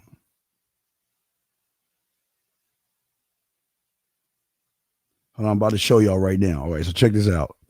So follow Uncle on this one. So look what I'm gonna do, dog. When she over my place and we having that moment, I'm gonna go to my big screen TV. Guys, I'm gonna go to Netflix.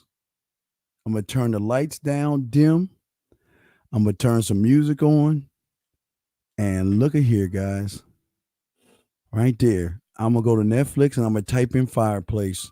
And my TV is going to turn into a fireplace. And don't get me wrong, guys. This shit starts from the ambers in the beginning. Hold on. There you go. And you can cut the music out. There's one with music and there's one with not. But that shit goes on for a good hour. The ambiance, I guess, of the fireplace. Even though you don't have that fireplace, you can have that shit going in your room. All right. But that's not the end. But let me show you. So when I got her over to my crib, guys, let me show you what I'm going to do. And this is what's really important here. What I'm going to do, because we're going to have a great time. We're going to have a great dinner. And then what I'm going to do is I'm going to pull that out right there. Now, most of y'all motherfuckers are like, God damn it, Steve, that's Steve.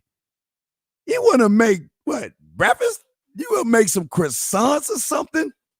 No. No. This is for in the morning when I make the French toast croissant that I'm going to have in the kitchen. That's going to be for the morning, but I'm talking about at night. I'm going to have this right here, guys. The croissants. Okay? Now, hold on a second. Let me turn this down because I know a lot of y'all motherfuckers like, what the fuck is he talking about? Y'all looking at see that right there, the grand croissants.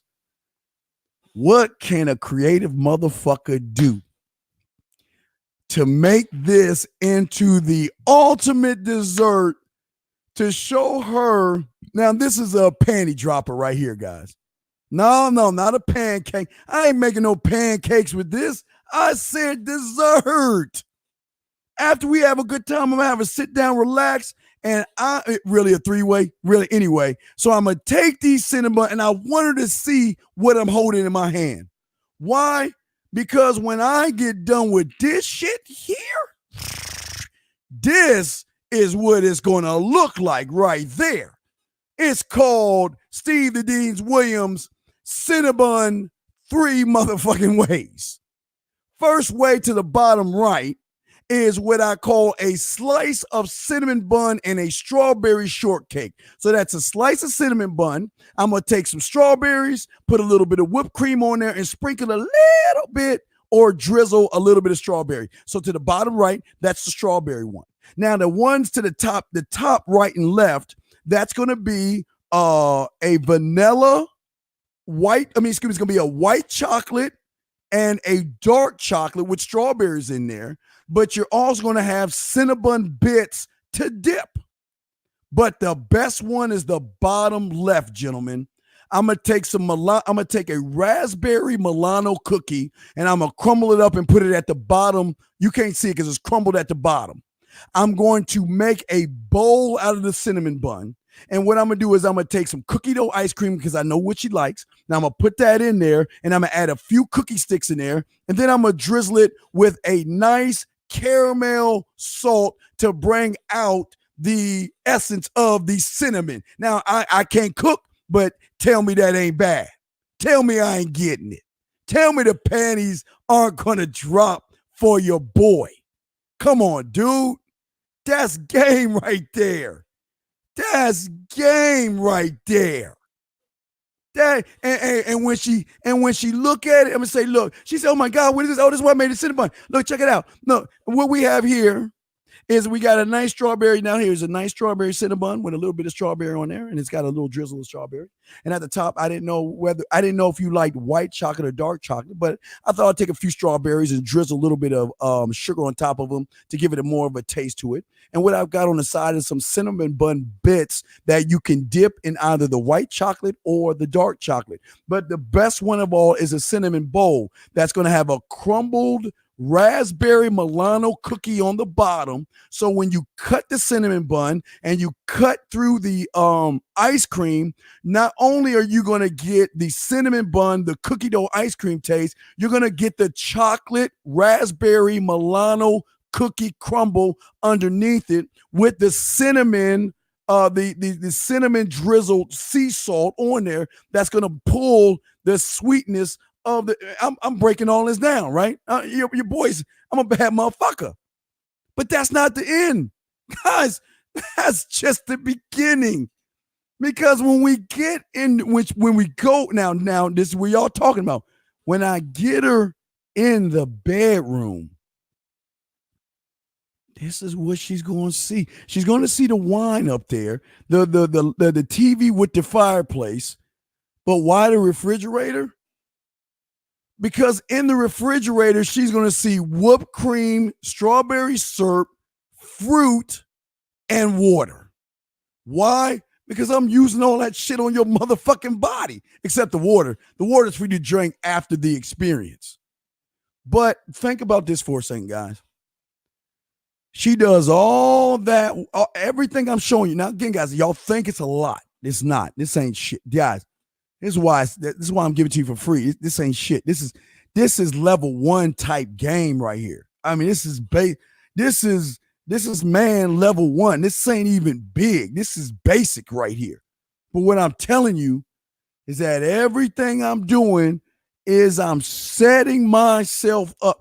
She's going to, dude, do you think that I gotta beg for the pussy?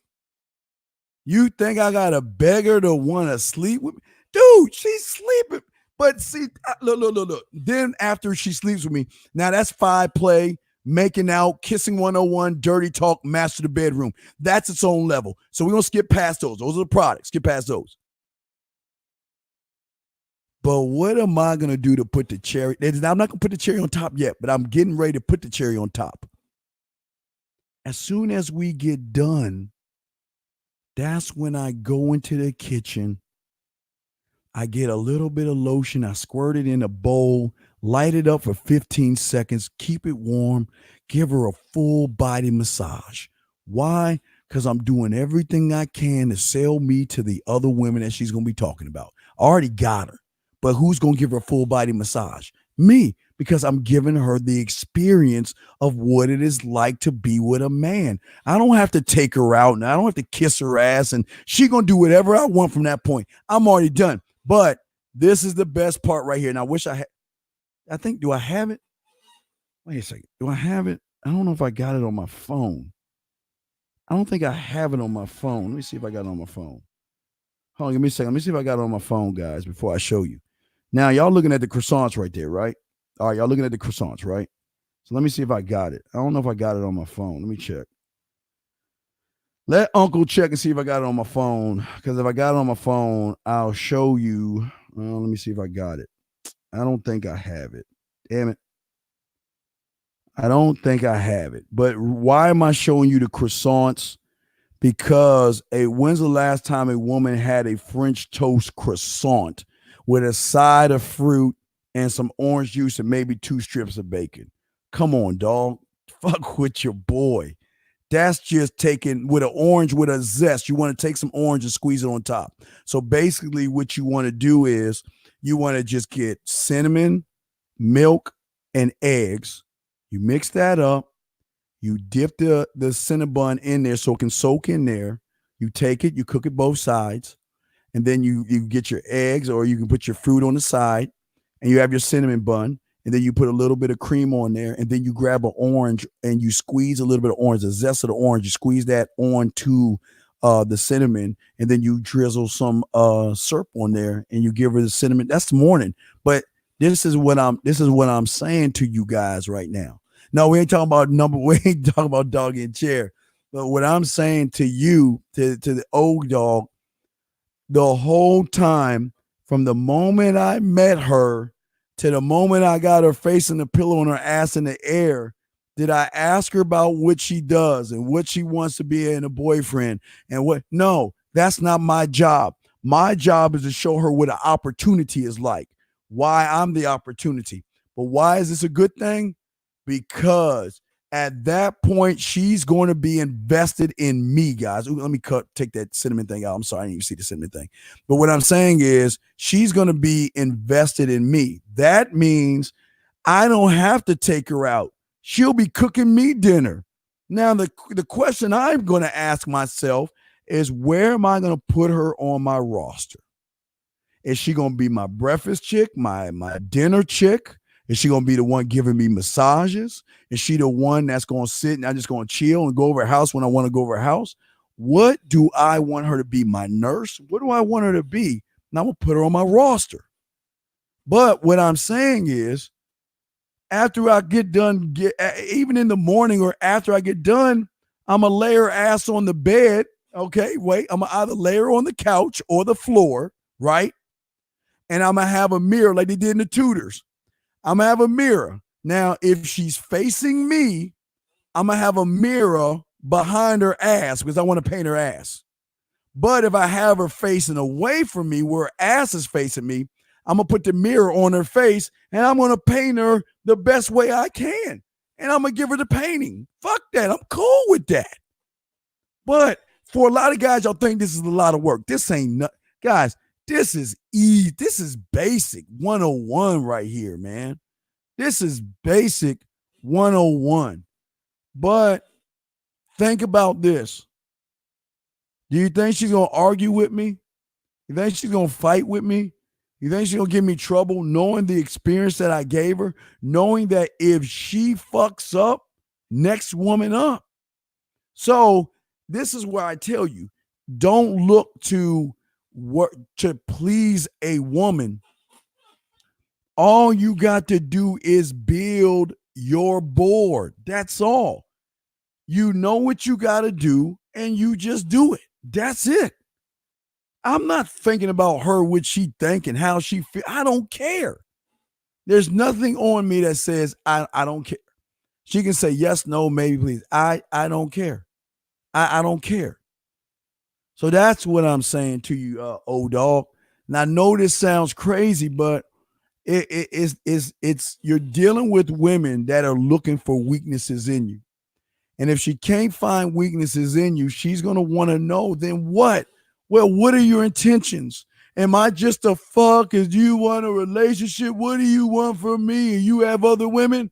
Yes, I'm seeing other women. But that doesn't mean I don't want to see you. Well, what do you want from me? Look, to be honest with you, I don't know you well enough. See that, guys? I don't know you well enough to tell you what I want from you. I enjoy being with you. I like being inside of you. I like your smile. I like all these things. But right now, we're just getting to know each other, and let's see where it goes. See that right there, guys? I'm not lying to her. I'm not playing games with her. I'm being, from the moment I met her to the moment that I told you, we're all the way up to like level 7. There's more levels to this, but I'm just giving y'all 7. This is just, that's how easy it is. Everything I told you is free information from the Man Mindset. This ain't nothing I haven't said before, and those that listen to me already know that. It's the exact same thing. All I'm doing is focusing on me. I am not going all out my way. And this is what I'm telling you. This is not for a bottom of the barrel fat chick. This is not from low hanging fruit. This is for a woman that I will consider at 8, 9, 10, 11, 12, 13, 14 on up. She's got to be bad because I only talk to badass. I ain't doing all this from some average chick that ain't got anything to offer me. I'm not going to do that. But like I told you guys, we are, what are we, about 17 days away from Valentine's Day? For my guys out there, like I told you, for my guys out there who are in relationships, I already told you how to blow her out the water. But for the guys who aren't in relationships, I'm going to show you how to get women that weekend, right? So I'm going to do 2 things for y'all guys. But guys, just the Valentine's Day game I give you guys blows everything out the water. And for my guys that know that, y'all, remember I told you about the dinner thing? That nobody even thinks that deep. But when you do the Valentine's Day thing that I show you, from that point on, that woman, when you break up with her or whatever, she is always going to call you on the 15th of the following year. Guarantee it. You will always get a phone call on February 15th from your ex because you were the only guy on the planet who in one fell swoop was romantic, sensual, sexual, smooth, seductive, all in one fell swoop. You have broke her brain of what she expects from every guy because what I'm showing you right there is already breaking her brain. But what you do on Thanksgiving, Valentine's Day, if you're in a relationship, now listen, I gotta tell you, this ain't for some ain't shit woman. This ain't for some average chick. This is for the one that not only you're gonna smash her, but this is the one where you're gonna smash her friends as well. And not only are you gonna smash her friends, but you're gonna be getting anonymous calls from other women. All that in one fell swoop. And y'all can't even see that shit. And for my dogs who I heard y'all explain it to, they can't even see that. Wait a second. You mean you're going to do 3 things at one time? You're going to do 3 things at one time? You mean to tell me that you're going to make a woman feel so great that she's going to sell you to her other girlfriends? You goddamn right. But also, you're going to have other women. You're going to have other women trying to get in touch with you behind their men's back. I'm saying that, that's 10 hours. Yeah, there's a Star Wars one with Darth Vader. But yeah, there you go, freelance. It doesn't matter. Freelance. It doesn't matter how you do it. If you got a smart TV or whatever, just if you ain't got a fireplace, you want to set the mood, that's how you set it. You don't have the TV on. You have the music going, you got the fireplace going, and you spit that yak, kissing 101, making out, foot massage, you're in. Rolls in the 5, play dirty talk. Then master the bedroom, fucking 101. And then after that, you give her the massage, and it's a done data. But think about this. I'm gonna lace you with this and probably wrap this one up. But I'll lace you with, because I'm gonna tell you this again on Valentine's Day. So I just want to prepare you guys. Now, this is for a bad woman. This ain't from some average chick. Look, the rule of the game is this.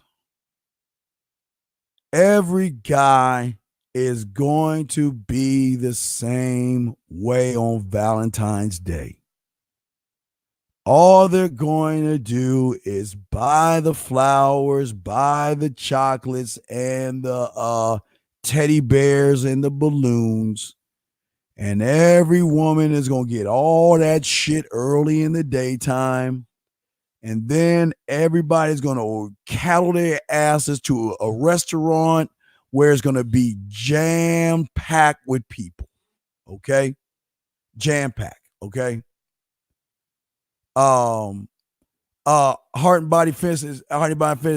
Look, get out. Look, let me tell you something. I don't want to hear that shit. I'm gonna just kick you. I'm gonna put you in timeout. Shut your ass up. I don't want to hear that shit. Take your emotional ass, get your ass off, and don't be saying no shit like that. I don't play that. Y'all should know that. You just shut the fuck up and listen. Take your ass on. I'm trying to talk here. Fucking all that goofy ass shit. Anyway, what I was saying, I apologize, guys. Like I was saying is this. What I'm saying to y'all guys is simply this. Is that I know 99% of you guys, I'll say 98 because I take out the gay guy. 98% of you guys are going to do one thing and one thing only. You're going to do everything in the daytime. That's what y'all are supposed to do. Because none of y'all are different. Y'all know how to make the woman feel special. You don't know how to get other women to want you at the same time. What am I going to do? Or what are you going to do? You're not going to give her any balloons in the daytime. You're not going to give her a flower. You're not going to give her teddy bears. You're not going to give her candy in the morning. You're not going to do any of that shit. What you're going to do at lunchtime, you're going to take all that shit to the restaurant. You find the manager and you ask for the waiter and you tell the manager or the waiter what you want done later on that evening. Later on that evening, everybody has gotten all their little precious stuff early in the morning, right?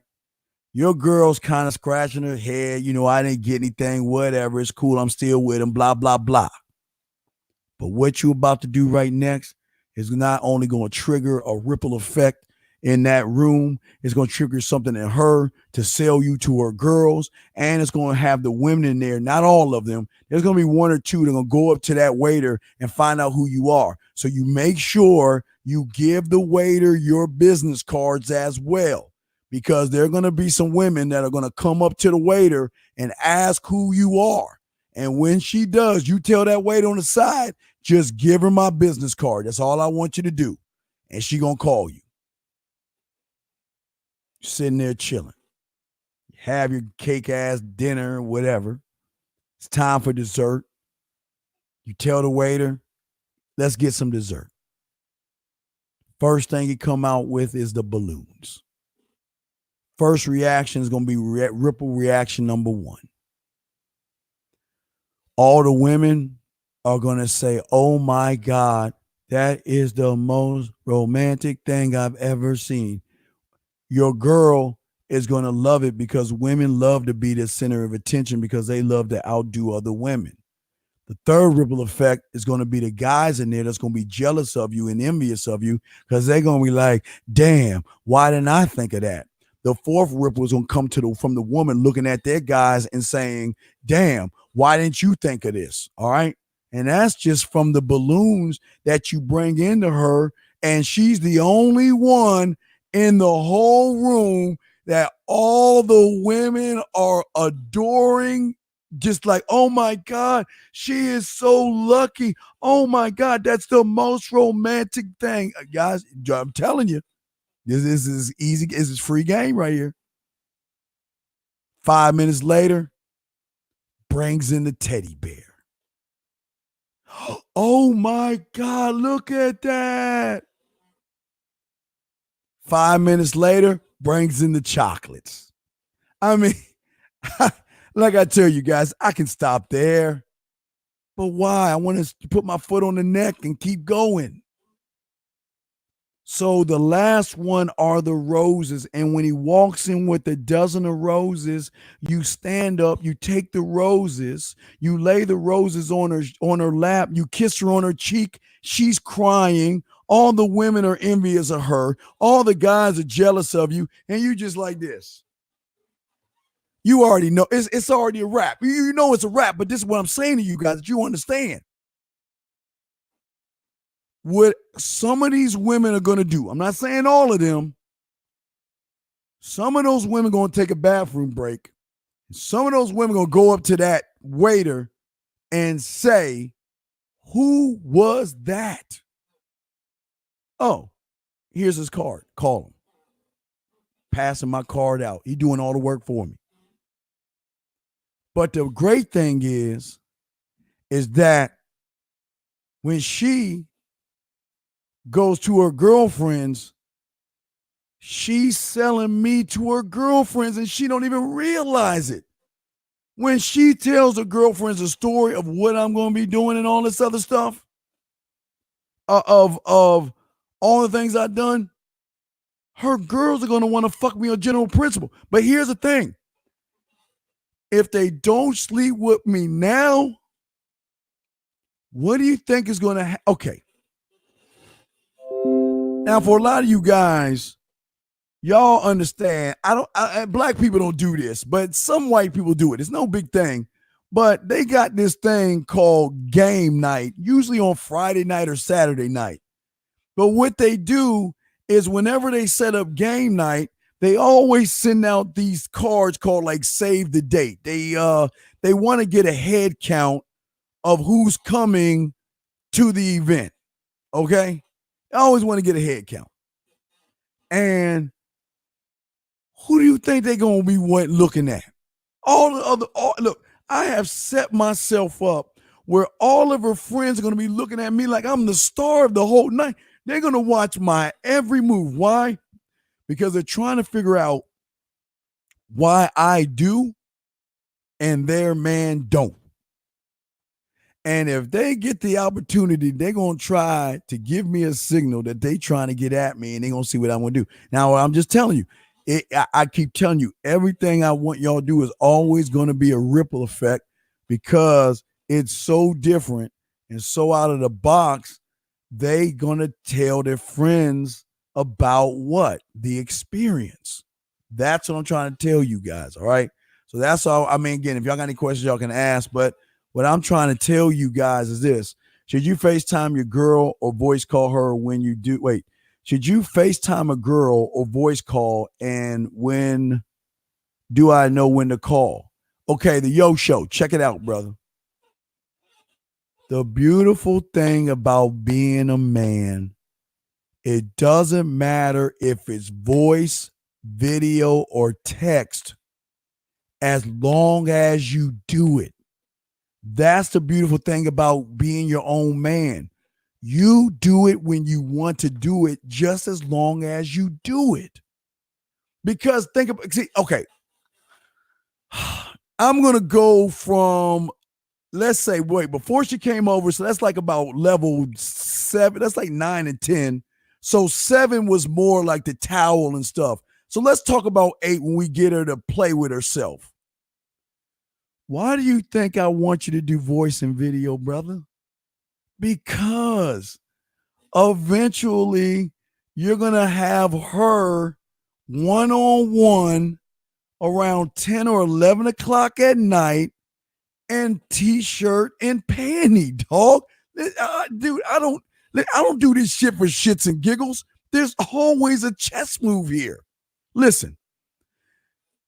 I text, you text, I text, you text, I voice, you text, I voice, you text, I voice, you voice, I voice, you voice, I voice, I video, you voice, I video, you voice, I video, you voice, then you video and I video, right? Because I'm training her. Then it's I text, I video, I voice, I text, I voice, I video. So now I'm hitting her with jabs. She doesn't know what she's going to get from me, but she knows every time we do something, the experience is different. Now, why is this going to help me? Because the Yo Show, because of the cookie cutter guy. The regular guy is going to be a one-trick pony that does one thing and one thing only. Text. That's all he's going to do. No.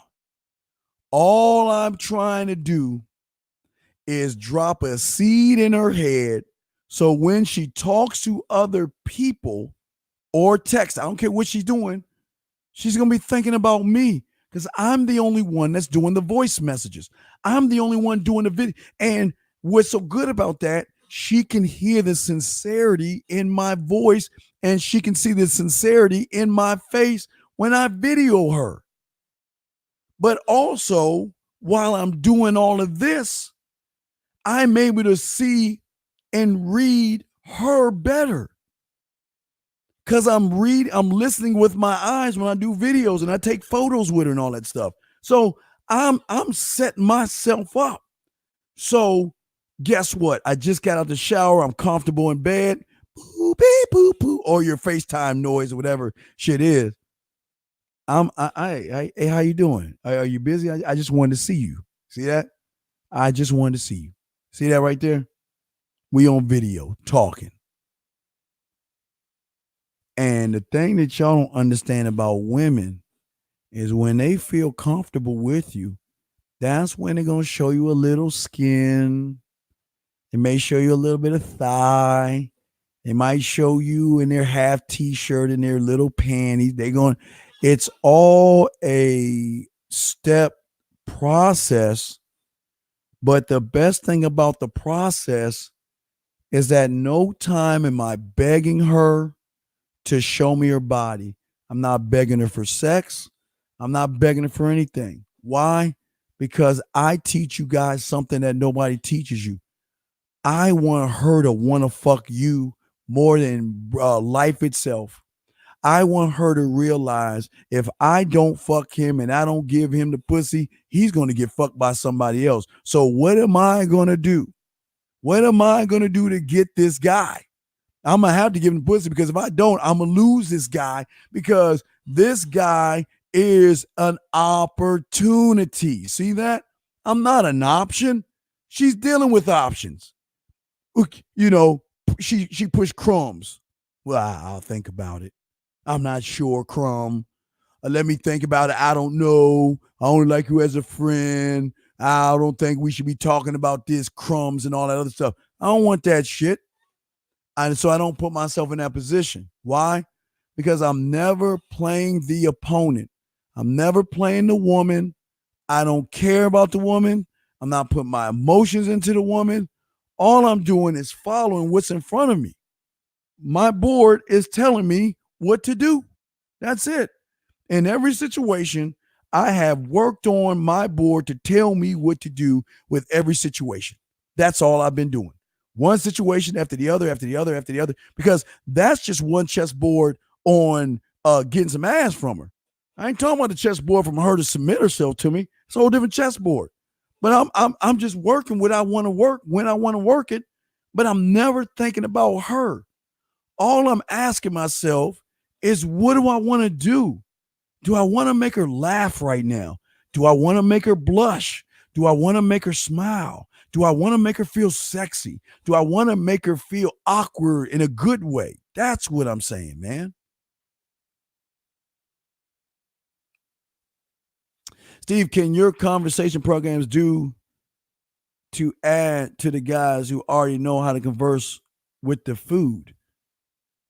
But see, y'all don't understand dirty talk or yak. Life of Dan, you got to start, if you want to do what I'm showing you, you better start learning the poetry. You better go to themanmindset.com and go all the way to the bottom and look at that poetry. And then what you need to do is go to our dating chat line where we got women on there who want to have sex. You better practice that. There's women already on our chat line. We got a chat line with women already set up for you. Nobody is doing what I'm doing. Nobody can guarantee you our chat line has women on there right now. If y'all look at the yakologies, y'all know. But that's why you got to look at the poetry. The poetry connect. See, Life of Dan, your conversations are not on a deep mental level like I'm trying to get you with. Conversing with food is one thing, but you have never been in a position where, like, I played this already, and I don't want to play this, but I mean, y'all. I mean, I'm not gonna play the same one over again because I don't want y'all to hear the same one over again from my motherfucking. Let me see my client and shit. I don't want to play the same one where she just wants him inside of him. But I mean, I'll play it because that's the regular end result. But I don't want to play. I'm gonna play a little bit of it, but I'm gonna find you some other shit. I mean, I don't even want to play Tyler shit. Let me see if I can find. All right, here you go. Here's one, but I'm gonna play another one. But this is what I'm talking about. This. Thank you.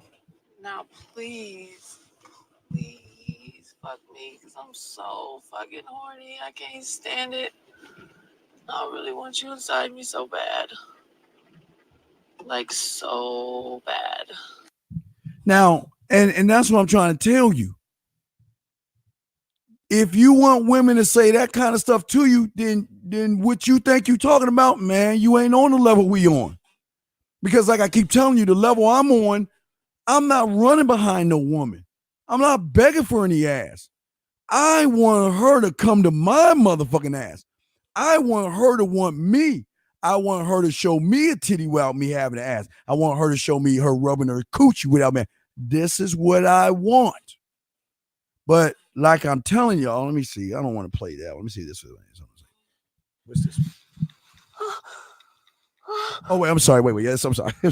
Wait, wrong one. Wait, I'm sorry. Y'all don't want to hear that one. I'm sorry. I'm sorry. Let me see what this one is. Let me see this. Oh, wait, sorry. Wait. No, wait, song one. Shit. Let me see this one. Hold on a second. Oh, wait, damn, another one. Hold on a second. Wait. I'm not trying to be funny. Hold on. That's not what I want y'all to hear. Let me see this one. I'm sorry.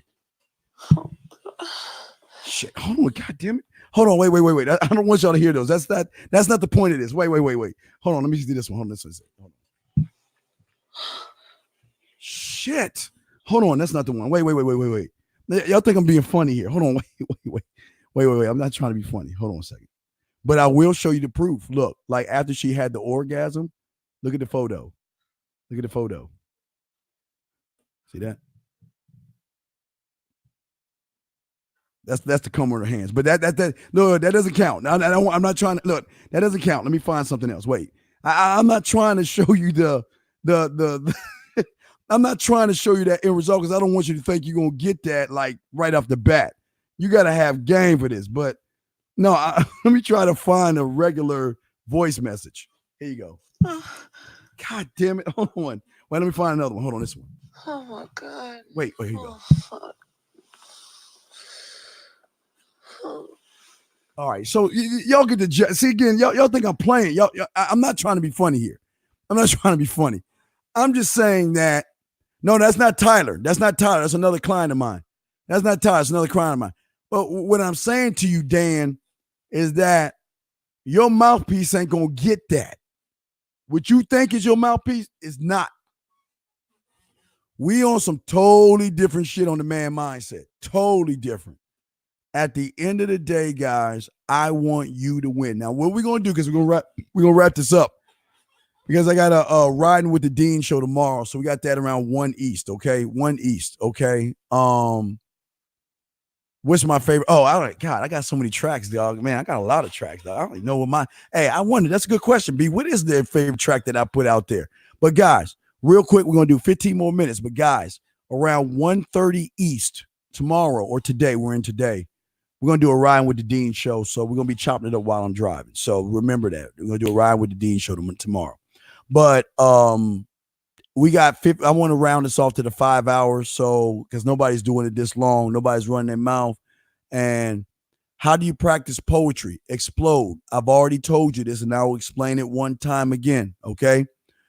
Explode. The way you do it is level 1, you've got to write it. Level 2, you've got to learn it. Level 3, you got to go to the poetry club, because I told you the fastest way to get a one-night stand is going to the poetry club. Now, I told you, I gave you 2 ways. You can do the nude art, but I know a lot of y'all want to do that, so I'm going to throw that out the window. But you can do the poetry club, and as long as you express yourself, women love mental stimulation. So explode, what I'm saying to you is to practice it, you've got to learn it. But to perfect it, you've got to be able to say it in front of an audience. And if you can say it in front of strangers, you'll be able to say it to any woman anytime. But you would take the poetry and mix that in with the dirty talk, and that's where you get them playing with themselves. Matter of fact, you're already giving her mental stimulation by doing the towel thing. Remember, what level was the towel thing? Like, was it 5 or some shit? Or was that 7A?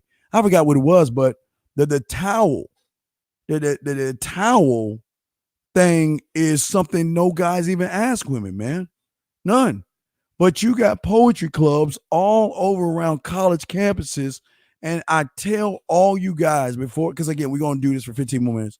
What I tell you guys all the time is that if you don't believe me, if you want to see the beautiful women there, go to the poetry club, and what you will see are all the options of women who want to give you one night stands. If you don't believe me, you got to see it for yourself.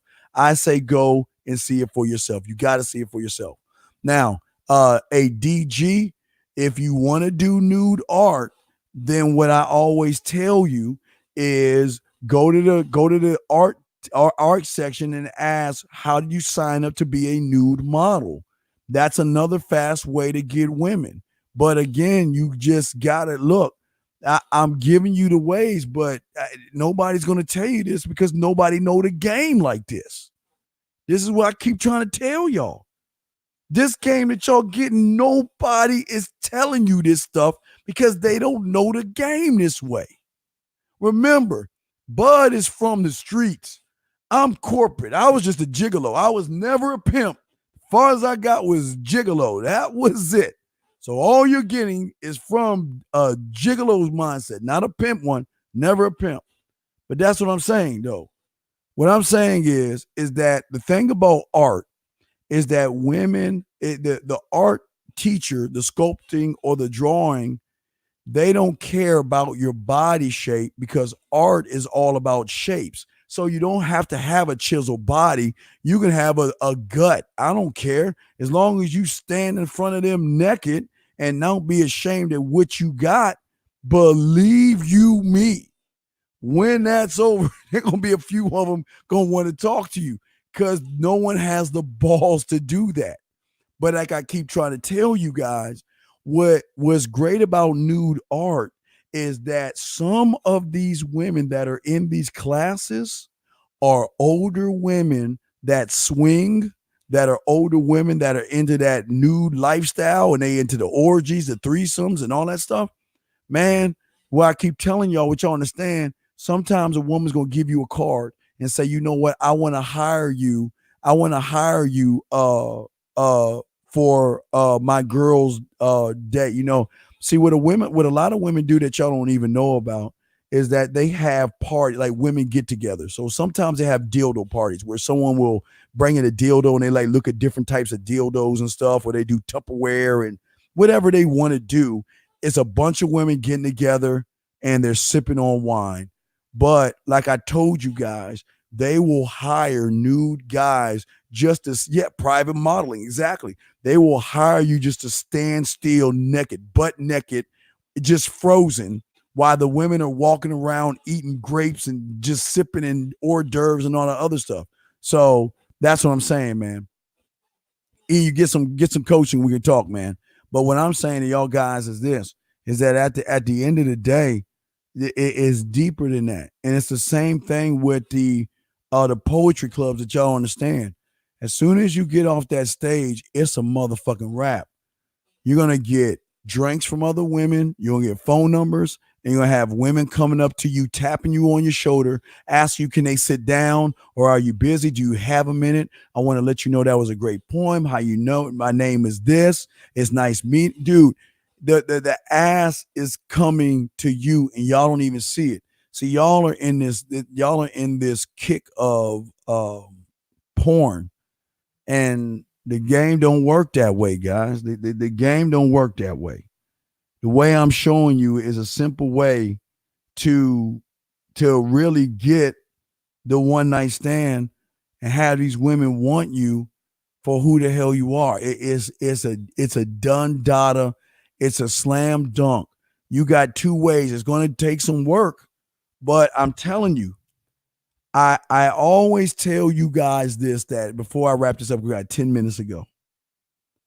I always tell you guys, do not believe me. Don't believe me. Just take a moment and go to a poetry club near a college campus. All you got to do.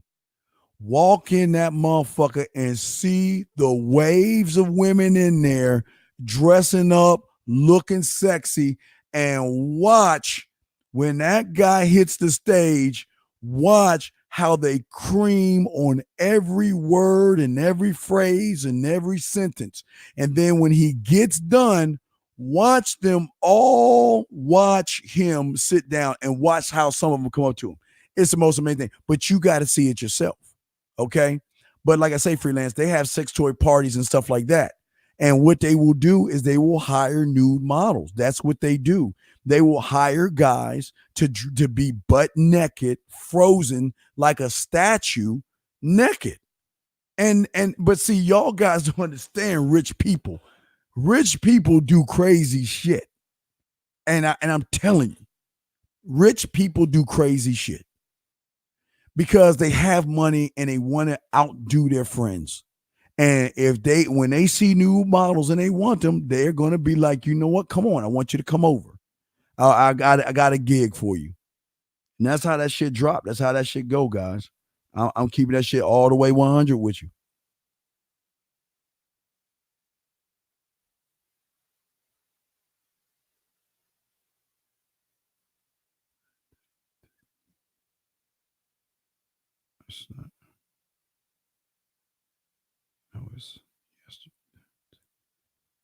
That was okay. The Yo Show. No, karaoke, they'll stuff dollars in your pants, whiskey. Karaoke, that's why I tell you. I'm gonna prepare y'all on the 7th. We got about on the 7th of February, whatever that show, I'm gonna take care of y'all. How do you feel about social media game like Snapchat or Instagram? The Yo Show. Again, my brother, you're not listening to what I'm saying. There ain't no social media game like Snapchat and Instagram. You're doing the same thing. When I tell you do video, you can Snapchat. The only reason that you should have Instagram game, like I told you, if y'all are really following me, some of y'all don't understand what I'm saying, is when you tap. When you go to the themanmindset.com/game and get your card and tap, you should already have a special either Facebook or Instagram page set up for women only. So it's no social media game, Yo Show, because everything is one thing. That's what I'm saying to you, man. What y'all do is wrong is y'all try to separate everything from everything else. It's all one thing, concise in how you do it. So I don't care if it's Snapchat, Instagram, FaceTime, Skype. I don't care what the app is. As long as you follow what Uncle's telling you, you're going to carry it over. That's what it's all about, man. Guys, we got 7 more minutes. Any other questions? 7 more minutes, and we're going to wrap this up in 7 more minutes. Any more questions? 7 more minutes, guys. What you got? Holler at your boy, because we're about to wrap this up. We did 5 hours, so I'm done, man.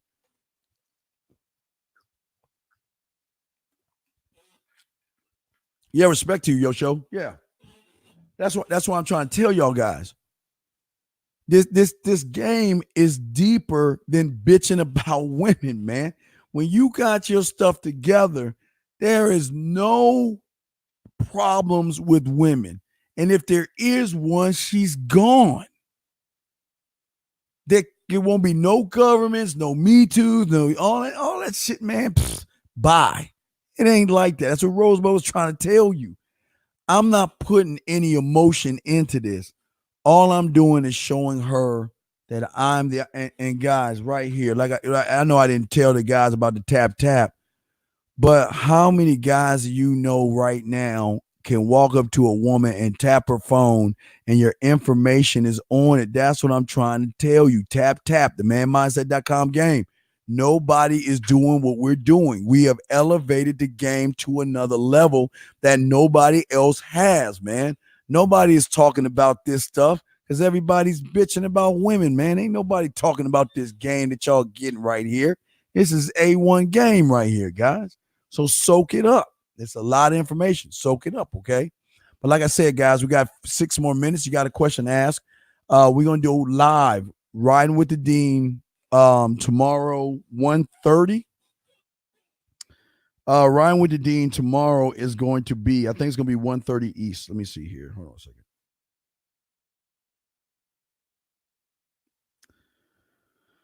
Riding with the Dean tomorrow. Well, hey, that's insane, but let me explain how cold it is. Let me explain how this look, guys. Check this out. Let me show y'all something real quick. See, y'all ain't asking a question. All right, 1:30 East. 1:30 East is Riding with the Dean. But let me show y'all about the tap that y'all motherfuckers. Y'all new, because y'all new to the Dean, and y'all really haven't had anybody really spit real game to y'all like y'all really supposed to know. But the thing about the tap, let me show you. Hold on, let me see. Oops, wait. I'm sorry. I'm sorry. That's messages from women. We ain't doing no message. Today's not a message day. Let's go to the tap. The thing about the tap is this. Look at the tap. This is the thing about the tap. Thing about the tap is this. What you can do like no other guy can is you can update your bio in real time. That means when you tap her phone and you have a bio, you're giving her a story about you before she even talks to you. And she can, now again, you can do Instagram and Facebook. I always tell you, just do one, either Instagram or Facebook, right? Because what's going to happen is, let me show you. You have your name, email address, and right there, your bio. And in your bio, you're saying, welcome to my world. Welcome to my life. I'm glad to have you here. Kick the tires.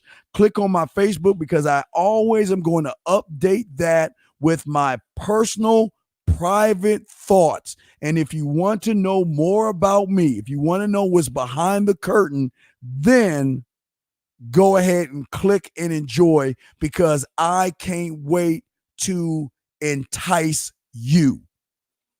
And you're going to keep it always at you. And that's how cold it is. But see, everybody ain't ready for this. Everybody ain't ready for this game.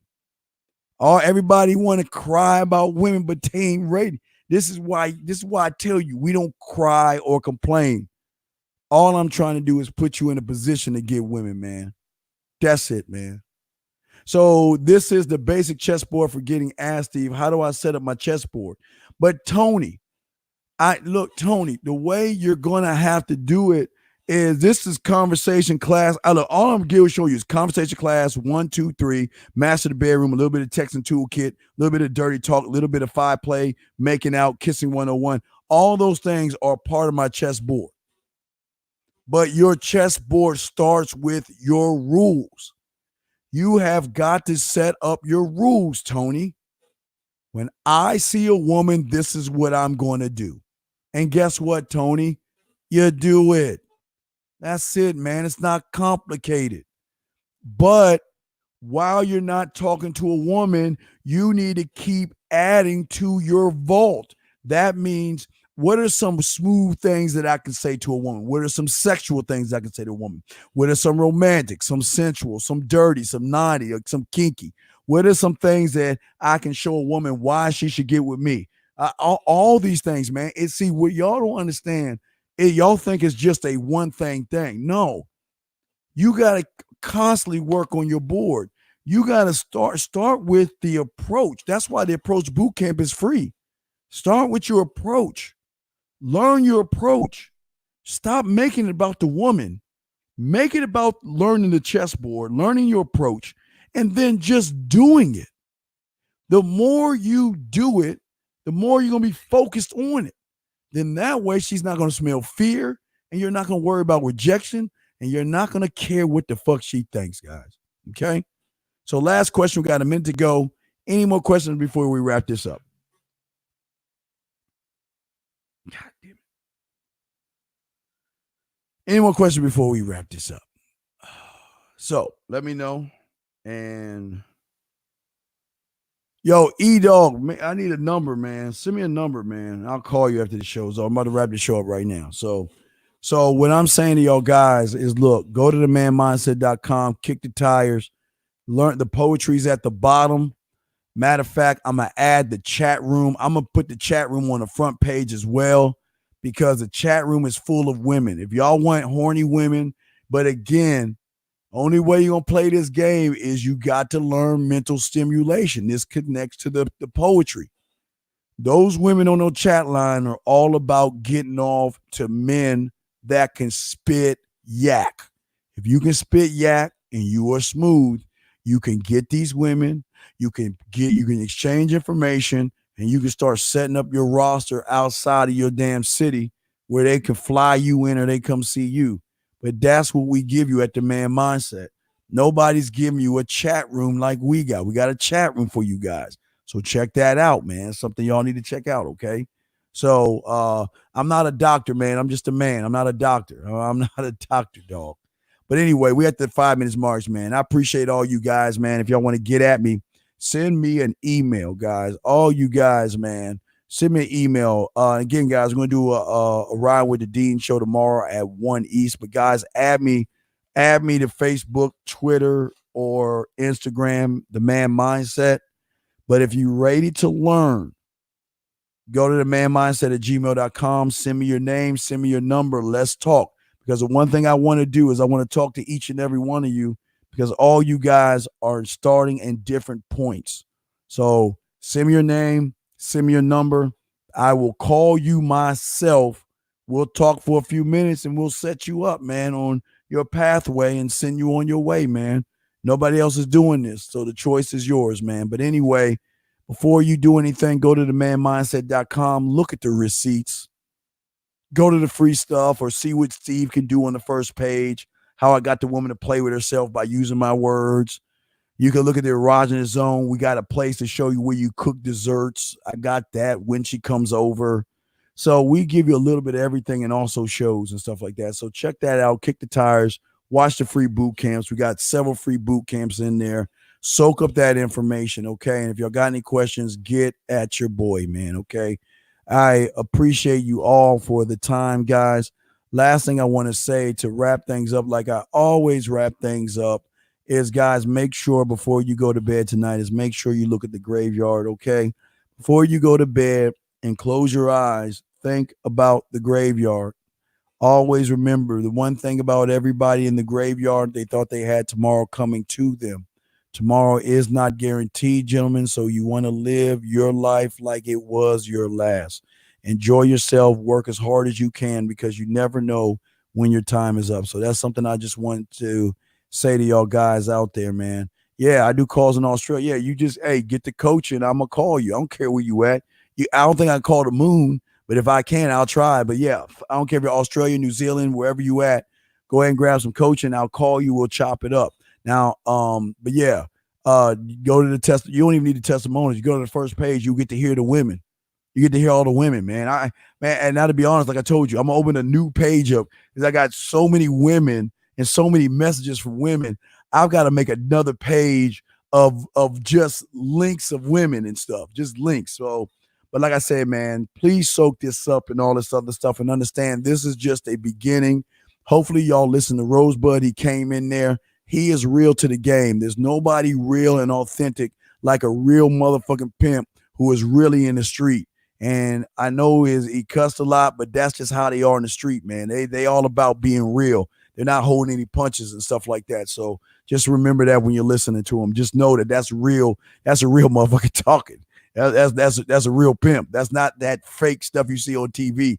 That's a real, authentic pimp that knows the game and ain't playing or writing some black book called The Game to teach you how to be an AFC and all that stuff. So soak that up, guys. I'm about to wrap this up, guys. Get at me if you need me. I'll be happy to call you, either, tomorrow, whatever, and we can talk. But yeah, the man mindset at gmail.com. But the Riding with the Dean, 1:30 East. Okay, guys. Rosebud was on. Yeah, Rosebud was on the second hour. He came on the second hour. Yeah, the second hour. So yeah, do that, man. I appreciate you all, man. But please understand at the end of the day, before I go, this is not for motivation. I'm not a motivational speaker. This is not to make you like me at all. All I'm trying to do is pull out your potential to make you single-minded. The more single-minded you are, the harder it is for a woman to figure you out, because women aren't used to motherfuckers that stand on their principles like Rosebud and I were telling you. We stand on our shit. So that's what I'm talking about. So, hey, Whiskey, you always jacking the women, dog. I ain't messing with you, dog. Whiskey, freelance, you are crazy. But I want to give a shout out. I love y'all, dogs. Y'all my dogs, man. I appreciate y'all, man. Look, man, have a good night, man. We're going to kick the show. We're going to have a show on Wednesday, but I'm going to do a ride with the Dean tomorrow, 1:30 East. Whatever y'all want to talk about, y'all know. Excuse me, y'all know when I'm driving. We talk about anything. I go a cappella. Y'all see I can do 5 hours easy because I got a lot to say. Because why? That's how deep the game is. All right, I'm the Dean. It's the man mindset, man. Fuck with your boy.